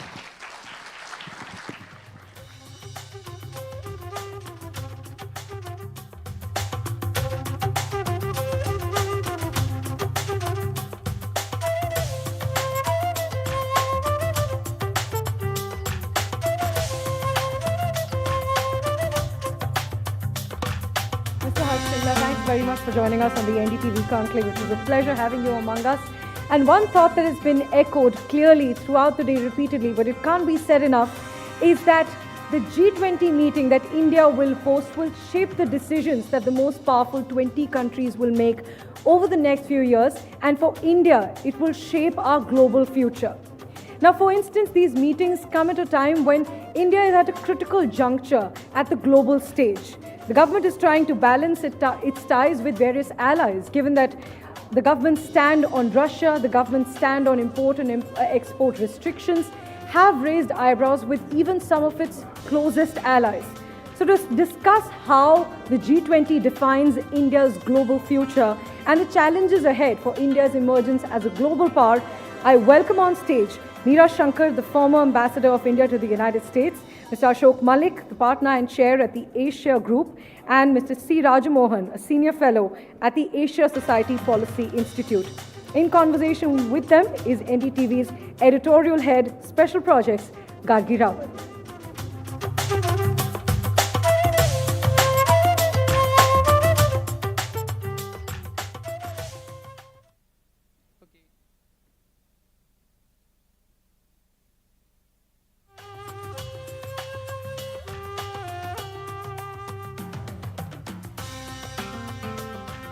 Good afternoon, everyone, and welcome to this session, and welcome to all my panelists today. And we're going to talk about India's global moment at the G20. India's presidency right now comes at a very, key time in the world, given the geopolitical situation, various tensions, U.S., Russia, U.S., China, India, good friends with Russia, India's tensions with China. You've just had the BRIC summit, which has been fairly successful, this push of the global south. So given all these, what's happening across the world and these geopolitical tensions, how easy or difficult is it for India to navigate these somewhat choppy waters? Ambassador, first to you. Well, I think it's a very, very difficult time for the world, because on the one hand, you have all these challenges which have been exacerbating and which don't respect boundaries and require international cooperation. Climate change, pandemics, the global economy, indebtedness of poor countries. These are all issues which don't respect national borders and require a global solution. And on the other hand, you have a global situation which makes cooperation far more difficult than it has been in the past. When the G20 was first set up, or at least I should say first raised to summit level in the wake of the 2008 global financial and economic crisis, it was able to achieve success in stabilizing the economic situation globally and in creating a regulatory framework which would reduce the risk of repetition of such events. And everybody bought into it, including having a coordinated global economic stimulus, signing on to the tighter regulatory frameworks for banks. But then that was at a time when the relationship between the great powers was far less competitive and even hostile than it is today. Today, we see that the strategic competition between the US and Russia, it's a proxy conflict, right. Has erupted into real conflict. We see the same in terms of the strategic competition between the US and China. That makes actual global cooperation far more difficult. And therefore, India's task has been a very delicate one to navigate through these choppy waters. I think the other element I would like to emphasize is that at the time that G20 was set up, it was still kind of the heyday of globalization. Free trade, free movement of goods and services. Now what we are seeing is a far more nationalistic economic approach from most countries. and protectionism even in those countries which had been the advocates of unimpeded trade and investment, such as the US or in Western Europe, whether it be on the question of protecting their industries, buying American or others. There is a kind of protectionism which has taken hold, and more nationalistic industrial and economic policy. So you have these two things, sharpening geostrategic and geopolitical competition. I would also say geotechnological competition between the US and China, and at the same time, far more restrictive economic policies, less welcoming of free trade. So in this situation, I think India has had a very difficult, unenviable task of trying to forge a consensus, but it has taken the issues head on and tried to at least shape the agenda and move the needle forward on many of these issues. Now, most of these issues are not such that they are, that they enable immediate solutions. I think if you're looking at climate change, it will require action going up to 2050. So what we can do is to accelerate the process, maybe move the needle forward, and that is what we have tried to do. All right, Ashok, Malik, your views on this. And India's done a lot of fine balancing in these last few years when it comes to, our long-standing friendship with Russia, our friendship with the US just now, given the Prime Minister's trip, with Iran as well. Iran thanked India after the expansion of BRICS and its inclusion. So a lot of fine balancing when it comes to our foreign policy. And now with the G20 presidency, how do you see that? Every G20 summit or conference or presidency takes place in a particular context. The G20 began really as a response to the global financial crisis of 2008, and it was 20 large countries coming together as a global financial management, cabinet or cohort, if you will. If you look at the context of the Indian presidency, it is very different. Every decade in foreign policy gives you one or two shocks. The 2020s have given you 3 shocks already. The COVID shock, the Ukraine war, and the clear geopolitical divide between the US and China, which is forcing many countries to choose. In fact, it's forcing all countries to make some sort of a choice. So 3 shocks in 3 years or 4 years means that this presidency has a very troubled and a very complex agenda. These shocks have led to multiple implications. One, of course, is insufficient bandwidth and resourcing for climate change and climate finance. Second, there is a commodities crisis, particularly a food and energy crisis. There's simply not enough food and energy for all the people of the world. And we're seeing that over the past 2 or 3 years.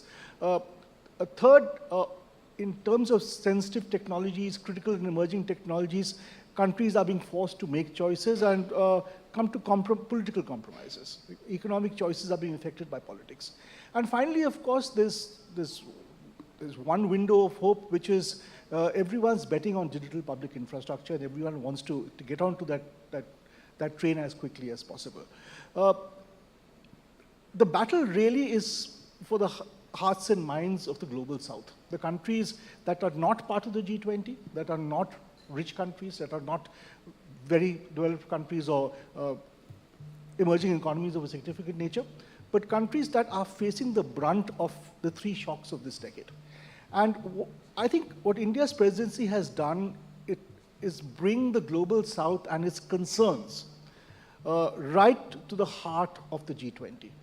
In some senses, this is the second of 4 successive developing country presidencies. Indonesia last year, India this year, then you have Brazil and South Africa. And the character of G20 is being defined by this presidency and the presidencies around it. From a pure financial management model, it is becoming more of a developmental model, a developmental agenda. India can take some credit for that transition. All right. I also want to talk about the G20 being spread across, as we've seen in the build-up, across 200 cities. There have been a lot of questions and interest regarding that. And in the previous session, we talked about Srinagar at length. But what do you think this has achieved when it comes to foreign policy specifically? I think one thing I notice is how much interest in the Indian population is there today on foreign policy. That foreign policy is no longer an elite activity, which has historically been just diplomats in pinstripes. I mean, with apologies to Ambassador Shankar, that to one where actually there is much greater interest today, because India itself has globalized, that it is connected far more deeply to the world. For example, in a $3.5 trillion GDP, we have almost $1.3 trillion of trade. So India has never been as connected. Indian students travel, Indians are traveling for tourism. So it's really an India that's connected. So I think one of the things this government has done is really to take advantage of that, and take foreign policy activity to the people, to different corners of the country. In the past too, we used to do occasional conferences outside Delhi. But in this case, we've seen last 10 years, I mean, frequent attempts at taking multilateral meetings outside, bilateral meetings outside. For example, when the Japanese Prime Minister came, Mr. Modi went to Varanasi, in Ahmedabad, in Goa, in various places we've seen foreign policy activity come. I think what the G20 has done is really to take it to a new level of engagement with the Indian public. And I think from what we've seen, really, there's a lot of positive response to it. So the challenge would be to build on this further, that how do we mobilize the popular interest in actually giving greater support for India's engagement with the world. Right, Ambassador Shankar, something you'd like to add to this, taking it to 200 cities, interest in the Indian population, but also when it comes to foreign policy and having all these delegates travel to other cities, what has it meant for the G20? Well, I think it makes foreign policy live, if I may say so. Otherwise, it's an issue which is dealt with, as Ragmohan said, by people in pinstripes. But to that, I'd like to add women in saris too. Of course. And because it's no longer a man's world only. It's made people aware that foreign policy impinges on their day-to-day lives. For instance, if we are able to get more financing, climate financing, which will enable our energy transition to renewable energies or cleaner energies such as hydrogen in a more affordable, more sustainable manner without some of the risks which might currently be associated with it, I think that would impact the daily lives of people, because people are not aware in India that foreign policy impacts their daily lives. What we negotiate and concede, say for instance at the WTO in agriculture, will impact on every farmer in India. What we negotiate in terms of free trade pacts, I think again impacts sometimes adversely on our small and medium industries, and we have to be very conscious of that when we negotiate, that we don't only negotiate for the moment or a photo opportunity, but that we keep in mind the long-term impact that this will have on the future of the country. And I think what this does is to make this alive to people in different parts of the country. All right. Ashok, Malik, you both were talking about the context, the relevance of the G20, the situation in which it came around originally. And it's very interesting because, coming up to this year, our presidency, you see a multipolar world order sort of emerging in a sense. And there's, so much talk on that, so much is happening on that. So on that front, how is India poised? It's a very confused world order. It's not there's no clarity about it being either a bipolar world or a multipolar world. There are two very efforts on there are two very significant powers in the world which have a near global bandwidth, the US and to a lesser degree China. And then there are a number of other powers which matter a great deal, and especially in their regions. So in the Indo-Pacific, certainly India is an important power. You could call it a pole, you could call it a sub-pole. I don't think we have the terminology for it yet, but it is a significant power. But I do believe that in different themes, on different areas of endeavor, on the international stage, in the global economy, in global politics, different countries matter in different ways. So I think if you look at the way the global order developed after the Second World War, there was a lot of institution building in the Euro-Atlantic region, in the region between the United States and Europe, because that's the region that saw two great wars in a generation, the desire to rebuild Europe, to build peace, permanent peace in Europe and the Euro-Atlantic region, led to a great institution building endeavor there. That process is just about beginning in the Indo-Pacific. And the Indo-Pacific has now replaced the Euro-Atlantic, in a sense, as the locus of the global economy. So we're still at the very early stage of it. The G20 is one response, the Quad is another response, AUKUS is a third response. There will be multiple responses. I don't think we are at a multipolar world yet, or even at a proper bipolar world.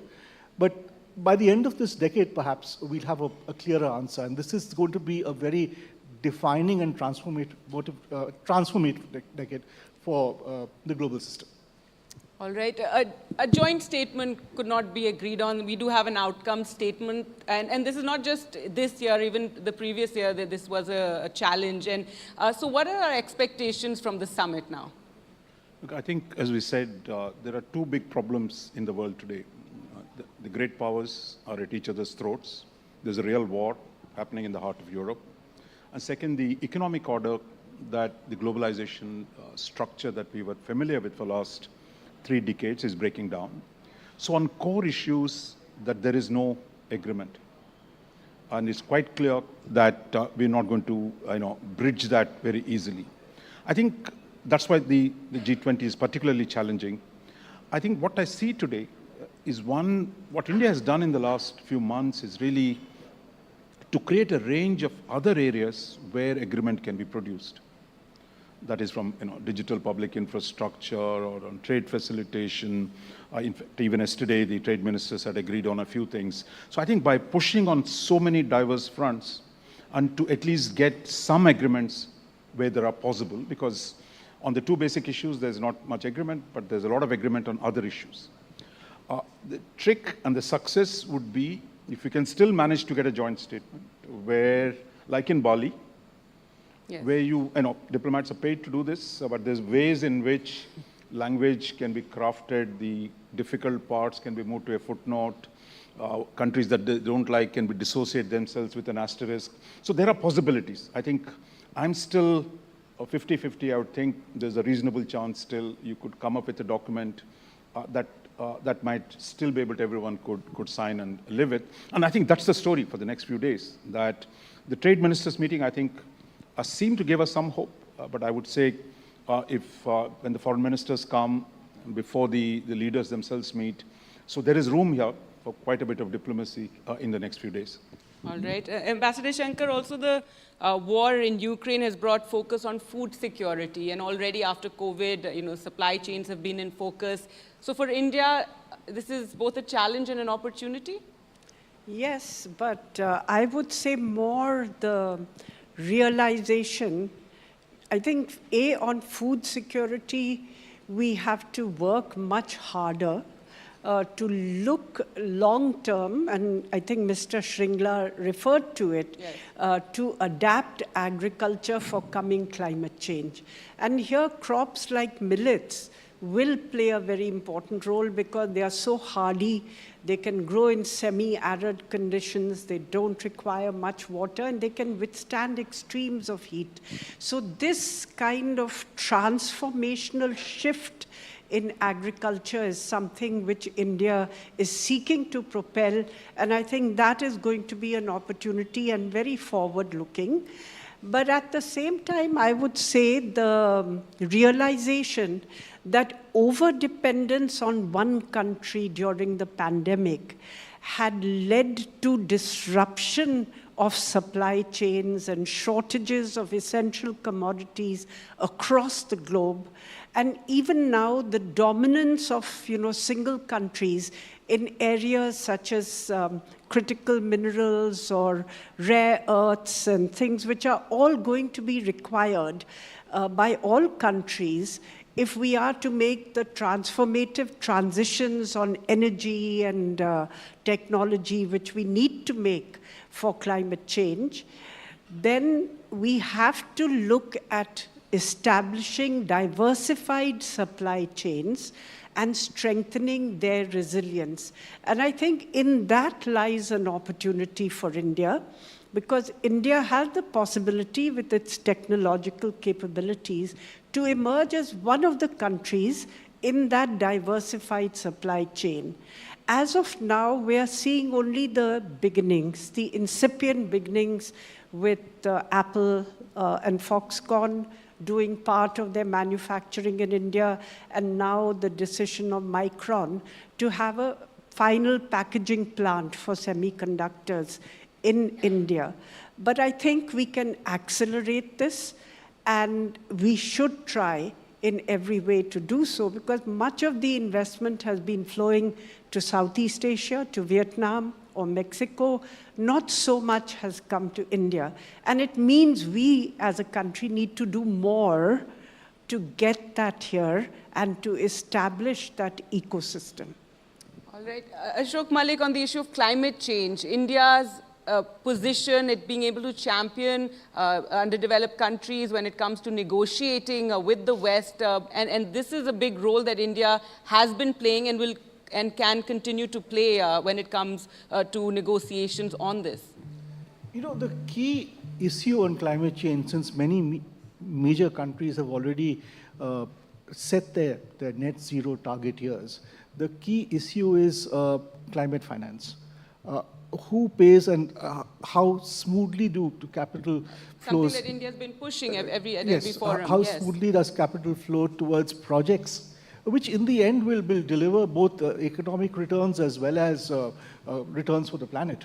But which are projects which are located in countries that are far away from where the money is currently lying. So whether it's energy transition, whether it's climate adaptation, whether it's resilient infrastructure, you need investment for these for products that are available in the capital markets, but products that are underserved by the current amount of investment. And the key issue really is, if I'm an investor or an equity fund sitting in Canada or the US, am I happy with small, modest, but guaranteed returns at home? Or am I willing to take a bet and invest in projects in maybe Asia, where the need is much more for climate finance, where the returns will be much larger, but where I am inhibited because I'm simply ignorant about that market. And that is a constant tussle, really, between inhibition and removing that inhibition. I think India's brought that issue to the table in a big way, but obviously much work remains to be done. Right, and in the past we used to see India and China, coming together on this, but of late not so much. It's been India and the other countries, India championing the cause, China is also there. Talking about India-China relations and the various issues and especially coming together on climate change. But what we saw in BRICS just now, there was a conversation between Prime Minister Modi, Xi Jinping. There was a little quibbling on how that came about. Your views on that? Look, I think the China issue, I fear, might actually overshadow the G20 summit. I mean, that we saw in BRICS. See, once you have the media interest immediately, this complex, details of a multilateral world, to saying, will they meet or will they not meet? If they met, was it a conversation? Was it a meeting? Was it a pull aside? So I think seemingly there was some guidance from the two leaders to move forward on the boundary dispute. So we still don't have the final word, but Mr. Xi Jinping will actually come. So if he comes, and the last few weeks, there have been intense negotiations on the boundary issue by our military commanders. So if there is progress in the next few days, then I think in India-China confrontation easing would be big news, but also I think create a good atmosphere for the larger dynamic in the G20 summit. But then this has been going on for 70 years. I mean, you have to be utterly optimistic to believe breakthroughs can happen in 2 meetings. It's a very complex dispute. It's a very difficult dispute. So I wouldn't raise hopes, but I think something seems to be cooking at this point. Ambassador Shankar? On the same issue? Well, I think that, China has adopted a far more assertive and sometimes even aggressive approach on boundary issues with its neighbors, whether it is the maritime boundary in the East China Sea, South China Sea, or the land boundary with India. And their policy basically says that China must establish its sovereignty over every inch of disputed territory, which obviously sets it up for conflict, because these are areas where there are conflicting claims. And if the issue is to be settled on the basis of force, and on the basis of one side's claims, then that doesn't leave room for a meeting ground. But we have to see whether, the efforts at negotiating de-escalation and disengagement, troop withdrawals, military infrastructure removals from the confrontation on the border in the Depsang and Demchok areas is successful. And then there's the larger question of the boundary itself and confidence-building measures on the line of control. Because the confidence-building measures on the line of control had held the peace for 20 years, even though the line was undefined and remains undefined even now. The question is, with Chinese actions, these CBMs were shattered. And now the question is, how do we restore that trust? How do we build new confidence-building measures? Or how do we settle the boundary? How do we settle the LAC?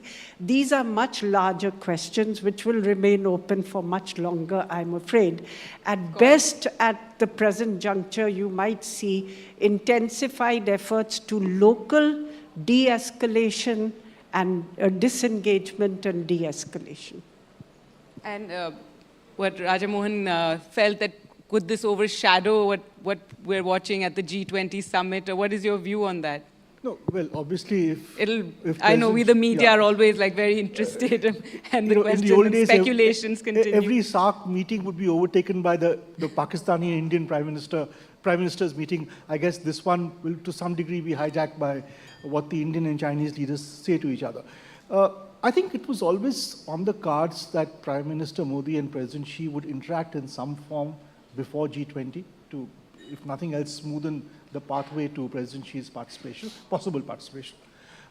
So I was not really surprised that they interacted in South Africa. In South Africa. But as Ambassador Shankar said, to suggest that this can automatically lead to a very complex border situation being smoothened and resolved, perhaps you could see some tactical disengagement from a couple of locations, but a broader de-escalation, I don't think that's happening in a hurry. Also, quite honestly, even if there is a de-escalation, even if China says we'll go back to those 4 border agreements they tore up in the last few years, I think Indian strategy has also evolved. The Indian mood has evolved. The public mood has evolved, which is also an important determinant in a democracy. So both countries have moved on significantly since March 2020 or April 2020. I don't think the India-China issue can be brought back to where it once was. And that little quibbling that took place post talks, I think how it came about, India had one version, Chinese officials. Both countries will have their... Does this always create a little aftertaste? Yes. Have you seen The Great Dictator with Charlie Chaplin, where you have Hitler and Mussolini in chairs and each one trying to be a little higher than the other? So it's a bit of that. So I think you're seeing a little bit of that from the Chinese side.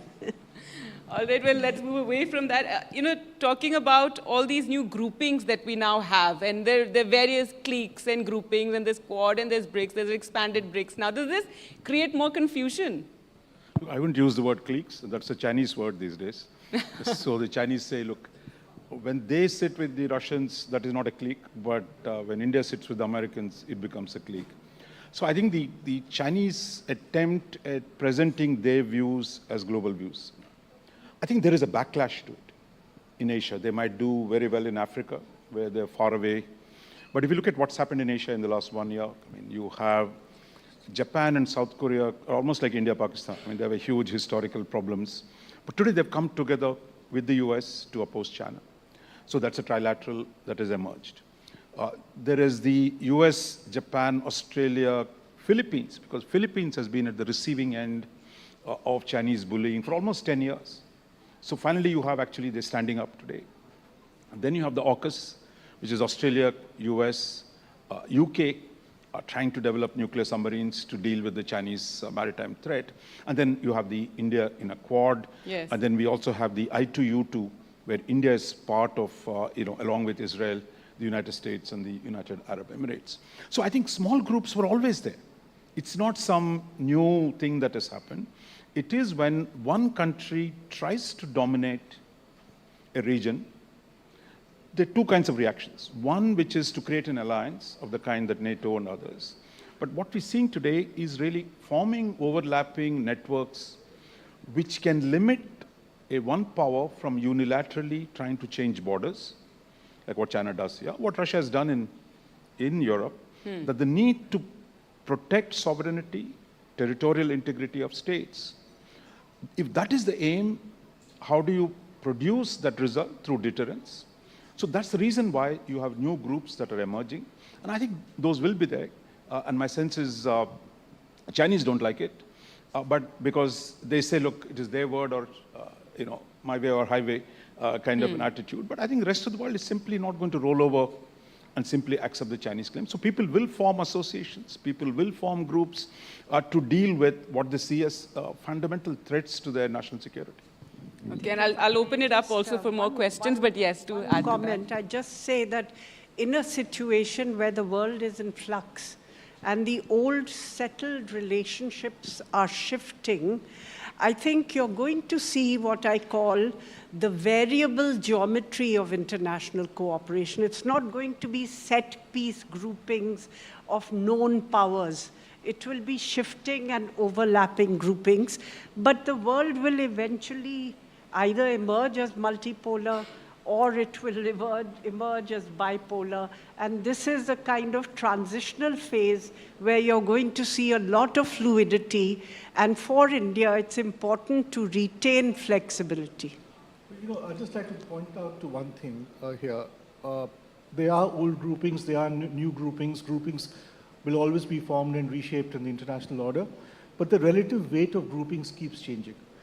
In that context, the decision by the US president not to go to meet the ASEAN countries and not to attend the East Asia Summit, which was really set up with American support many years ago, but to come to the G20 and to come to India's G20 sends a very significant message. And we should be alive to that.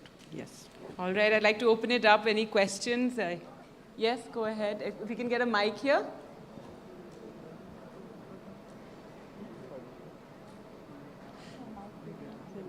Do I give my mic? Uma, mic.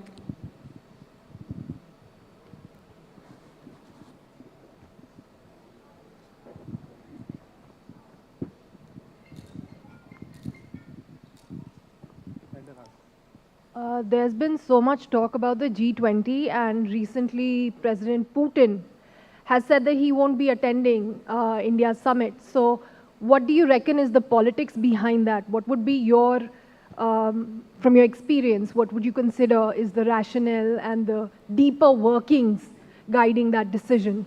I think he's under pressure because of Ukraine, but also anticipates that he will be under pressure from the Western Bloc were he to come. So on both counts, perhaps sometimes discretion is the better part of valor. He didn't attend BRICS either. Yes, go ahead. Can we get the mic there? Hello, everyone. There is a biggest player of climate finance existing in the market. So how will we beat that through G20 summits? Sorry, I didn't hear you clearly. I'm asking, there is a biggest player of climate finance existing in the market on global level. So how will we beat that through the G20 summits? Climate financing. Yeah. Well, climate financing is an area where I think we are really falling short.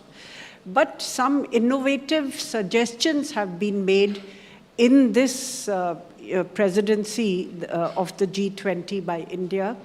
And while we have been demanding that the developed countries provide, financing, which is public financing, to help developing countries undertake mitigation and adaptation to climate change, it hasn't been forthcoming. Even the pledge of $100 billion made earlier has not been fulfilled. First COVID, then the war in Ukraine, then the faltering economies, and they say they are not in a position to give. So what has been suggested now is that we draw in the multilateral, A, the private sector, and B, the multilateral development institutions.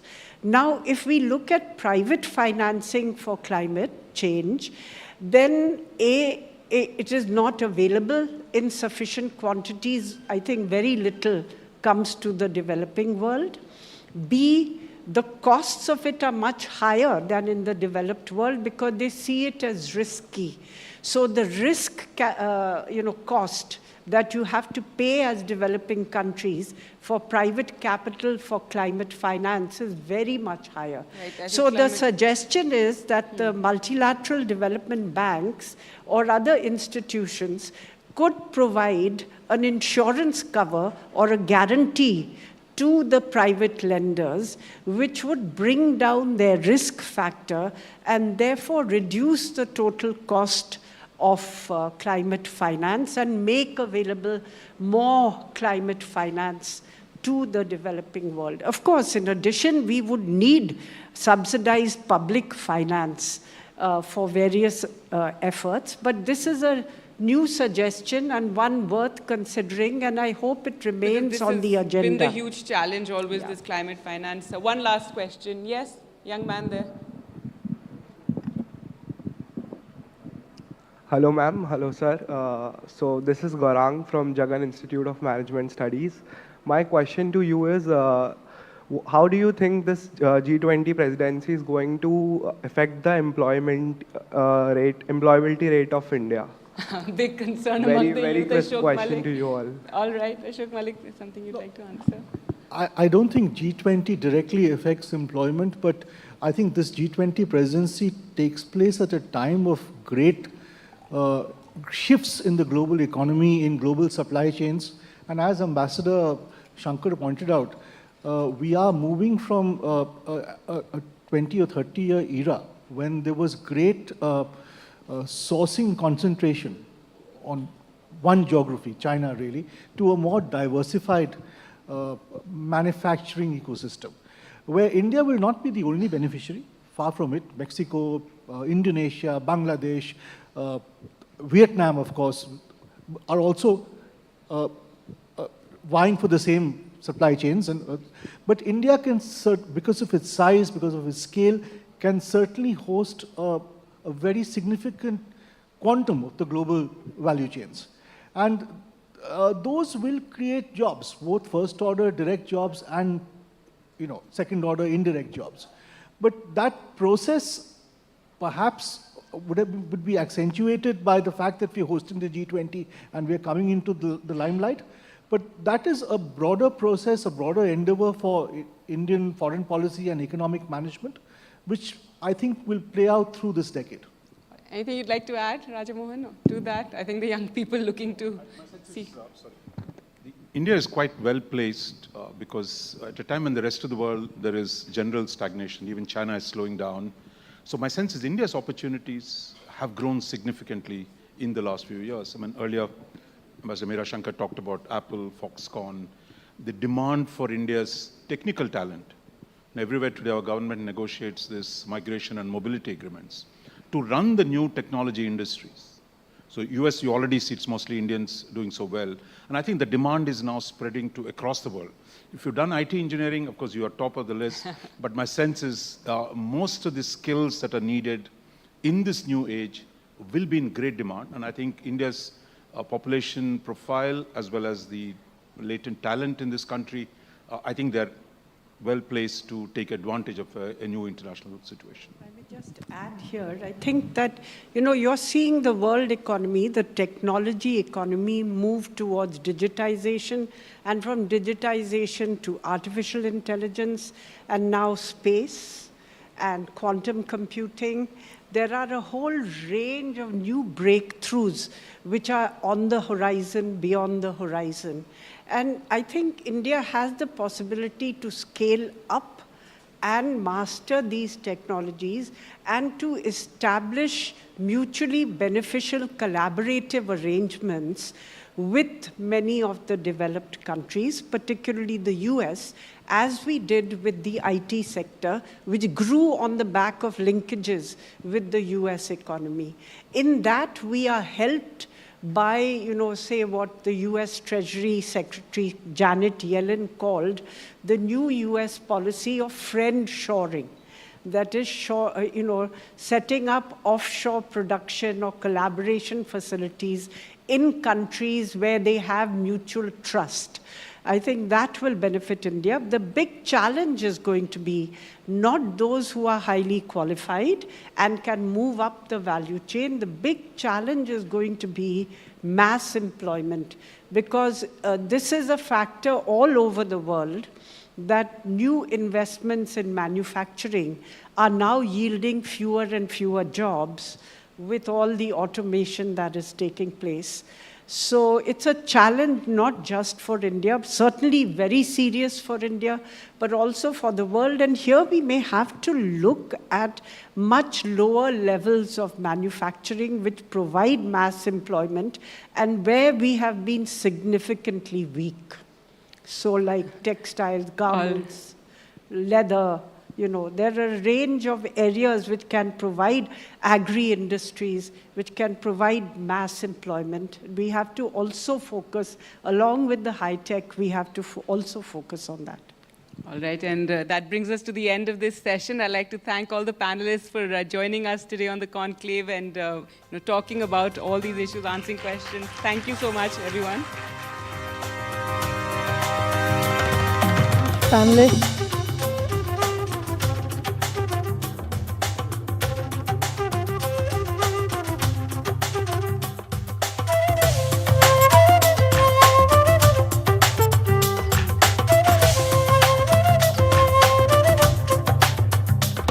Thanks very much, panelists, and thanks, Gargi, for moderating that discussion. Very important points made there, ranging from economy, climate finance, to interesting points made about how foreign policy directly impacts all of our lives, the lives of the common Indian every day.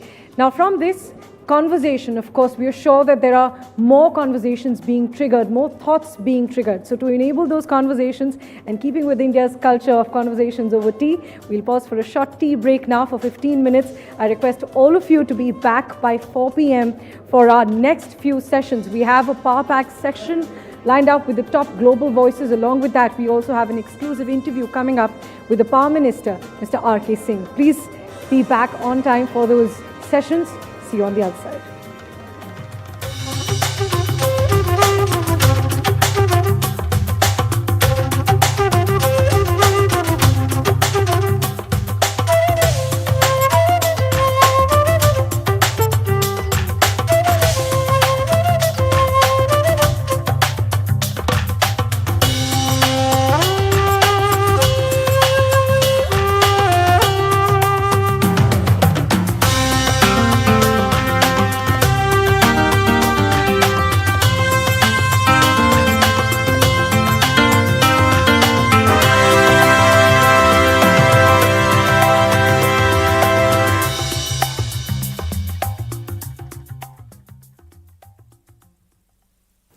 climate crisis is a global problem. That's a fact. But it's only human and reasonable to wonder who's really to blame for it, who caused it, who should be pushed to actually solve it. My name is Anubha Bhosle and I'm dedicating this episode of the Climate Explainers to talk about climate equity or climate inequity.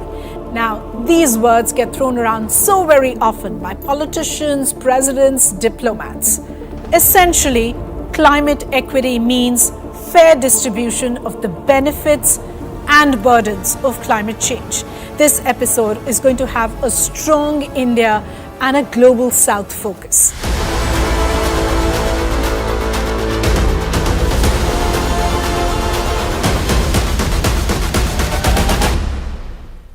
Now, global North and global South are, broadly speaking, terms used to describe economic and political divisions between countries.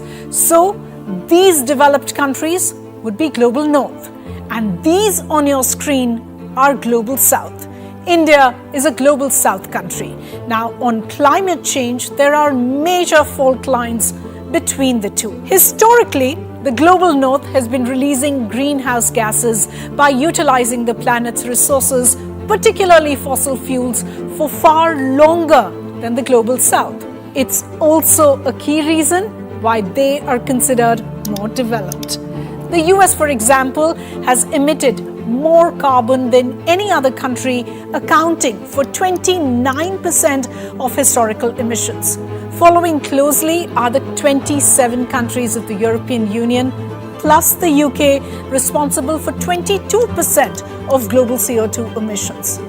On the other hand, global South countries like India and Brazil have contributed only 3.9% and 1.1% respectively. African countries have had relatively minimal emissions, 3.3% combined for 54 countries in that continent. Now, away from history, we must remember corporations and governments from the global North have exported their climate footprints, setting up factories abroad, contributing to employment, yes, but also deforestation or unsustainable agriculture in the global South.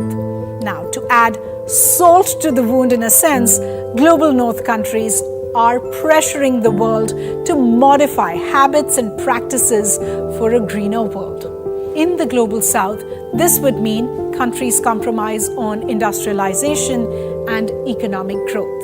In India's case, it looks like global pressure to cut down on fossil fuel-based energy very fast. Now, India is definitely listening. Renewable electricity is growing at a faster rate in India than any other major economy. New capacity additions are on track to double that by 2026. But there is a nuance here that coal-based energy can be produced at scale. It's cheap for millions of people who need and deserve it. And that nuance should not be missed when this global pressure is applied, say, at a global climate summit. Leaders in emerging economies must commit to reaching net zero as close as possible to 2050, and again, the limit they should all aim to respect. Another discord is the contrast between past emissions and future emissions. Developed countries have responsibility to make up for past emissions. Developing countries such as China and India, which are still experiencing growth in emissions that will continue for at least a decade, if actually not more, have the responsibility to make up for future emissions.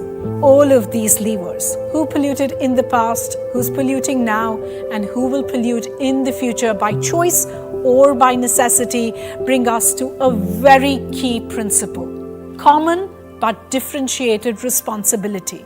It simply means all countries have a responsibility to combat climate change, but this responsibility should be proportionate to their contribution to it. India has repeatedly articulated what this could look like. The primary responsibility for reducing greenhouse gas emission rests with the developed world. the emissions of developing countries are still very low and need to grow to meet their future development needs. Yes, Global South countries need to transition to sustainable pathways and curb future emissions, but they do need financial and technical support from the Global North for this. This, in fact, has been a mainstay of the G20 Sustainable Finance Working Group under India's G20 presidency. Think of the last as an ecological debt that the Global North owes the Global South. Do you agree or not? Well, I definitely want you to weigh in on this debate, so let's chat, talk on what a just blueprint for climate action could really look like. You know how to get in touch. If you've been watching, thank you for all your time and thank you for all your attention.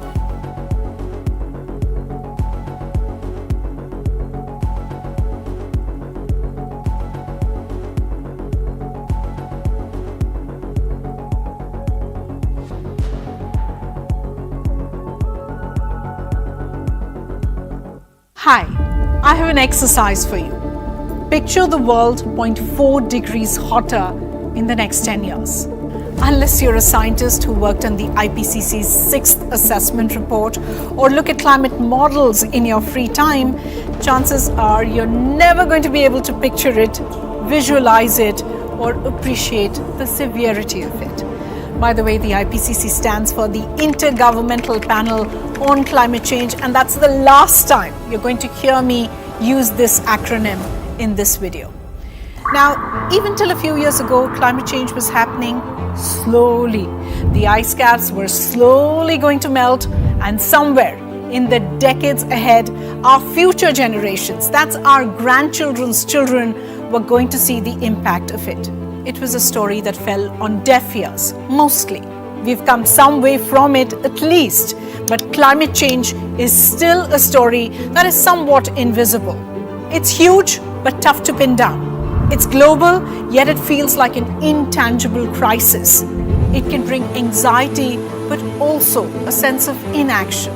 It's being called the greatest threat humanity has ever faced, and one among the solutions being touted are eliminate plastic straws. Now, nothing wrong with eliminating plastic straws, and I'll go to plastic straws in some later episode, but just to say that we understand the conundrum. And that's why this new series, The Climate Explainers, part of NDTV's 6-month-long campaign, The Great Climate Change Challenge.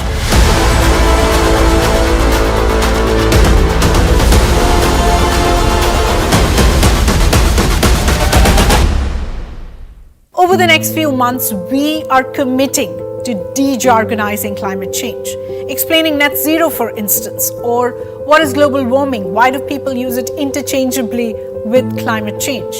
We'll work through some of the common questions and dilemmas. Is climate change even real? I can't see it outside my window. Or what global warming is she rambling about? Delhi hit 15 degrees this May. How does my turning the tap off really make a difference? Or how is our food, our diets, being vegetarian, vegan, linked to climate change? By the way, everything is. Climate change dictates economies, to geopolitics, to reproductive choices, to even your wine lists. Just a public service announcement, we will not be covering wine lists in this series, but we will tackle the questions that often crop up. Why should developing countries like India fix a crisis the West created for the most part?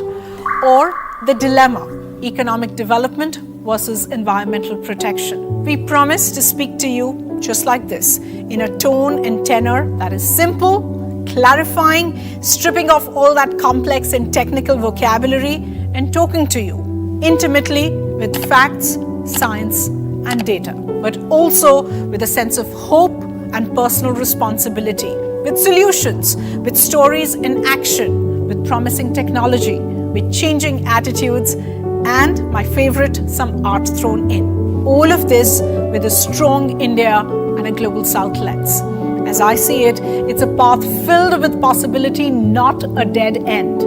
Our goal with this series is simple: We are one of the pillars that are complementing NDTV's umbrella efforts with the Great Climate Change Challenge, understanding the crisis from a policy perspective, spotlighting innovations, and us, the climate explainers. Together, we'll arrive at a blueprint for climate action, one that can be adopted by all of us. Now, we ask from you. Super simple. Every week, a new climate explainer will drop on all of these platforms. So, engage with it. Of course, leave a comment and do that like, share bit if you are seeing this on a digital asset, but go a step further. Tell us your dilemmas or what you'd like to see or be explained. I'll start next week with the first climate change explainer. As always, thank you for your time. Hi everybody.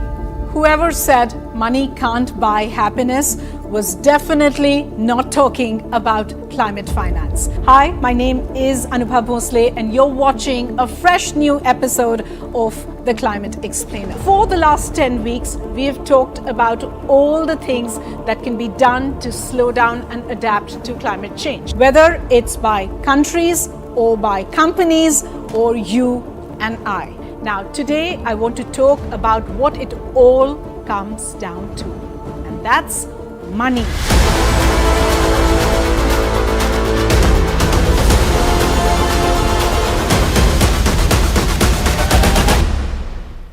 Climate finance refers to the funding and support that developed countries provide or are called to provide to help developing nations, including India, address the challenge of climate change. It aims to help global south countries foot that hefty bill of transitioning to cleaner, sustainable, and climate resilient development paths. So for example, buying carbon capture technologies to absorb all that excess CO2 emissions and store them away from the atmosphere. That technology is super expensive. Now, from a global south perspective, climate finance is vital for achieving net zero goals. Countries like India argue that they have contributed relatively less to the historical greenhouse gas emissions, but they actually bear a disproportionate burden of its impacts. I'm going to urge you to watch our episode on climate equity, where we explain the politics of this in detail. But for today, let me just say this much. Climate finance acknowledges this historical injustice and aims to redress the balance. So, developed countries, historically the largest emitters of greenhouse gases, are expected to provide financial support to developing nations. Think of it like an ecological debt.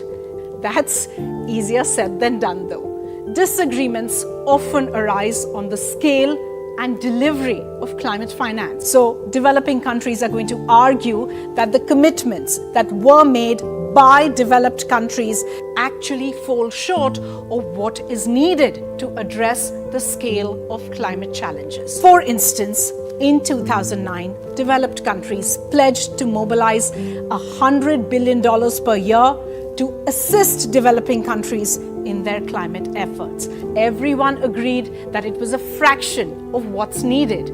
But mind you, that target has not even been met once, and it expires in 2025. Countries are working to negotiate a new target already, but the crux is simply this. Number one, the numbers are inadequate and everyone agrees. Number two, the progress is super slow. Number three, distributing and accessing climate finance is often cumbersome, it's buried in red tape, and it's often influenced by geopolitical interests and power dynamics between countries.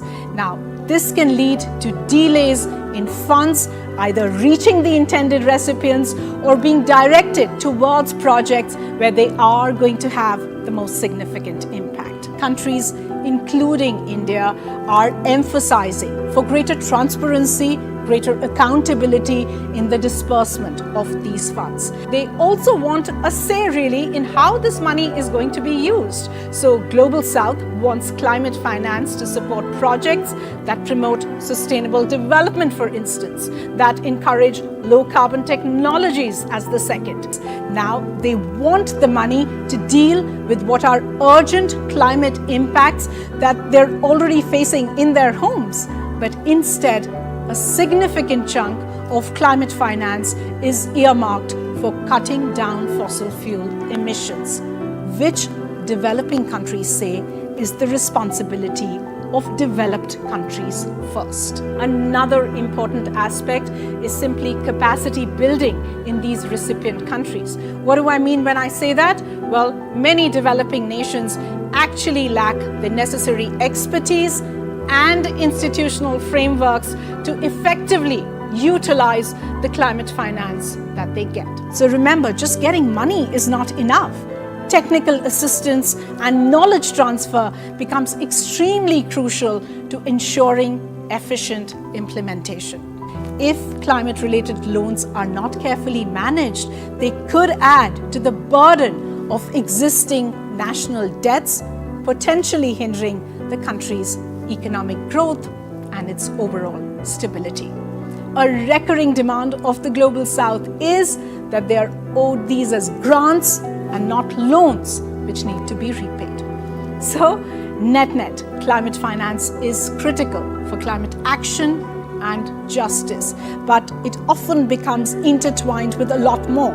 Broader climate negotiations, all that politics, conflicting interests of the various stakeholders. I'm going to stop here. Think of this as a primer on climate finance. It is a far more broad-based and intersectional conversation. We definitely think it's time to have it. The team here at NDTV is prepping for many more episodes of the Climate Explainers, and we want to know what actually matters to you. So if you're watching this on TV, recommend us to a friend. And if you're accessing this on the NDTV website or any of the social platforms, just drop a comment. We're reading them all.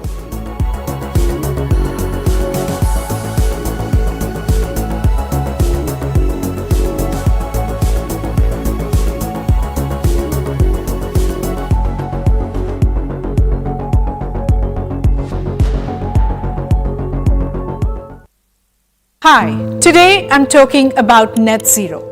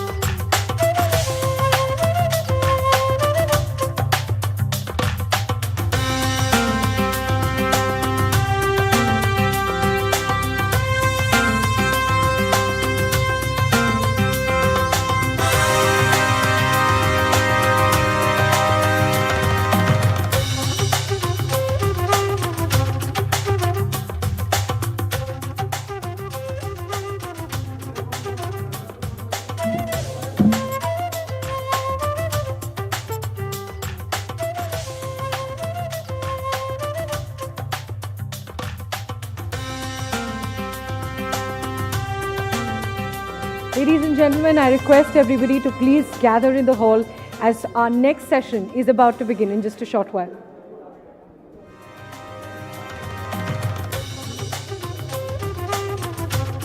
I request everybody to gather for the global voice of the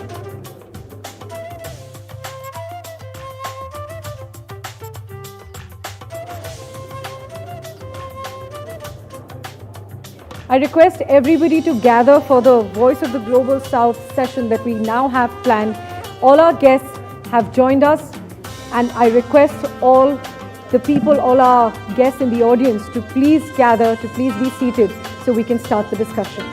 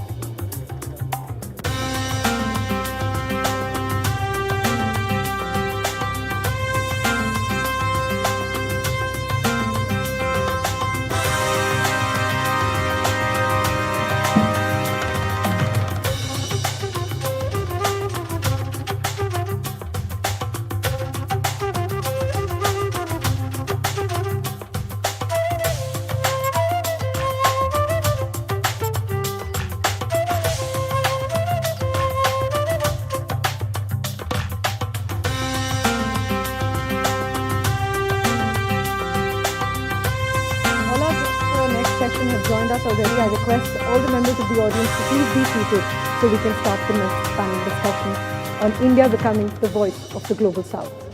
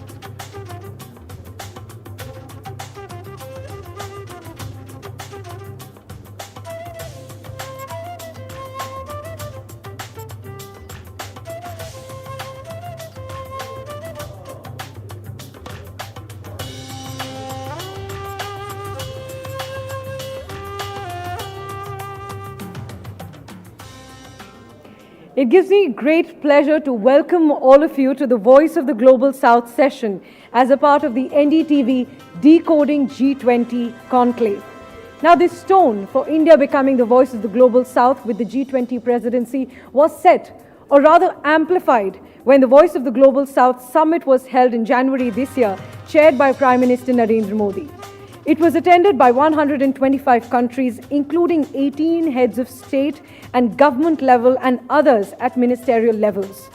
With the often skewed economics of development, the Global South is joining hands to get its voice heard and demand accountability from the North. How successful has it been, and what does the future hold? That's a pressing question. And to discuss that and more, please join me in welcoming our panelists, Mr. Borger Brender, the President of the World Economic Forum. We also have Mr. N.K. Singh, the co-convener of the G20 Independent Expert Group on Reforms in Multilateral Development Banks, and Vera Songwe, the Chair and Founder of Liquidity and Sustainability Facility at the Africa Growth Initiative of Brookings Institution. May I also invite NDTV's Executive Editor Vishnu Shom to kindly come on stage to have a conversation with our esteemed panelists.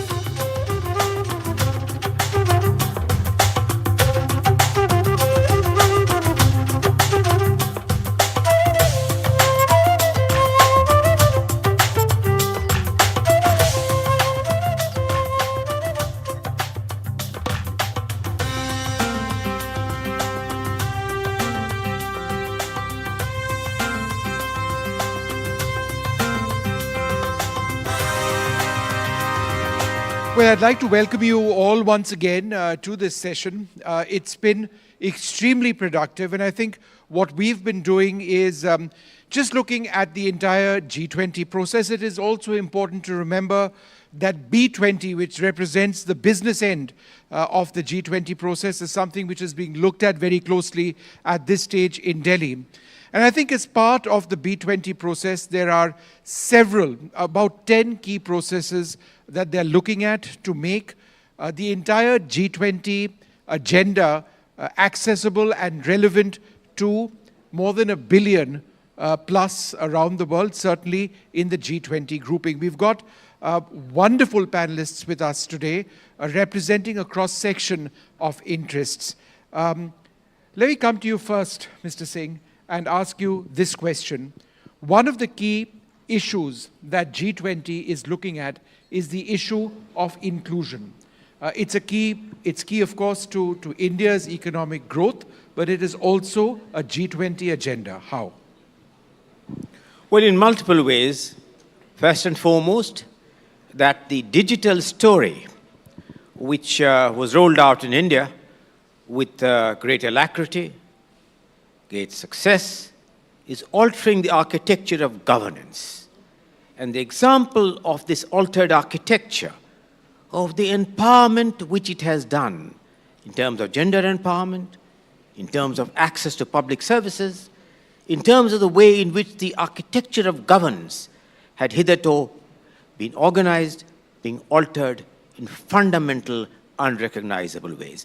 That's one important takeaway from this G20. And I was in a session just now on exactly this very issue, Vishnu, which you have asked, and I'm sure that my colleague here, Veera, would like to add her own voice along with Borger on this very important question which you have raised. In fact, let me go across to Mr. Brender first about digitalization. And you know, we've discussed this earlier, you and I, but I think it's worth repeating. India's digitalization model, can it be replicated elsewhere, and if so, how? First part of the question, yes, and second part of the question, hopefully. I think part of the reason why India now 3 years in a row has the fastest economic growth of any of the large economies is based on the digital ID where you started. 1.4 billion people have their digital ID. And if you look at India, the digitalization rate, people that have access to a cell digitally connected is just amazing. And if you look overall globally, it is close to 4 billion people that are not digitally connected with affordable prices. So this is a huge comparative advantage for India now moving forward. I just saw the other day on TV a grandmother, I think it was the state of Assam, sitting there with her cell and wiring money to the grandchildren on her own cell. Where else is that happening? And if India is 1.4 billion people digitally connected, and there are 4 billion people not digitally connected, you can just think of 7 billion people, you have a huge, huge advantage. That's why we urgently have to connect the 3.5 to 4 billion people that are not connected. That's a prerequisite for economic growth, it's a prerequisite for meeting the SDGs, and it's a prerequisite for poverty eradication. And ma'am, it's also about, ultimately it's all about inclusion. We're talking about digitalization without necessarily having referred to what the end game is, and that is inclusion. It's inclusion of women, of men, of children. It's about ensuring basic fundamental rights. Therefore, when we talk about digitalization, what is it about digitalization that appeals most to you in the context of development? No, thank you very much. I think 3 things. The first one is, as you said, inclusion. And Borge talked about the 3.5 billion people that are not included, most of them in the developing world. And so the question for me for financial inclusion is a macro and a micro issue. The first one is when you're not, if you're not financially inclusive, for those who are out of it, not having access to financial tools is a terrible thing. And poverty is a terrible thing. And we see that when we have crises like the COVID crisis. The first thing that happens is the developing world cannot buy and cannot access COVID and COVID vaccines, right? And so essentially what you need is at that macro level to get inclusion right. Because you must get inclusion right at the macro level, which means global cost and access to financing. We cannot have spreads, credit spreads of sovereign bonds that are 10% different from emerging market economies and developed economies. You cannot have negative transfers going from the developed to the developing countries on the capital markets. So first of all, we must have equal or close to equal access to capital markets, which means developing our capital markets institutions. Secondly, and something that we talk about a lot, is local currency investment and growth. If you don't have that, then we are not really talking about the right kind of financial inclusion at that global level for investment. Now you come to the micro level, and what does that mean? When we talk about, and we have another word for talking about non-inclusion, which is essentially the informal economy. The conversation around the informal economy is really about non-inclusion, and I think that what India is doing with the Aadhaar program is really about including people, first of all, in the financial sector, and the minute you have enough information about them, they become formal. We can actually bring the SMEs in, we can grow them faster, and they can actually become then job-creating entities. And that is why you are the fastest growing economy in the world, because your Aadhaar economy is now paying off. People are joining the formal economy, people are employing others, and they're creating value. And I think if we don't have that globally, we cannot get the kind of growth that we need to get out of this crisis. Yeah, and so just, and go ahead, but I wanted to ask you, just using 2 of the words that were referred to, inclusion and equal opportunity, 2 terms, one of the areas where India really prides itself and has a role is in medicine. We are called the pharmacy of the world. And the fact that during COVID, we worked towards the inclusion of people around the world with our vaccines, it's something which can be replicated in the future as well. Is that an area, pharma and medicine, where you see India potentially having a lasting imprint within the G20 and outside? Mr. Singh. Well, let me first add something to what Veera said, with which I fully agree, and thank you, Borge, for pointing out the huge implications this has for empowering a lot of people who are outside this digital framework. Let me say that from the macroeconomic perspective point of view, something, Veera, which you touched per se, digital access is also a growth disruptor. People are concerned with the enigma that given a lot of other disabilities, how is it that India is now the fastest growing economy of the world? This is because economic models do not work when you introduce a disrupting factor. That disrupting factor is technology with a medium of digital access. So I think as we go forward, the world will learn the power increasingly from experiments of the kind which we are having on what it can do to disrupt the typology of growth and growth projections, which is the basis on which all macroeconomic projections are made. So the power of the digital world and the conquest of the digital world is going to be growth supportive, a growth disruptor, as technology will break down earlier models and earlier calculus on which growth projections and linear programming was made. Yeah. Would you like to take that question on India being the farmer of the world, the pharmaceutical sort of headquarters in a sense of the world? And therefore, when we're talking about inclusion, when we're talking about equal opportunity, what role does India have towards meeting the medical requirements of countless people? So I think many are aware that India is the back office of the world. Is now increasingly also playing a role in manufacturing. But what many forget is on the pharmaceutical side, India is world leading. I think maybe 70 to 80% of all antibiotics that are produced globally come from this country.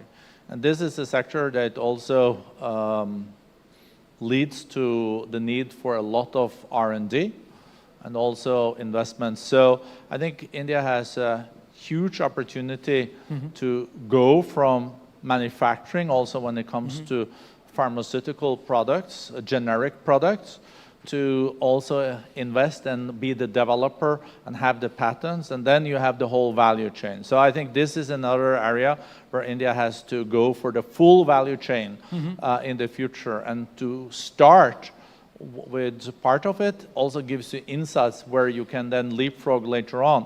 And this is a challenge for many emerging economies and developing economies, that what you export cheap and then you have to buy expensive. India is maybe breaking that impasse. Sure. Ma'am, let me ask you this. When we talk, if we look at the agenda of the G20 and B20 as well, there's a lot of focus on establishing resilient supply chains. Now, this is important because when you use the words resilient supply chains, it can refer to everything from food to superconductors. But let's focus on what affects countries in the G20 and beyond. We are facing a crisis with the Ukraine war, huge food inflation, oil inflation. So therefore, again, as part of the G20 concerns and agenda, how is ensuring resilient supply chains a key part of it? I think it's three things. There is, of course, the big new term that we have learned post-COVID, which is friendshoring, which means bringing supplies closer to home. What we have seen in economies like China, even like the United States, is there is so much of growth that you can generate with domestic consumption, but at some point you need to go out and trade matters. And I think, again, the two largest trading partners in the world, the United States and China, still traded $9 billion, even as we talked about friendshoring. And we know that trade is really the driver of growth and the thing that lifts most people out of poverty the fastest and delivers financial inclusion. Now, as we move towards this sort of discussion, I think friendshoring is another term, maybe for some people call it deglobalization. I don't believe that's going to happen because at the end of the day, since we're in the B20 summit, the business community is looking at delivering shareholder value, and they have to optimize shareholder value. And my sense is that as one does that, one is going to go back to centers of the world where you have the best comparative advantage and where you can do that trade. Having said that, I don't think that before we started talking about friendshoring, we had optimized those trade relations. And so we can do much, much better. And that's a little bit what Brenda was talking about in terms of, yes, India used to export pharmaceutical products, but had you done it the best? I look at Africa, for example. When you look at a country like Kenya, Kenya produces antibiotics. But we haven't worked together to optimize the chain. I think we import, and what we found out in COVID is we import about 60% of the inputs for the production of antibiotics from India. But that supply chain was not optimized. And we can do that better. We can do that better by defining your private sector and our private sector. Same thing with Egypt, right? In Egypt, when the COVID crisis hit, Egypt is one of the largest producers of pharmaceutical products on the continent. But they overproduce for the continent and under-export. And so we can, again, optimize those markets with yourselves and ourselves. And my sense is that once we sort of revisit our supply chain conversation, we hopefully will find better optimization of some of those processes and products to be able to make sure that, because every product that we produce, I think we learned that the COVID vaccine has 140 inputs produced globally.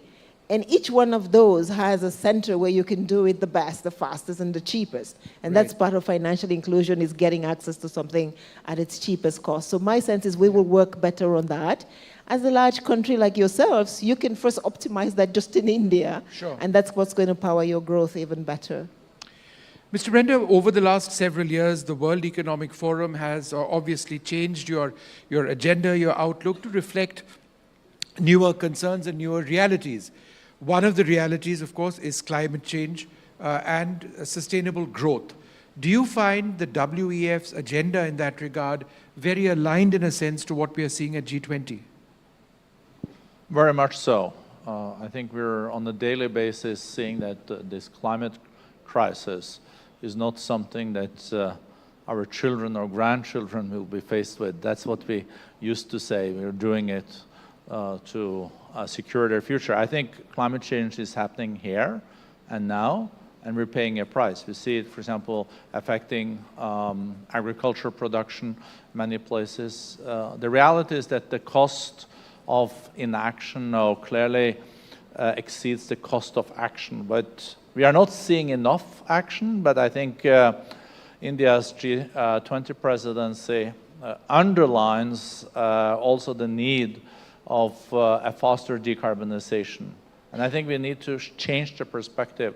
It is cheaper to deal with it than just to postpone this change that is necessary. And also comes a lot of business opportunities with the decarbonization. But we are also reminded that it is tough, because it's like squaring the circle, in the sense that there is a lot of people even lacking access to basic electricity. We've seen also energy security issue in Europe. So how to make sure that you go towards a decarbonization, but at the same time you're able to deal with the energy challenges and access challenges. Because without access to energy, there will be no real development. Yeah. And here, I think we need to be realistic with building bridges. There are, of course, better with natural gas than with coal. There's also better with fossil fuel if it's captured and stored. Of course, that is not the final solution, but until you get breakthroughs on technology and you get also cheaper energy like solar and wind as an alternative to the fossil fuel ones, you also have to think in a holistic way. And things do change very fast. If we had this conversation 3 years ago, I am not sure if AI was going to be mentioned at all. Of course, with my two very smart colleagues on the panel, they might have raised it. But you see how things change fast and new things come in. If we had this conversation 10 years ago and I said, oh, solar would go down to 1/10 of the price, or I would say wind would go down to 1/7 of the price in 10 years, people would say, oh, that guy is a little bit blue-eyed, you know, he's a bit naive. But no, many places in the world, solar is competitive. It's even cheaper than alternatives, and there's no subsidies needed. And there is like the new era, and I'm not going to be that long, but that also NK mentioned. The new technologies are also changing the way we have to think around economics. I was thinking when the Americans launched this new supply side economics with having a big stimulus in the middle of a situation where they tried to raise the interest rate, that this was going to be very, very challenging. And it seems like they're balancing it in quite a good way. So I think we have to look at austerity differently, but I also think we have to look at fiscal stimulus in a more positive way if it is targeted towards what we really want to achieve, digital inclusion, transformation of the way we produce energy, and etc. So let me ask you this, Mr. Singh. Are you satisfied at the pace at which the cost of green energy solutions is coming down? Some would suggest it's not coming down fast enough. Well, I think that whereas we can have 2 points of view on whether the speed of the decline in the cost, availability, and access of green energy is coming down or not, I think one of the very important enigmas is the financing of an orderly transition. And this is easier said than done, Vishnu. In the panel of which Veera is an important member, along with Larry Summers and myself, we are trying to estimate, and that's the heart of the reform of the multilateral development banking system, what is the financing requirement between now and 2030 to be able to have an orderly transition to a period in which dependence on renewable energy is high. That cost, in a brilliant report done by Veera, is estimated to be roughly $3 trillion a year.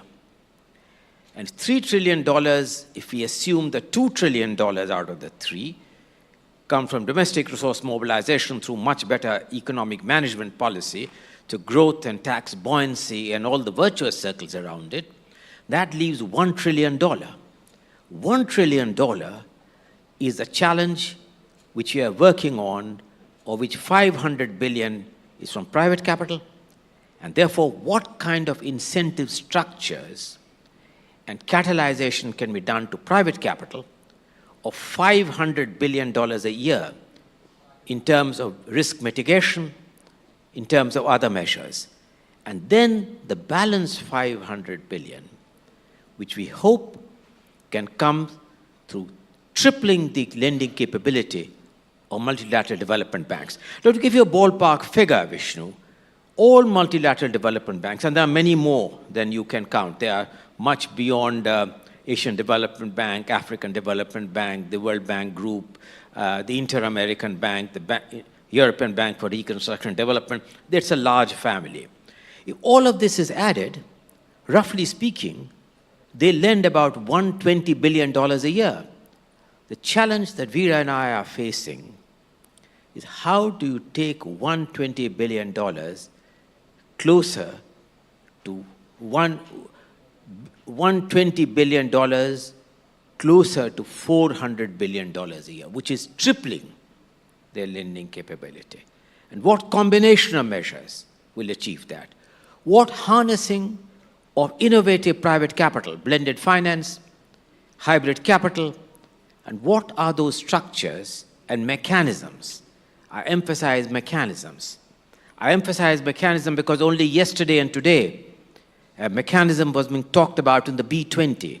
And this is the connection that I see, of whether a part of the realization from what we call corporate social responsibility, in which India again has taken a lead. We are in the first country to have corporate social responsibility. Whether a fraction of that could go towards the ability to leverage fresh capital for mitigating the problems of climate, pandemic, transboundary challenges, and global public goods. Ms. Songwe, the future of the B20, the G20 as a grouping, and indeed if you look at countries around the world, rests closely with skilling and mobility and reskilling. Could you tell us a little bit more about how this is essential, because ultimately employment will improve the status of lives, countless? No, thank you. And just to pick up on the points that were made, and the two meet, when you think about it, one of the reasons India is growing so fast is because the electric vehicle industry is booming, and we need to do that, and we need to do that more. 60 million more electric vehicles will be on our roads by 2050. For that, you need to be able to reskill. As I was listening to the CEO of Ford Motors the other day, and somebody asked him, so how do you think about Tesla coming into your market? And he goes, you know, Tesla is an IT company, we make cars, and Tesla has realized that designing cars is not that easy. And then the next day, they made a cooperative agreement. But beyond that, they also made a cooperative agreement with a mining company that does the chips. And my sense is we need to reskill as we talk about this transition, and this is the climate economy. And one of the things that we say in this report, and you should all look at it, which is the Trebling report, part of it is to build the capacity of the MDBs to do precisely that reskilling. We're going to need to take people from, you know, the financing, the banking sector to the digital banking sector. We're going to take people from just collecting data to data centers and AI. We're going to move people from fixing cars to being technologists that can actually make sure that you can drive a Tesla. And this is a whole reskilling process. And yesterday, we were in a restaurant in Washington, D.C. I was in Washington, D.C. And in the restaurant, they have a robot that shows you to your seat. Except that when you have tight restaurants, it shows you to your seat, but it blocks your seat.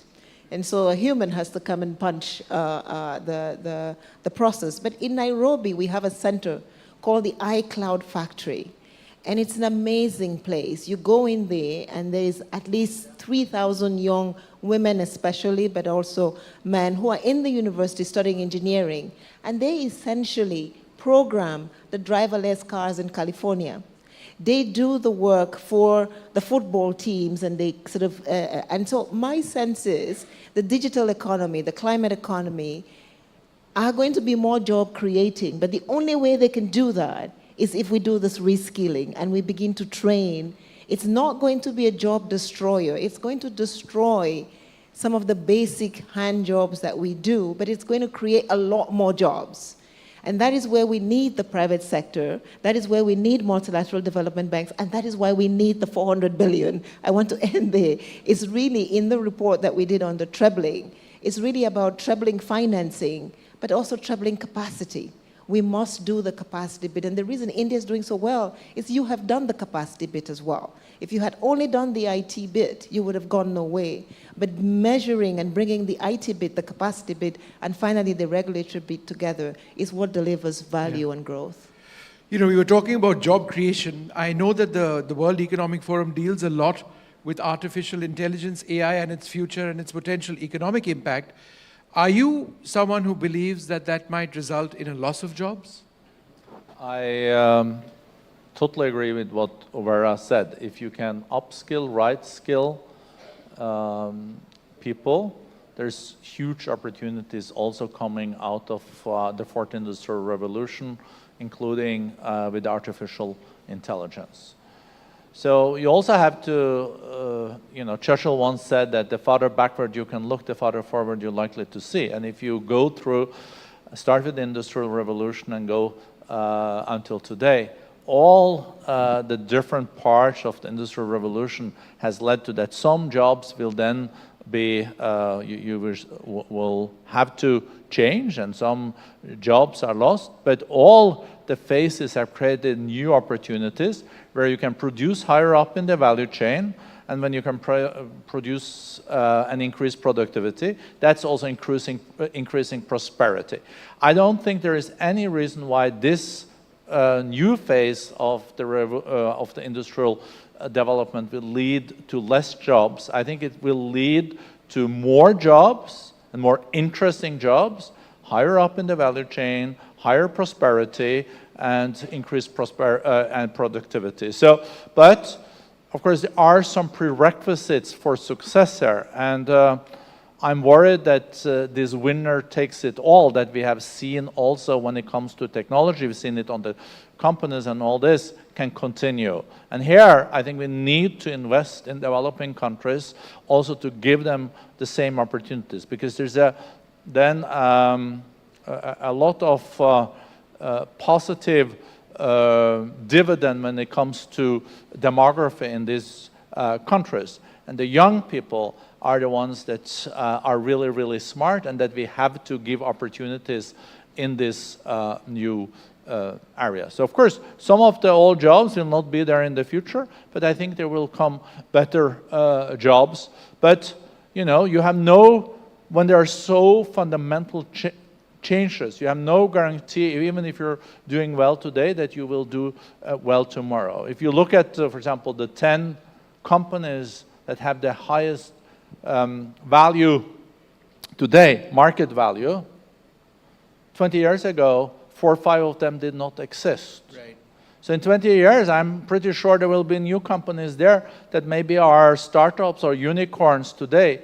And 1/3, and India is number 3 in the world when it comes to these startups, huge opportunities in these countries. And it's the same with countries. Like if you look at Argentina in 1945, it was maybe the 2nd richest country in the world. They took the Peronistas 10 years, and then it was a lower middle income country. So look at the new technologies, embrace them, educate your people. If you have a good governance, you can also thrive and prosper. Mr. Singh, one final question to you as we wrap this up. Mr. Boga referred to startups. Now, we've been the startup capital in a sense of the world, but we've seen a little bit of a change. We've seen some companies not do as well as they expected to, a shakeout in a certain sense. Are you still optimistic about India continuing to be a major startup hub in the world? Of course, I still continue to see India to be not only the prime mover, a catalytic, but an important destination for startups. I did say in the earlier part of this interview that technology is an enabler, but also a disruptor. I think that we are undergoing a period of that readjustment of startups with newer technologies in the horizon, with newer challenges in the horizon. I think as we readjust and recalibrate, I see that the vibrancy which we talked about in the startup will come back to this country with even greater force. Let me finally say, the first question which you had asked, Vishnu, was about the fact of the synergy between B20 and G20. India, in a couple of months from now, would hand over the presidency of the G20 to another developing country, which is Brazil. But as you know, Vishnu, the terminology of G20 is like a rolling stone. Every year, the presidency changes. What will be so vastly different about India handing over is that it has, in this period, managed to gather moss, indeed green grass, and that would be consistent with the Prime Minister's vision of handing over a green grass-grown presidency to its successors. I think that's a wonderful opportunity to end this conversation. I'd like to thank the three of you very much for being with us. Lots to think about, not just about G20 this time, about where we are headed. Thank you very much indeed.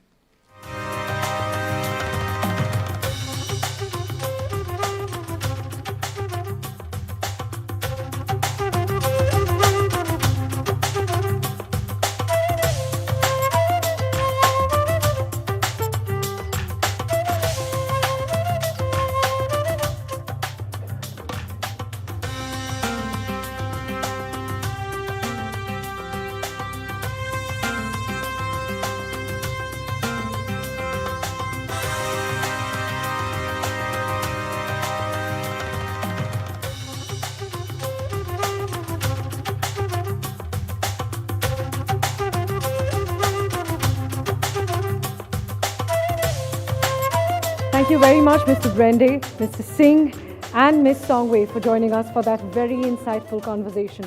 We'll begin our next session discussing how India has shaped the G20 and how the G20 is shaping India's global stature in just a short while from now.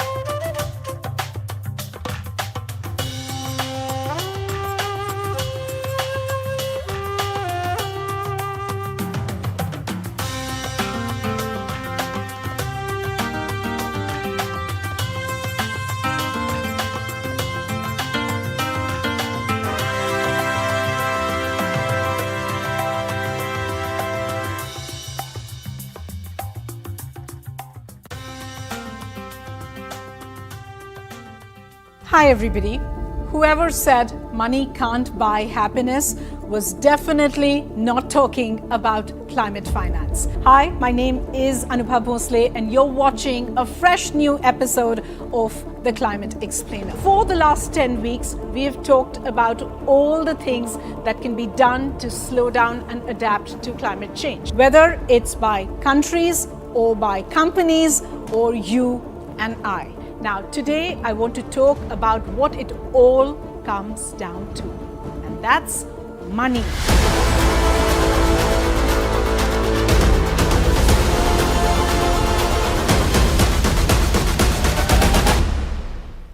Climate finance refers to the funding and support that developed countries provide or are called to provide to help developing nations, including India, address the challenge of climate change. It aims to help global South countries foot that hefty bill of transitioning to cleaner, sustainable, and climate-resilient development paths. So, for example, buying carbon capture technologies to absorb all that excess CO2 emissions and store them away from the atmosphere. That technology is super expensive. Now, from a global South perspective, climate finance is vital for achieving net zero goals. Countries like India argue that they have contributed relatively less to the historical greenhouse gas emissions, but they actually bear a disproportionate burden of its impacts. I'm going to urge you to watch our episode on climate equity, where we explain the politics of this in detail. But for today, let me just say this much. Climate finance acknowledges this historical injustice and aims to redress the balance. So, developed countries, historically the largest emitters of greenhouse gases, are expected to provide financial support to developing nations. Think of it like an ecological debt. That's easier said than done though. Disagreements often arise on the scale and delivery of climate finance. So developing countries are going to argue that the commitments that were made by developed countries actually fall short of what is needed to address the scale of climate challenges. For instance, in 2009, developed countries pledged to mobilize $100 billion per year to assist developing countries in their climate efforts. Everyone agreed that it was a fraction of what's needed. But mind you, that target has not even been met once, and it expires in 2025. Countries are working to negotiate a new target already, but the crux is simply this. Number one, the numbers are inadequate and everyone agrees. Number two, the progress is super slow. Number three, distributing and accessing climate finance is often cumbersome, it's buried in red tape, and it's often influenced by geopolitical interests and power dynamics between countries. Now, this can lead to delays in funds either reaching the intended recipients or being directed towards projects where they are going to have the most significant impact. Countries including India, are emphasizing for greater transparency, greater accountability in the disbursement of these funds. They also want a say really in how this money is going to be used. So Global South wants climate finance to support projects that promote sustainable development, for instance, that encourage low carbon technologies as the second. Now they want the money to deal with what are urgent climate impacts that they're already facing in their homes, but instead a significant chunk of climate finance is earmarked for cutting down fossil fuel emissions, which developing countries say is the responsibility of developed countries first. Another important aspect is simply capacity building in these recipient countries. What do I mean when I say that? Well, many developing nations actually lack the necessary expertise and institutional frameworks to effectively utilize the climate finance that they get. So remember, just getting money is not enough. Technical assistance and knowledge transfer becomes extremely crucial to ensuring efficient implementation. If climate-related loans are not carefully managed, they could add to the burden of existing national debts, potentially hindering the country's economic growth and its overall stability. A recurring demand of the Global South is that they are owed these as grants and not loans, which need to be repaid. So, net-net, climate finance is critical for climate action and justice, but it often becomes intertwined with a lot more. Broader climate negotiations, all that politics, conflicting interests of the various stakeholders. I'm going to stop here. Think of this as a primer on climate finance. It is a far more broad-based and intersectional conversation. We definitely think it's time to have it. The team here at NDTV is prepping for many more episodes of the Climate Explainers, and we want to know what actually matters to you. So if you're watching this on TV, recommend us to a friend. And if you're accessing this on the NDTV website or any of the social platforms, just drop a comment. We're reading them all.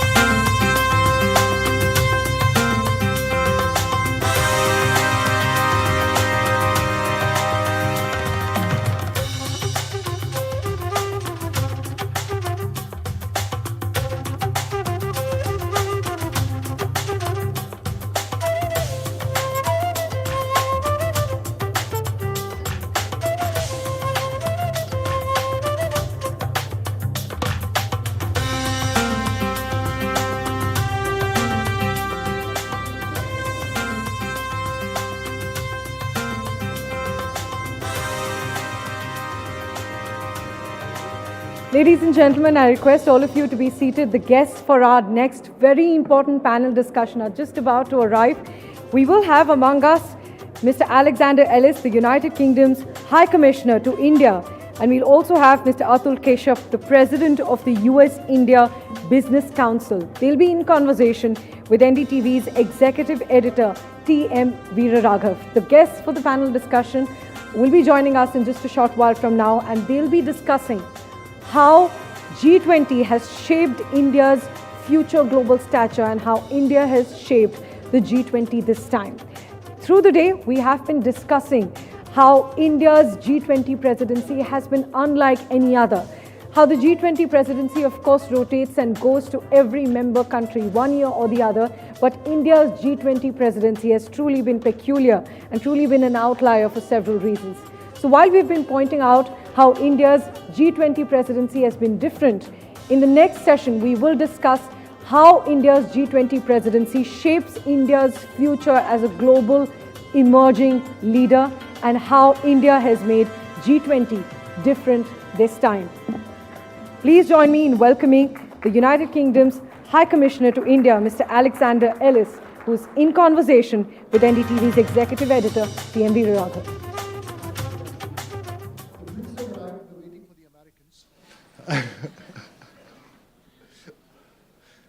Yeah.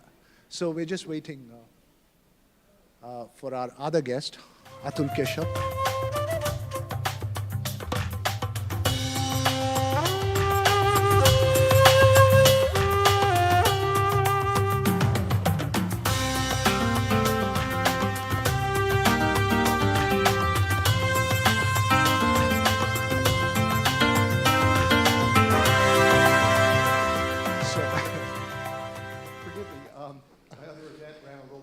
I do apologize to everyone. Nice to see everyone.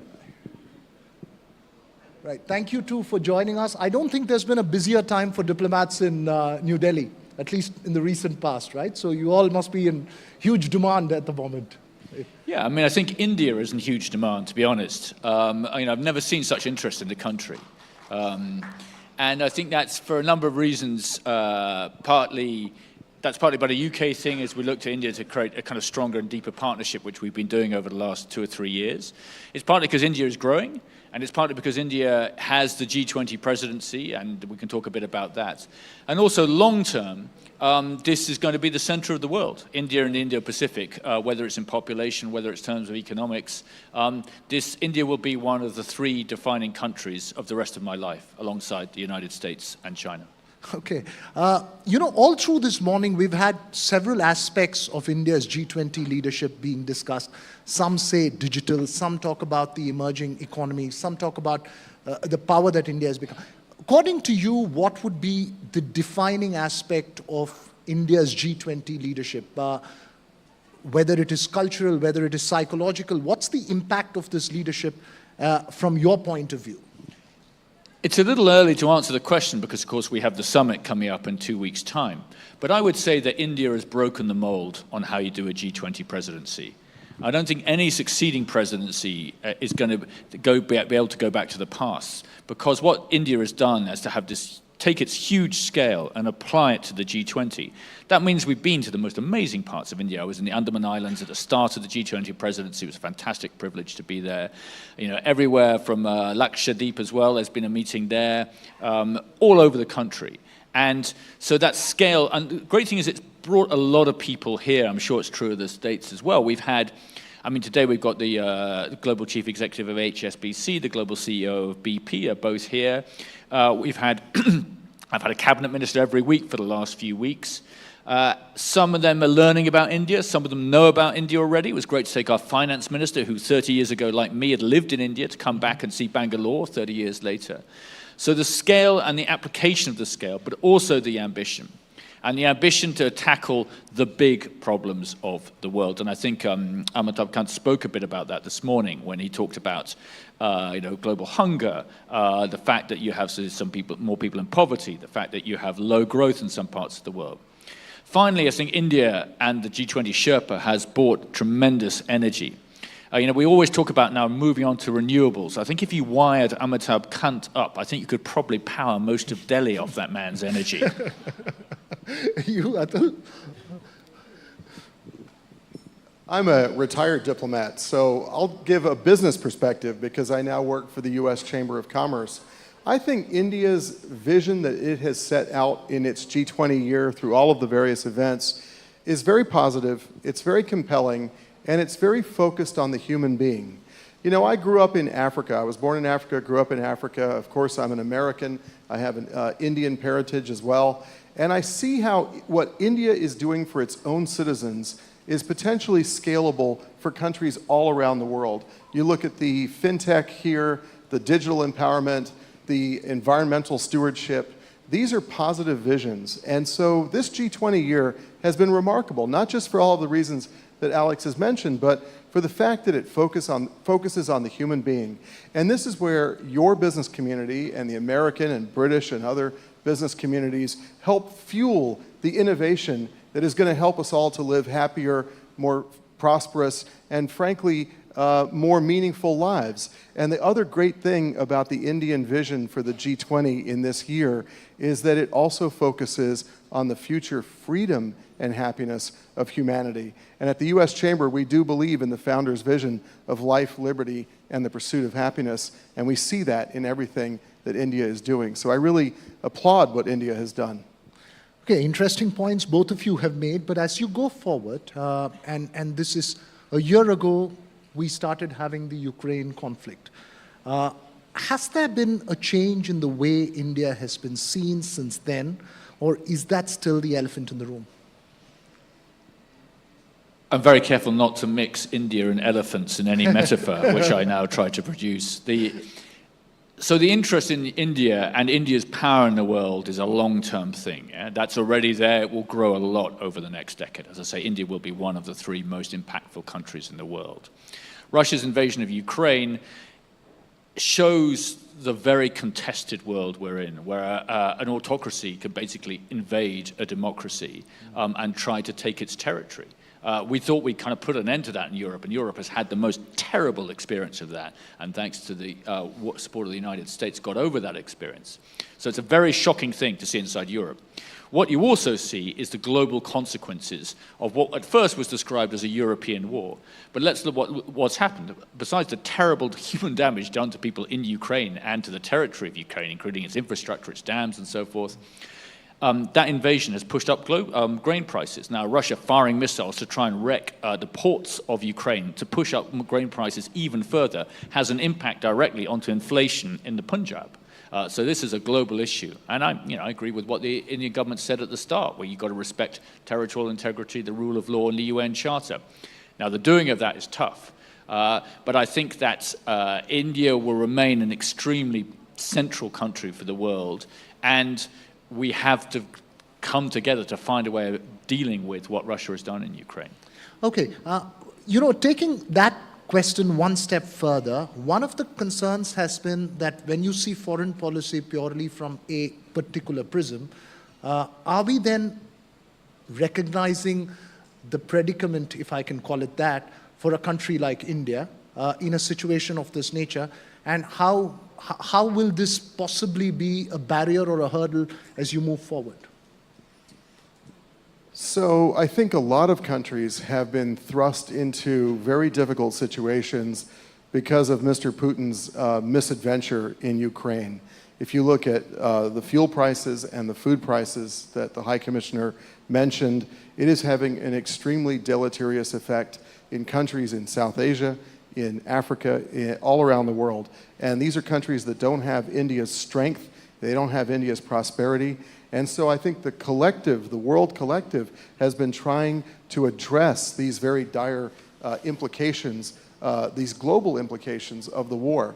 That said, we all, I think, agree that the war must end. It's unacceptable. There's a lot of human suffering.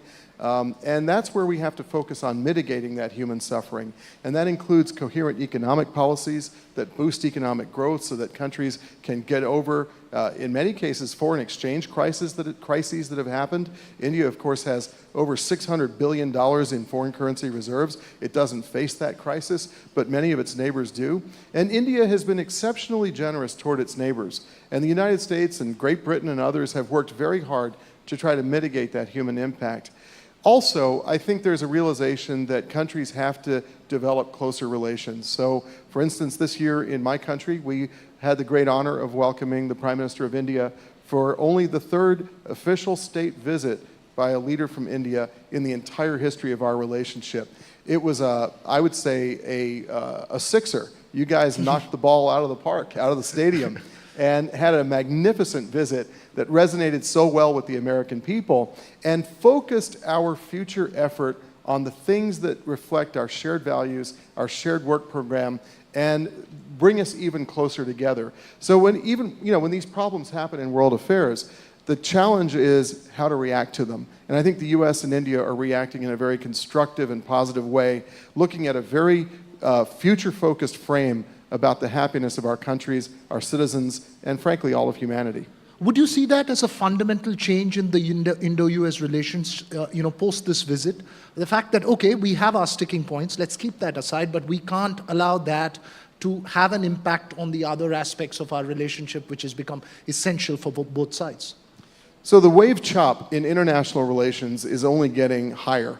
And there's a lot of uncertainty, geostrategic uncertainty. This is the worst war in Europe since World War II.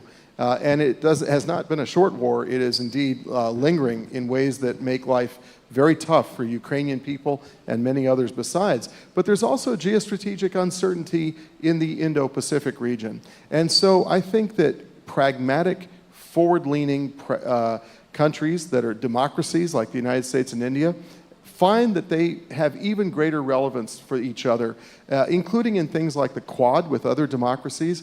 This is the sort of collaboration that I think is going to be the focus of the United States and other countries going forward is who are our friends, with whom do we have shared values, and what can we do together to ensure the future happiness of humanity and human freedom. Again, I'm a retired diplomat, but these are my observations based on what I see as a very collaborative framework between Delhi and Washington over the past year. Retired diplomats have the liberty of being a little more honest and open than a serving one. But, just putting this across, Amitabh Kant, and taking off from the point that you made, India Sherpa Amitabh Kant said the G20 under India's leadership is more powerful than the UN Security Council. How would you respond to that? I'd like to point out that serving diplomats can also be honest as well. It's not part of the job description. So they do different things. What the G20 brings is the kind of mass of roughly 80% of the world's GDP, I would think. And that includes, and it's a body which can actually reflect the shift in growth over the last 20 years.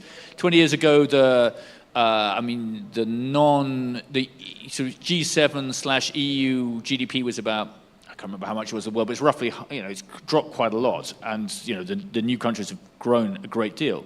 So it reflects that. It was actually revived by, dare I say, the United States and the United Kingdom in 2008 when we had the global financial crisis. If you remember then, there was a huge international effort led by the United States and the UK to try and address that problem. So it serves its purpose well. What I really like about the Indian presidency is kind of injected some new life into it and has that ambition about the big global problems we need to face. The UN Security Council and the UN system as a whole, well, it's the system we've got. It's the United Nations, and we've got to make it work. There is no choice in that from my point of view. It needs reform. The Security Council definitely needs reform, including India coming onto the Security Council.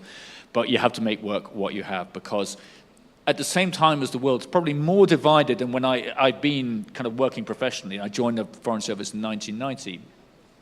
The big global problems have got bigger. And so you have that tension between both the dysfunctional parts of the international system, but the need for it to address the really big things, health security, climate security, a whole host of other stuff. So given that point that you make, saying that the world is more divided, would something like a G20, and I'm just trying to understand the import of that statement, would G20 become then a possible additional platform where you could have conversations even between these two sides, which are very difficult? Countries like India could potentially be the ones which can facilitate the conversations in a divided world. I mean, to be honest, there is Russia invading Ukraine, and then there's most of the rest of the world. So in that sense, most of the rest of the world would say we really want to get on, as India and does. China as well on another side. I mean, China has a particular position as well, and that's been tough work. I must say, can I just pay respect to the G20 presidency for trying to persevere with getting agreed texts and stuff like that. This is really important stuff. Digital public infrastructure, deforestation, we have been backing the Indian presidency all the way. So actually, I think the vast majority want to get on with dealing with those issues. The trouble is, one of the members of the G20 invading a democracy to kind of injects something very poisonous into that international system, and that's what we're trying to deal with. You would like to add on to that? I think the UN Security Council would greatly benefit from having India on board. That's an interesting one. In terms of your quintessential moment of India's G20 presidency, if you were to take one defining moment in this whole thing, what would that be? I mean, is there something, or would you like to wait for the leaders meet before you choose the moment that you want? So for me, whenever I come to India, I feel like my dreams as a little boy have come true. Because I've been coming to India since I was a baby. My parents came here every year for the first 15 years of my life. And we would go to Panipat and sit in my grandmother's house with no electricity. There was certainly no internet back then. There wasn't even TV. I remember when the flush toilets were put in. So I'm revealing my age a little bit. But when you look at the India of today, and I've been very privileged and fortunate to go all around this country in the recent past, it is amazing the pace of revolutionary change in the lives of Indian people. If you look at telephony, I remember when it took almost an act of Congress to make a telephone call between Panipat and Delhi. You had to book the call, then go home, then wait for the kid to come and say, no, now the call has come. Then you scream down the phone line. With a little bit of age, you gain perspective. And I feel like that India of my dreams has already been achieved. What is critical now is to see in this G20 year the realization of the dreams of the Indians of today. And I think India is going to achieve those dreams. It is truly going to shine on the global stage over the next 30, 40, 50 years. And it's frankly going to make the world better. So I'm very positive and optimistic. I've seen this country come so far. I see Indians living happier lives, and I pray that that continues for a very long time to come. Well, that's reflective of the people-to-people contact we've had over decades between both the countries. And when you speak about that, as far as the UK is concerned, one of the sticking points, one of the issues that's in conversation at the moment is the free trade agreement. Is there a deadline for it? Is there something you can, in your honest self as a diplomat, serving diplomat, give us a little bit of insight into what's happening?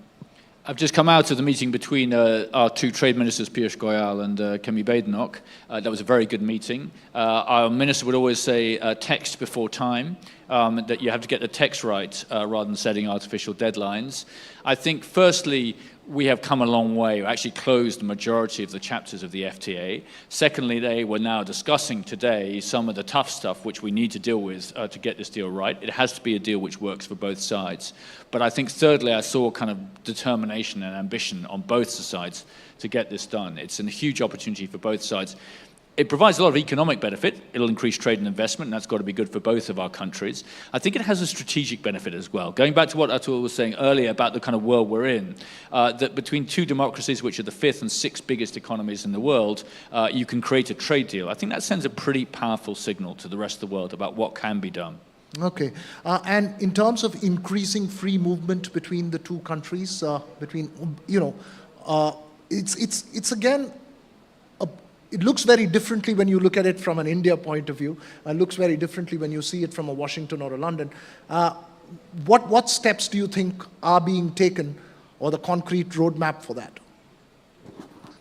So I think it's critical that we facilitate the free movement of free people in order to ensure the strongest possible growth of the US-India relationship. Wait times have to be addressed, and they are being urgently addressed by my former colleagues, and I applaud them, and I hope they succeed famously. One of the most important elements of this is the announcement in the joint statement of the President and the Prime Minister to announce 2 new consulates of the United States in India, in Bangalore and in Ahmedabad, and increasing Indian consulates in the United States. This is very, very important. However, we still have to speed it up so that people don't have to wait so long. This is, in a way, although it's no consolation, a very good problem to have, because what it reflects is the sheer demand for travel between the United States and India.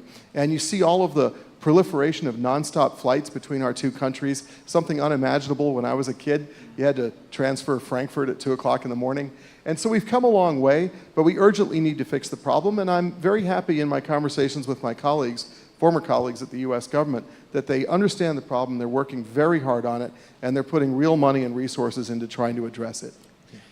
In the case of the UK, India tops all 3 of our main visa categories: students, visits, and skilled workers. A third of all visas in those 3 categories go to Indian nationals. India's overtaken China as the #1 supplier of international students to the UK. I'm delighted to say, sorry Atul, that our waiting times are excellent. Turning around our visit visas in 13 days within the 15-day working day standard. So there's a huge flow. Now that's an old flow as well, and you can see that by the inhabitants of number 10 Downing Street. I mean, did you ever imagine that you would see the person who lives in number 10 Downing Street on India's National Day, the 15th of August, in one of the greatest and oldest universities of the world, saying Jai Shri Ram?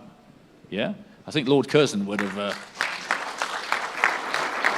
as I said, Lord Curzon would have choked on his kedgeree if he'd ever heard that. So it tells you something about the change in the UK and the benefit which having that flow of people between India and the UK brings.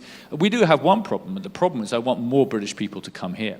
I think that not enough people in the UK know the reality of India today and India tomorrow. And to go back to the question you asked earlier, which I took a really good response to, if I have one thing which defines me that India's G20 presidency, is that when a British minister comes here, when a British official comes in, they come all over the country, what they see is tomorrow's world. Interesting. That's a real deep insight into what you see. As we build on this going forward, what do you think are the critical challenges ahead? Because much of this is still work in progress. And what do you think are 3 or 4 things that India as a country needs to be extremely cautious about? And also, from a global point of view, the people are looking very closely at as indicators for the road ahead. I'll talk about the UK and India together, but also the world more generally. The promotion of freedom and opportunity around the world is going to be one of the biggest challenges and the most important things, because you want to give the next generation those opportunities. So we have to do that together. One of the things you learn from Russia's invasion of Ukraine is that every country needs friends. Ukraine is much smaller than Russia, but it has friends, and it sees the opportunity. It's brought the country together, and I think we have to learn from that to develop that opportunity. Number one. Secondly, we have to do this sustainably. What India does internally in terms of the building of the cities of the future, the infrastructure of the future, is going to determine to extent what happens to our climate. Now, it's tough on India. India didn't produce these emissions historically. My country did, the United States did. But we have to work together to find the solutions of the future, and that is very much a joint effort. The third one I'd pick out is health and health security. The best thing the UK and India have done together in a very long time is the Covishield vaccine. Started in a great university in the UK, developed by a British firm, but then India's vast scale and capacity to produce a vaccine, which is a complex thing to produce, and put it into over 1 billion people, including in the neighbours. I completely agree about the generosity of that. That is something you do together. And those 3 things seem to be worthwhile tasks for the next 20 years. Hi, Commissioner. May I steal your phraseology from your previous question? It was so superb about how when you come to India, you get that sense in the G20 year of the vision of the future. I love it. So hopefully I'll avoid paying royalties on it, but I'm going to steal it and use it a lot. If I may, I'll confine my response to the business and economic environment. I think this is, in fact, emphatically India's golden moment. The whole world is realizing the stability and the opportunity and the reliability and the positivity of India. And so my respectful appeal would be, and I hear this from the members of my trade council, is that in this golden moment, India can do a lot to appeal to the psychology of capital. Investment in will create jobs, it'll create prosperity, it'll result in exports, it'll create a boost in GDP. Frankly, seeing India be a $5, $10, $20 trillion economy is good for the United States, it's good for the entire world, and we want to see it happen. So in this regard, my mantras, or shlokas as it will, are ease of doing business, level playing field, and regulatory and policy predictability. If these things happen, I think you will see the world of global business beat a path to your door and help accelerate the process of India's rise to becoming potentially the largest economy on earth. As you make that point, quick last few questions. Do you believe domestic political developments in the US perhaps would have an impact? Is there a growing, one gets all kinds of news from the US. So would you believe that those would have an impact in the long term? How is that being seen across the board? Well, you could have a closed system where you hide all of your flaws and problems, where you don't have a robust internal debate, your people can't speak freely, and someone tells them what to do. I personally don't think that's a good governance model for humanity. We are free, and we should remain free. So in the United States, and I speak as a private citizen, the disclaimer I'll keep issuing, we do our business in public, in the harsh light of the TV glare light, of the lights. And that's kind of healthy, right? Ours is a robust, messy democracy. Every one of our citizens proudly expresses their opinions, and it's cathartic. I would argue that coming out of the pandemic, free societies like India, the United States, the United Kingdom have powered through the pandemic and have come out of it much better off. We've had a brutal time, we've lost millions of citizens, and yet our democracies essentially reinforce the robust nature of our societies. There are many other models that are far more brittle, that have a lot more risk. And so our democracy is 240 years old, it is robust, it has been through some really tough times, and I think it will continue to power through because we do it in a very cathartic kind of manner as free people do. We're not yet trumped as yet. So, you've had a great time in India. You've enjoyed the food, you've had the music. Is there one above all that you find the most attractive aspect, the aspect that you enjoyed the most? I love the food. I was having a dal bati last week in Jaipur with some churma afterwards, absolutely fantastic. Rasgulla in Casey Das in Kolkata, I remember that, it's fantastic. And you're Don't still all here the to have this Bengalis out there. conversation, Just thought I'd better get that in there. I had my head taken off by a lal mas in Jaisalmer, which took me to the extremes of everything. It was an amazing dish. Great fish curry in Goa as well. Actually, I love the food. I'm a cricket nut, so I love all that. And as you know, I love the music too. And Is there a song that you'd like to sing for us? well, you have a wonderful national anthem. I'm from South India. We have a great national anthem as well. But I was thinking, what is the song? What is the song which we should be singing together in the future? Which and I thought, Ye dosti hum nahi chhodenge, todenge dam agar मैं तेरे बारात के साथ ना छोड़ेंगे. Wow. That's fascinating. Do you want to have a go? I am going to defer and submit and bow down to the High Commissioner of the United Kingdom. He did a great job. But what I will say is that India delights me every day in so many different ways. The food, obviously, the fact that there's been so much development in the course of my lifetime. And India touches the heart in unexpected ways all the time. I have a daughter who was born here in India, and so India remains immensely precious to me. My wife and I spent some of our most wonderful years in the Foreign Service here in India, and so that feeling of the heart always abides. And I wish India the greatest of success and happiness. Well, I think the most beautiful aspect of the song that you sang is that I'm from South India and it's still iconic for me, Amitabh Bachchan and Dharmendra on a bullet singing this song. So that's possibly the story of India. Ye dosti hum nahi chodenge. So that's fascinating for the two of you to have shared your thoughts. If there is any question from the audience, don't ask them to sing another song. Anything else is okay. Please, sir.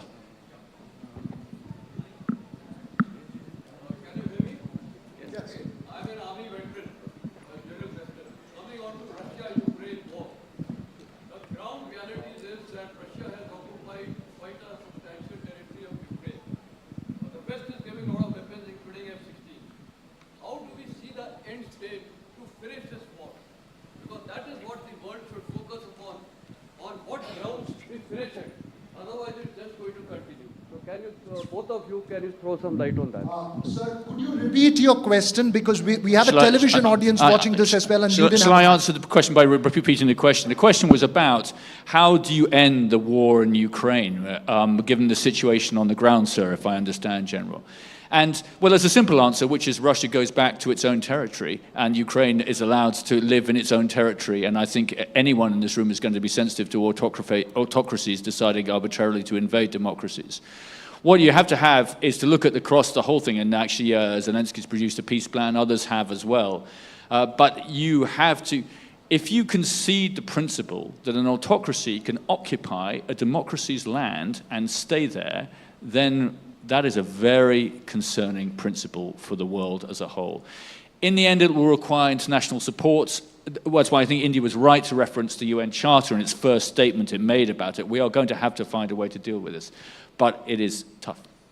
On that note, I think we'll have to end this conversation for the next session. I'm sorry, we don't have time for any further questions. Thank you too for that fascinating conversation, and thank you, High Commissioner, for that. What's the word? for the song. Fascinating. Thanks. Lovely. Show stealer, yes. Thank you too for joining us.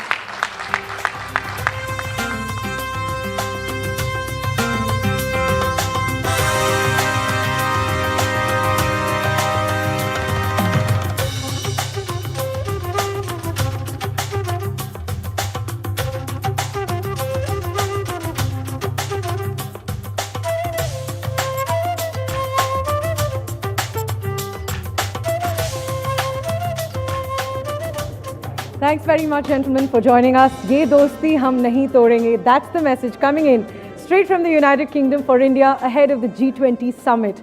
Now, as we move on towards the conclusion of our session, our last panel for the day is extremely special, our last interview for the evening. An important focus for the G20 has been rethinking fuel and moving towards cleaner sources of energy. Now, India has taken major steps in adopting new and future sources of energy. Solar energy accounts for a significant share of India's renewable energy portfolio, and several innovations in renewable energy have come from India. You heard the Union Minister, Mr. Hardeep Puri, earlier in the day saying that green hydrogen is the future green fuel. But India has also raised its voice for just energy transition, saying that the global north needs to take responsibility for its actions and for climate finance as well. For our closing panel, it gives me great pleasure to invite the Union Minister for Power, Mr. R.K. Singh. Joining him on stage will be NDTV's senior anchor and consulting editor, Mr. Sanket Upadhyay. I welcome Mr. R.K. Singh and Sanket Upadhyay on stage for an interview.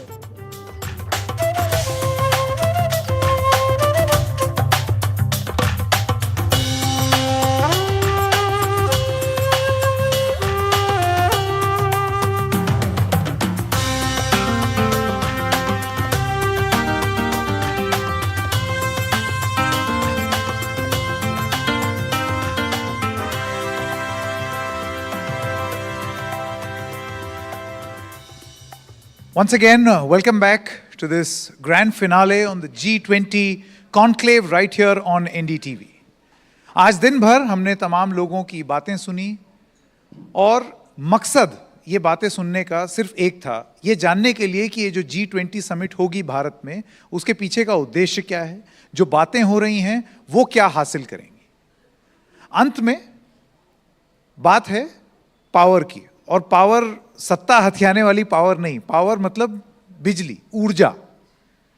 So we are happy to have with us on stage Minister of Power and Minister of New and Renewable Energy, Mr. R.K. Singh. Thank you very much for joining us, sir. It's a real pleasure. मेरा सबसे पहला सवाल ये है, और मैं शुरू ही इससे करना चाहता हूँ. G20 को लेकर के हमने देखा है कि it is a matter of great pride for India to host the G20. तमाम जगह इसके हमने पोस्टर देखे हैं, घर घर तक ये बात चली गई है कि G20 की समिट भारत में हो रही है. It's a matter of great pride for everyone, for the fact that we are playing host to so many countries. But sir, एक आम आदमी के लिए जो ये पोस्टर देख रहा है, जो ये सारी चीजें देख रहा है, इतना बड़ा समिट हो रही है, इस समिट के अंत में जब बड़े बड़े लोग चले जाएंगे, इस समिट से उसके लिए संदेश क्या होगा? G20 समिट में जैसे कि अन्य मल्टीलैटरल फोरम में होता है, कॉन्फ्रेंस ऑफ पार्टीज इत्यादि में होता है, या G7 में होता है, वो देश और दुनिया के भविष्य की एक ट्रेजेक्ट्री क्या हो, भविष्य के लिए रास्ता क्या हो, इस पर बातचीत होती है कि what should be the path which the different countries, the world should take, looking at the challenges before it. And that determines, actually, that impacts everyday lives.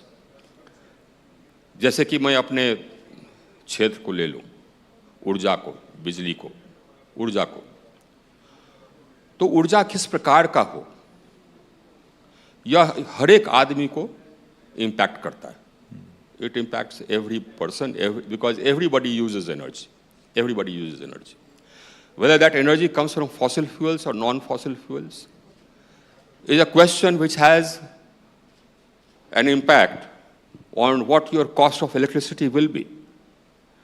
That is a question on what it is going to have an impact on the availability of energy. So that is how vital these discussions are, either here or in the Conference of Parties under the United Nations Framework Convention on Climate Change. So we discuss and debate the future of the world, what the world needs to do in the circumstances which are prevailing. Now, the circumstances which are prevailing are, number one, that climate is under, you have climate change. The environment is in peril. This is something which is accepted all over the world. Now, there are very few naysayers who say that global warming is a myth. There used to be a time when you had people saying that, people in high positions saying that global warming is a myth. No more. And the world feels that, you have to have an energy transition in order to meet that, in order to stop or delay global warming, or stop it.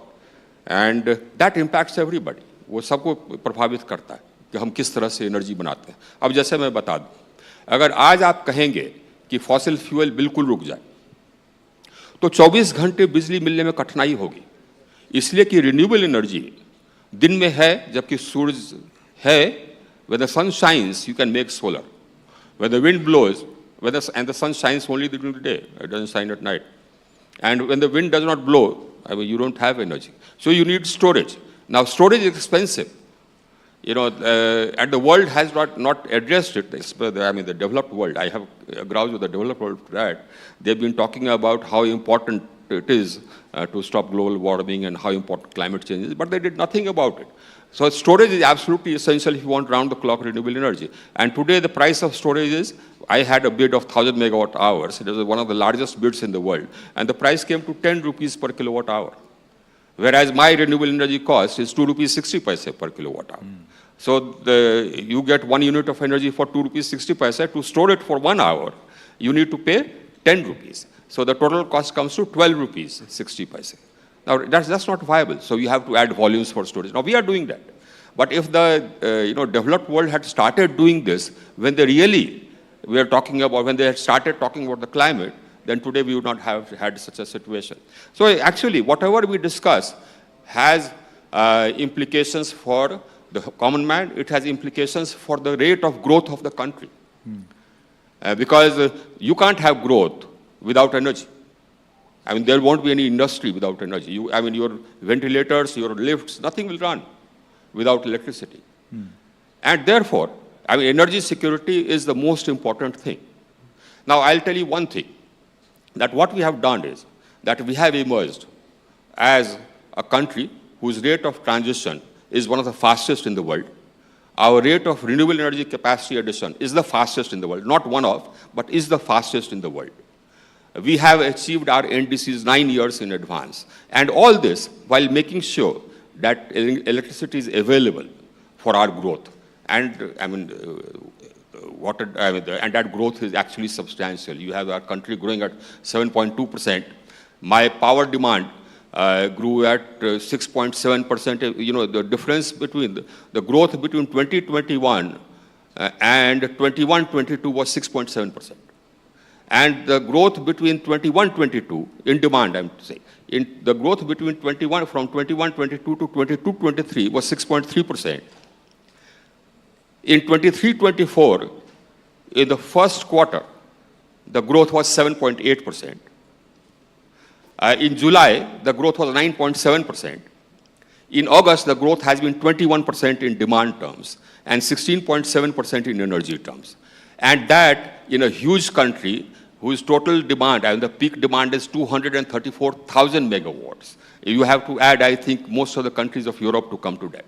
So but we are meeting it. You know, that peak demand of 234,000 megawatts, the shortage was only 236 megawatts out of 234,000 megawatts. So that's what we've done. We've grown, we made sure that our electricity supply is as required for our growth, and it will continue to be so because we are adding capacity, huge capacities. And we have at the same time emerged as the only country whose energy transition actions are commensurate with a sub-2-degree rise in global temperature. So as I was telling my friend here, I told my friend two things when I landed. So I am wearing a dress which I should have been wearing. So, but that was, that apart. So I told him this, that when I first joined in 2017, it's almost 6 years now, then, you know, my interlocutors from the Western countries used to come and talk to me about how necessary it is to transition, things like that, and how India should be doing more. Now, no more. It just took me 2 years. And after that, now nobody sort of talks to me about that. They are mostly on the defensive because I tell them that, look, I've done this. What have you done? So we are in a different place. I think that's, let's pick up from the point where you have left. Do you feel that it is slightly rich on the part of the developed world to expect a lot from leaders and countries in the global south to do more to address the issue of climate change, whereas even now as we speak, they are polluting more? Absolutely. I'll tell you what. You see, just look at the figures. And that's why, you know, now people from the developed world become defensive when when they come and meet me. Our per capita emissions are 2.19 tons per year. The world per capita emissions are 6.4 tons per year. That's per capita. So our per capita emissions are 1/3 of the global average. The per capita emissions of the developed world are 3 times to 4 times the global average. Now what needs to be done?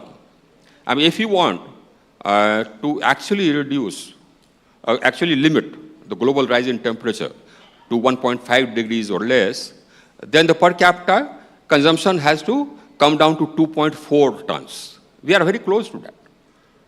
And the developed world has to reduce its per capita consumptions from, let's say, 18 tons or 20 tons down to 2.4. Now, that's what they have to do.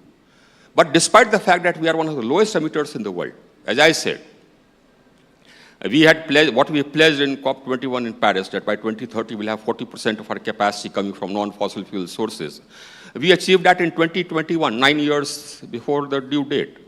Today, my capacity, non-fossil fuel capacity is 43% in capacity terms, 43%.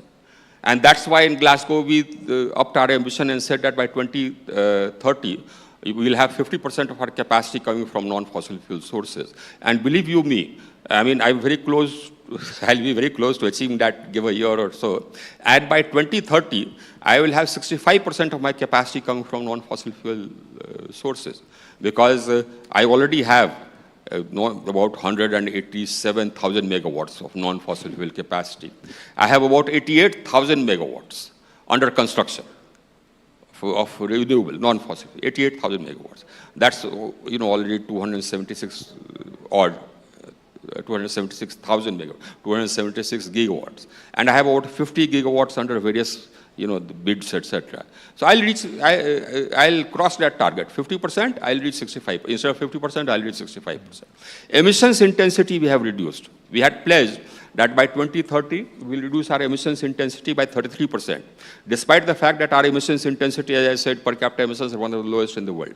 And we achieved that in 2022, because we have some programs which the industry will tell you are the best in the world. Many countries came and copied our program, the program for industry, perform, achieve, trade, where we, lay down specific energy consumption reduction targets. And if you meet that, fine. If you don't meet that, you pay a penalty, or you buy energy saving certificates. If you, overachieve, you get energy saving certificates. So that has resulted in a reduction of CO2 emissions by 105 million tons per annum.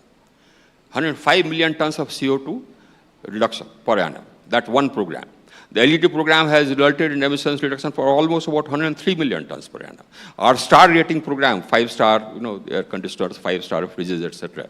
Now that has resulted in emission reductions of almost 53 million tons per annum. So we have a program for construction, the commercial buildings, the Energy Conservation Building Code, which sets energy consumption standards for commercial buildings, large commercial buildings. And that is mandatory. We have a non-obligatory Eco-Nivas Samhita for residential buildings. We are going to make it mandatory. We are a world leader in energy transition, in climate action. We are a world leader. And at the same time, we are growing.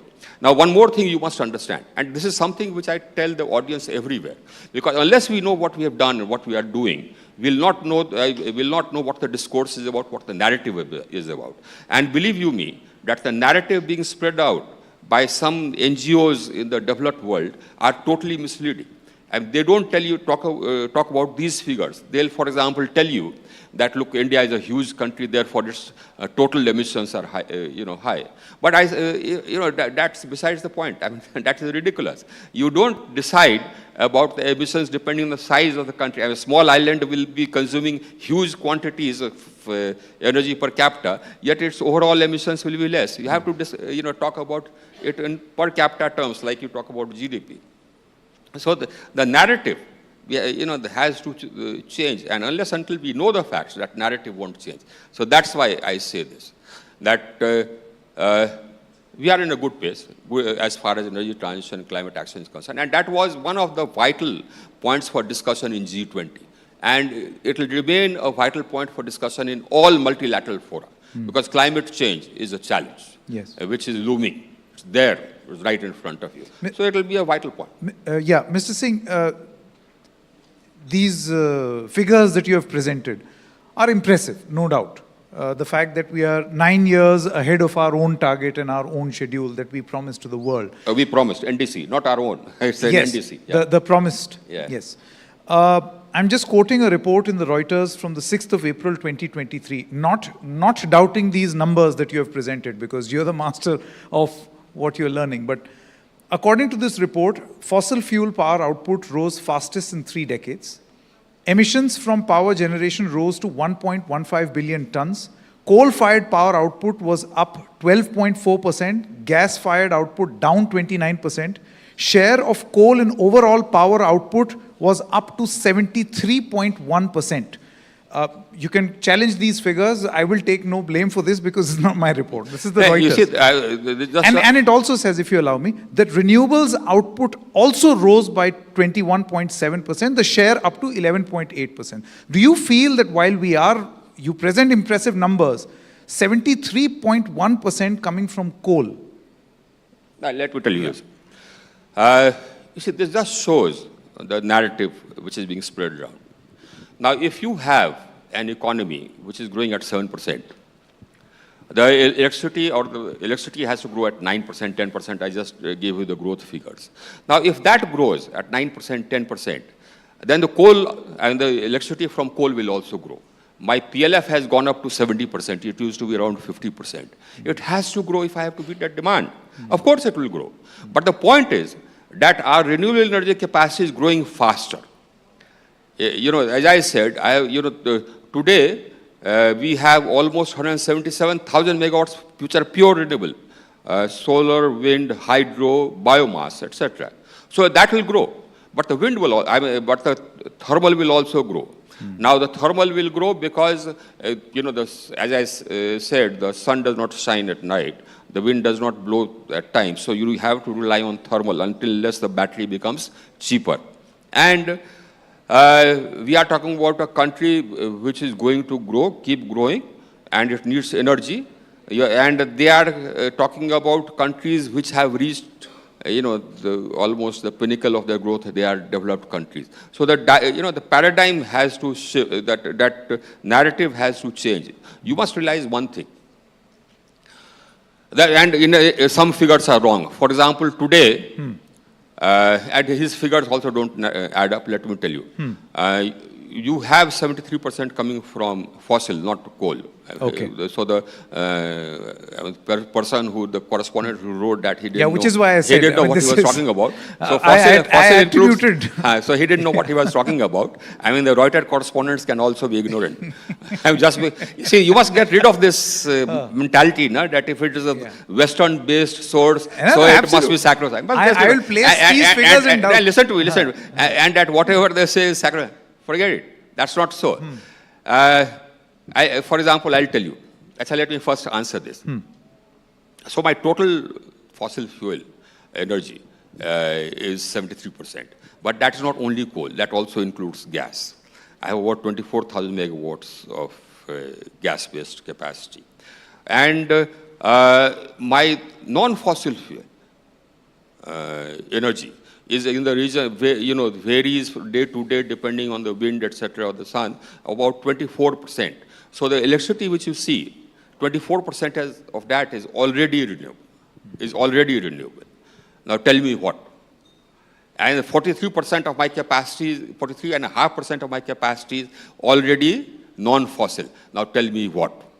I have increased my renewable energy capacity by 2.5 times in 9 years. Now tell me any country which has done that. And all these figures are there.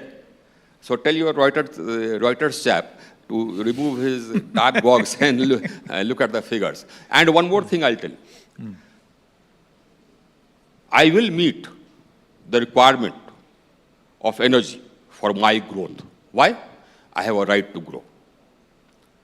And till so long as battery storage is not viable, and it is not, as I said, I had one of the largest bids in the world, and tell me which other country has that, 1,000 megawatt hours, and another bid of 3,000 megawatt hours of pumped storage, which came to, and the lithium ion bid came to 10 rupees per kilowatt hour, the pumped storage came to about 5 rupees per kilowatt hour. Unless and until that goes down, I will have to rely on fossil fuels. And I'm talking about, and stop talking about coal, talk about fossil fuels. You see, that is the grouse I have with these developed countries. I mean, the hypocrisy is amazing. You see, they talk about coal, they don't talk about the fact that, you have gas, which is also fossil, that also gives out carbon dioxide in huge and copious quantities when you burn it. Right. They don't talk about shale, which gives out, the carbon dioxide in copious quantities when you burn it. And the shale gives out carbon dioxide, which is equivalent to to coal. But they don't talk about that. So somehow or the other, they smuggled in a line in COP26 in Glasgow about, the phasing down coal. Thereafter, I was not there, whichever meeting I attended, I said, don't talk about coal, talk about all fossil fuels. You phase down, I have coal, I burn coal. You have gas, you burn gas. You phase down fossil fuels, I agree to phase down fossil fuels. And right now, as I said, I have about 73%, 43% is from non-fossil, so I have about 57% capacity-wise coming from coal and gas. That will come down to 33% by 35% by 2030. So that's fast enough. Let me ask you this question, Mr. Singh. You see, according to this PIB article on the 3rd of August 2022, it talks about the Panchamrit of India's climate action, right? This includes net zero by 2070, cumulative electric power capacity from non-fossil fuel sources, 40%. You have addressed some of these things. 50%, yes. Reduce emissions intensity of GDP by 33 to 35%. This was updated later. I'm just talking about that Panchamrit, the commitment, and then how we renewed it, which is also, I would say, a great example to set that you are not only meeting your targets, but setting yourself revised targets. Where do you find India on this Panchamrit that we had promised? I told you. Number one, we are the only country which has met our NDCs way in advance. The NDCs you read out were actually what we pledged in COP21 in Paris. Now that we have already achieved. We had pledged that by 40%, we'll have 40% of our capacity coming from non-fossils by 2030. We achieved that in 2021. Today I have 43.5% coming from non-fossils. Tell me any other country which has achieved its NDC so far in advance. Tell me any other country which has achieved all its NDCs. We had pledged that by 2030 we'll reduce our emissions intensity by 33%, despite having the lowest per capita emissions. Now Reuters doesn't talk about the per capita emissions, does it? It doesn't talk about the 5 SUVs in every home. It doesn't talk about it. So that's the hypocrisy. So this is the NDC which we already achieved well in advance. That's why we increased our ambition. We increased our targets by ourselves in Glasgow in COP26. And so now 40% becomes 50% by 2030. And in fact, I'll get it well before that. Because as I said, I have 188 gigawatts installed, 88 gigawatts under installation, 276 gigawatts, 50 odd gigawatts under bid, etc., in different phases. That's the 320 odd already. My total capacity in 2030 will be about 770 gigawatts. 50% of that is 350 gigawatts. Mr. Singh, So as I said, I will not only achieve that before time, I'll go beyond it. Which is why I'm very curious to ask you this question. The nationally determined contribution. And tell me which developed country has done this. Name one. And name one developed country which has reduced its per capita emissions. Name one. There you are. Which is why I want to ask you this question. The nationally determined contribution which we have revised ourselves, setting ourselves extremely ambitious targets and achieving them and revising them also, do you feel that there is a very strong chance that we will achieve our net zero emission ahead of 2070? Absolutely. I have no doubt about that. But there are two things which you must know and understand. You see, as I said in the beginning, every developing country, and I'm talking about the global south, has a right to grow, right? The developed countries have reached a certain level of per capita incomes. We have a right to grow to that.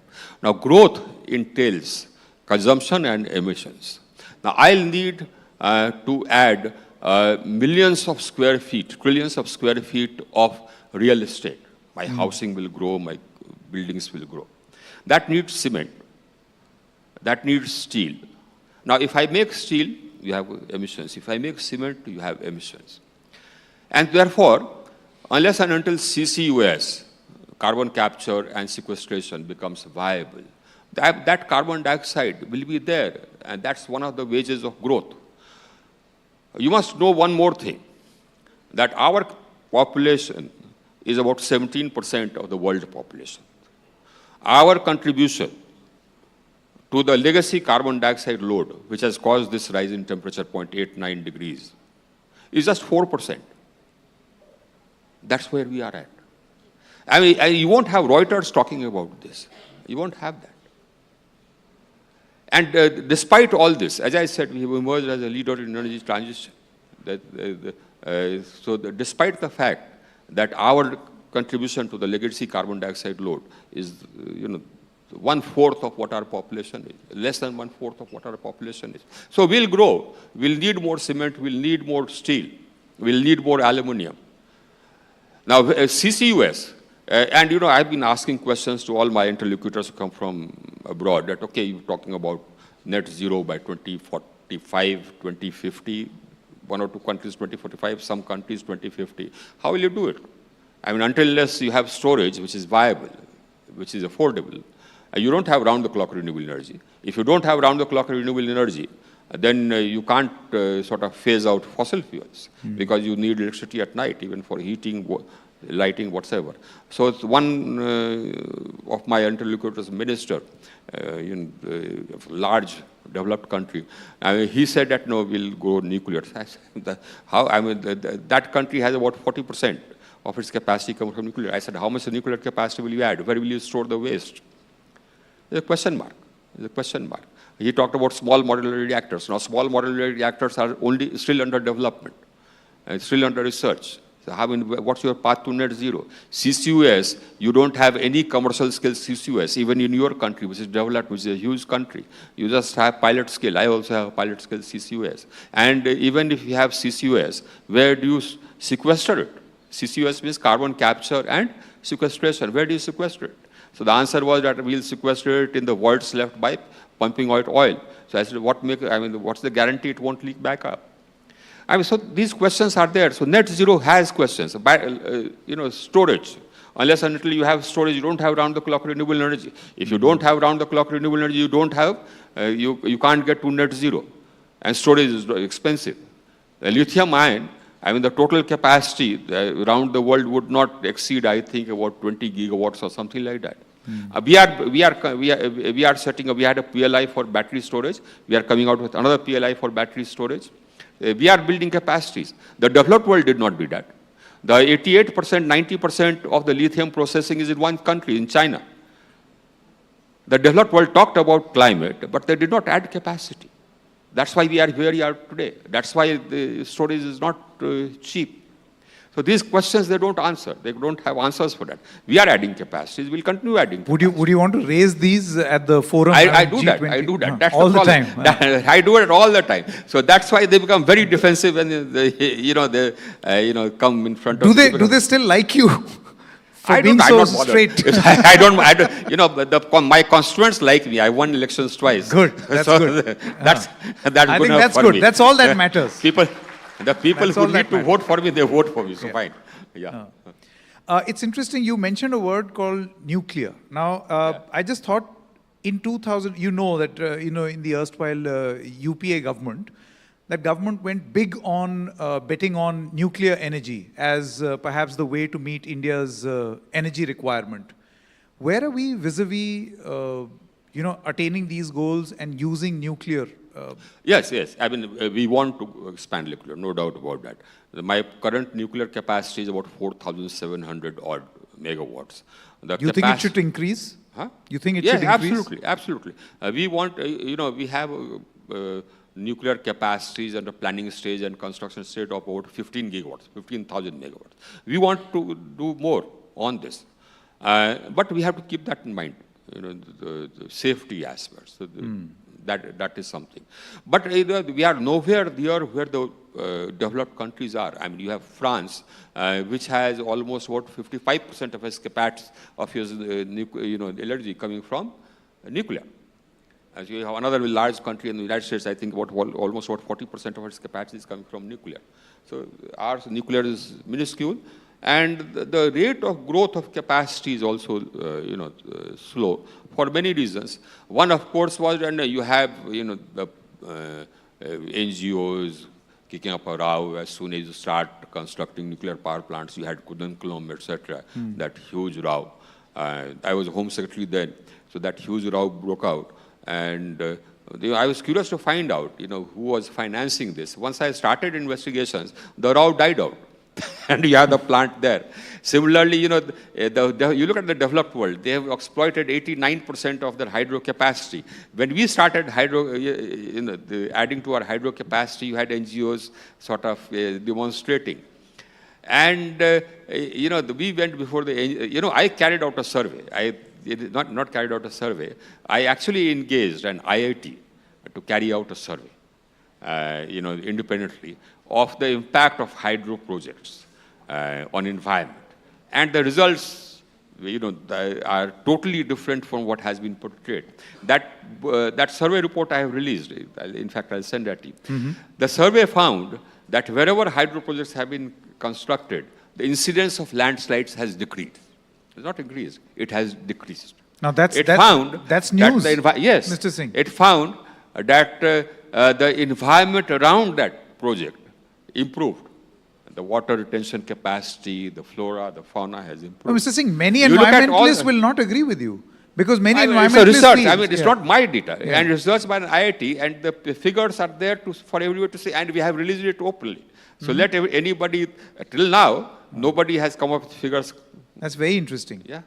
I think this report should be seen, reported on, and perhaps, Please. That'll be great. Yeah. Now, I'll send a copy if you want. Sure. I mean, my Pawan is here somewhere. Sure. So send a copy. Yes. Yeah. We'll wait for Pawan ji to send it. In the meanwhile, एक सवाल मैं हिंदी में आपसे इसलिए पूछना चाहता हूँ क्योंकि गुजरात चुनाव के दौरान जब हम वहाँ गए तो वहाँ लोगों के घर में जो हो रहा था वो देख करके बहुत इंटरेस्ट आया और वो इसलिए आया क्योंकि वहाँ पर लोग ये कह रहे थे कि हम बिजली सिर्फ ग्रिड से ले ही नहीं रहे हैं, एक ऐसा सिस्टम है यहाँ पर क्योंकि हमने अपनी एक सोलर पैनल लगाया हुआ है तो हम ग्रिड को कंट्रीब्यूट भी कर रहे हैं और वो प्लस और माइनस हो करके कभी कभार वो कहते हैं हमको पैसा आता है, एकदम आता है, पैसा देने बिजली का बिल देने के बजाय हमको बिजली की कंपनी पैसा देती है, एकदम so we are contributing to the grid. एकदम आता. हाउ होपफुल आर यू कि ये मॉडल पूरे देश में लागू हो जाए क्योंकि हम दिन में तो कम से कम बहुत ही धूप रहती है, रोशनी रहती है. नहीं, देखिए, हम आशाओं में विश्वास नहीं करते, हम तो विश्वास करते हैं करने में. हमने एक नियम बना दिया, नियम है, नियम यह है कि हमने उस नियम का नाम हमने रखा है राइट्स ऑफ प्रोस्यूमर्स, यानी कि कंज्यूमर होता है उपभोक्ता, प्रोस्यूमर होता है जो कि प्रोड्यूस भी करता है, बिजली पैदा भी करता है और कंज्यूम भी करता है, यानी कि अपने रूफ पर सोलर रूफटॉप लगाता है. उसका हमने एक नियम बना दिया है कि कोई भी व्यक्ति कह सकता है कि हमको अपने छत पर सोलर चाहिए और सोलर लगाने का उसको अधिकार है. डिस्ट्रीब्यूशन कंपनी, जो वितरण कंपनी है, उसमें आपत्ति नहीं कर सकती है और आप लगाएं 3 किलोवाट तक जो भी उसका खर्च आएगा उसका 40% मैं दूंगा, भारत सरकार देगी.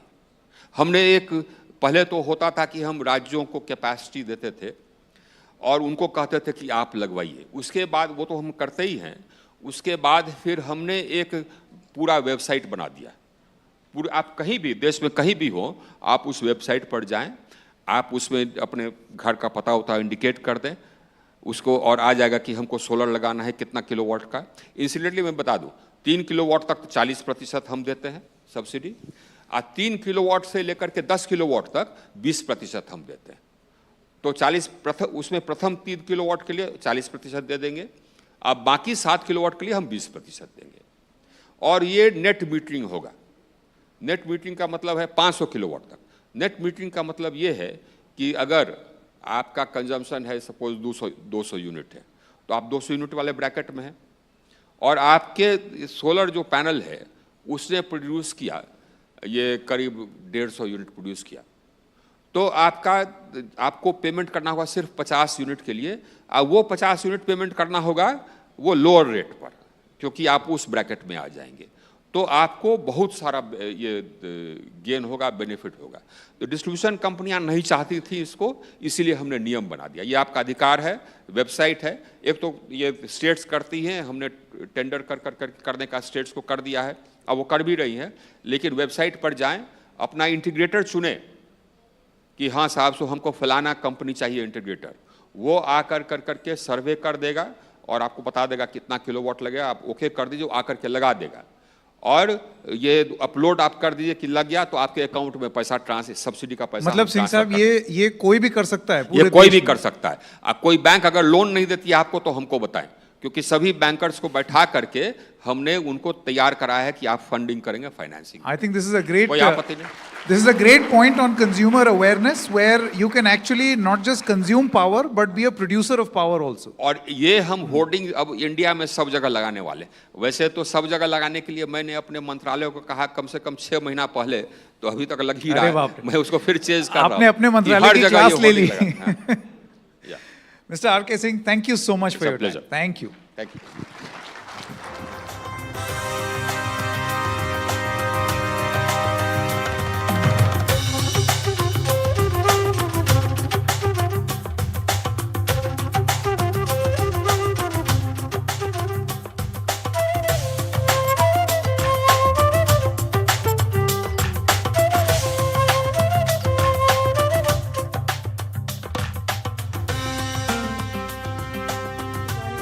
NDTV Conclave. And now we count down to the big G20 summit in the national capital. In about 2 weeks from now, 20 global powerhouses will gather here in the national capital, including the United States, China, Russia, Japan, and the United Kingdom. These countries aren't always on the same page together, but it'll be a challenge as they'll all come together under the same roof here in Delhi in 2 weeks. Today, we made an attempt to demystify and to decode these complexities surrounding the G20 summit. With this, we come to an end of this mega NDTV conclave. I'm pleased to say that NDTV's G20 conclave has truly been a mega success with the participation of top ministers, officials, global voices. And this really wouldn't have been possible without all of you. I take a moment from all of us at NDTV. I thank all of you for your time and for your patience throughout the day. I also thank all our guests who joined us for these insightful conversations. It was truly an honor to host these conversations. I'd also like to take a moment to give out my special thanks from all of us at NDTV to our sponsors, Dr. Ortho for co-sponsoring the conclave, and Golden Grand and Allstone for co-powering the conclave. We also thank our state partner, the UP government, and we hope these conversations that we had on the conclave today with the top voices behind India's G20 presidency serve as food for thought as they set the tone for what India can achieve from the G20 summit and what it can give back to the world. Thanks very much, ladies and gentlemen. Have a great evening.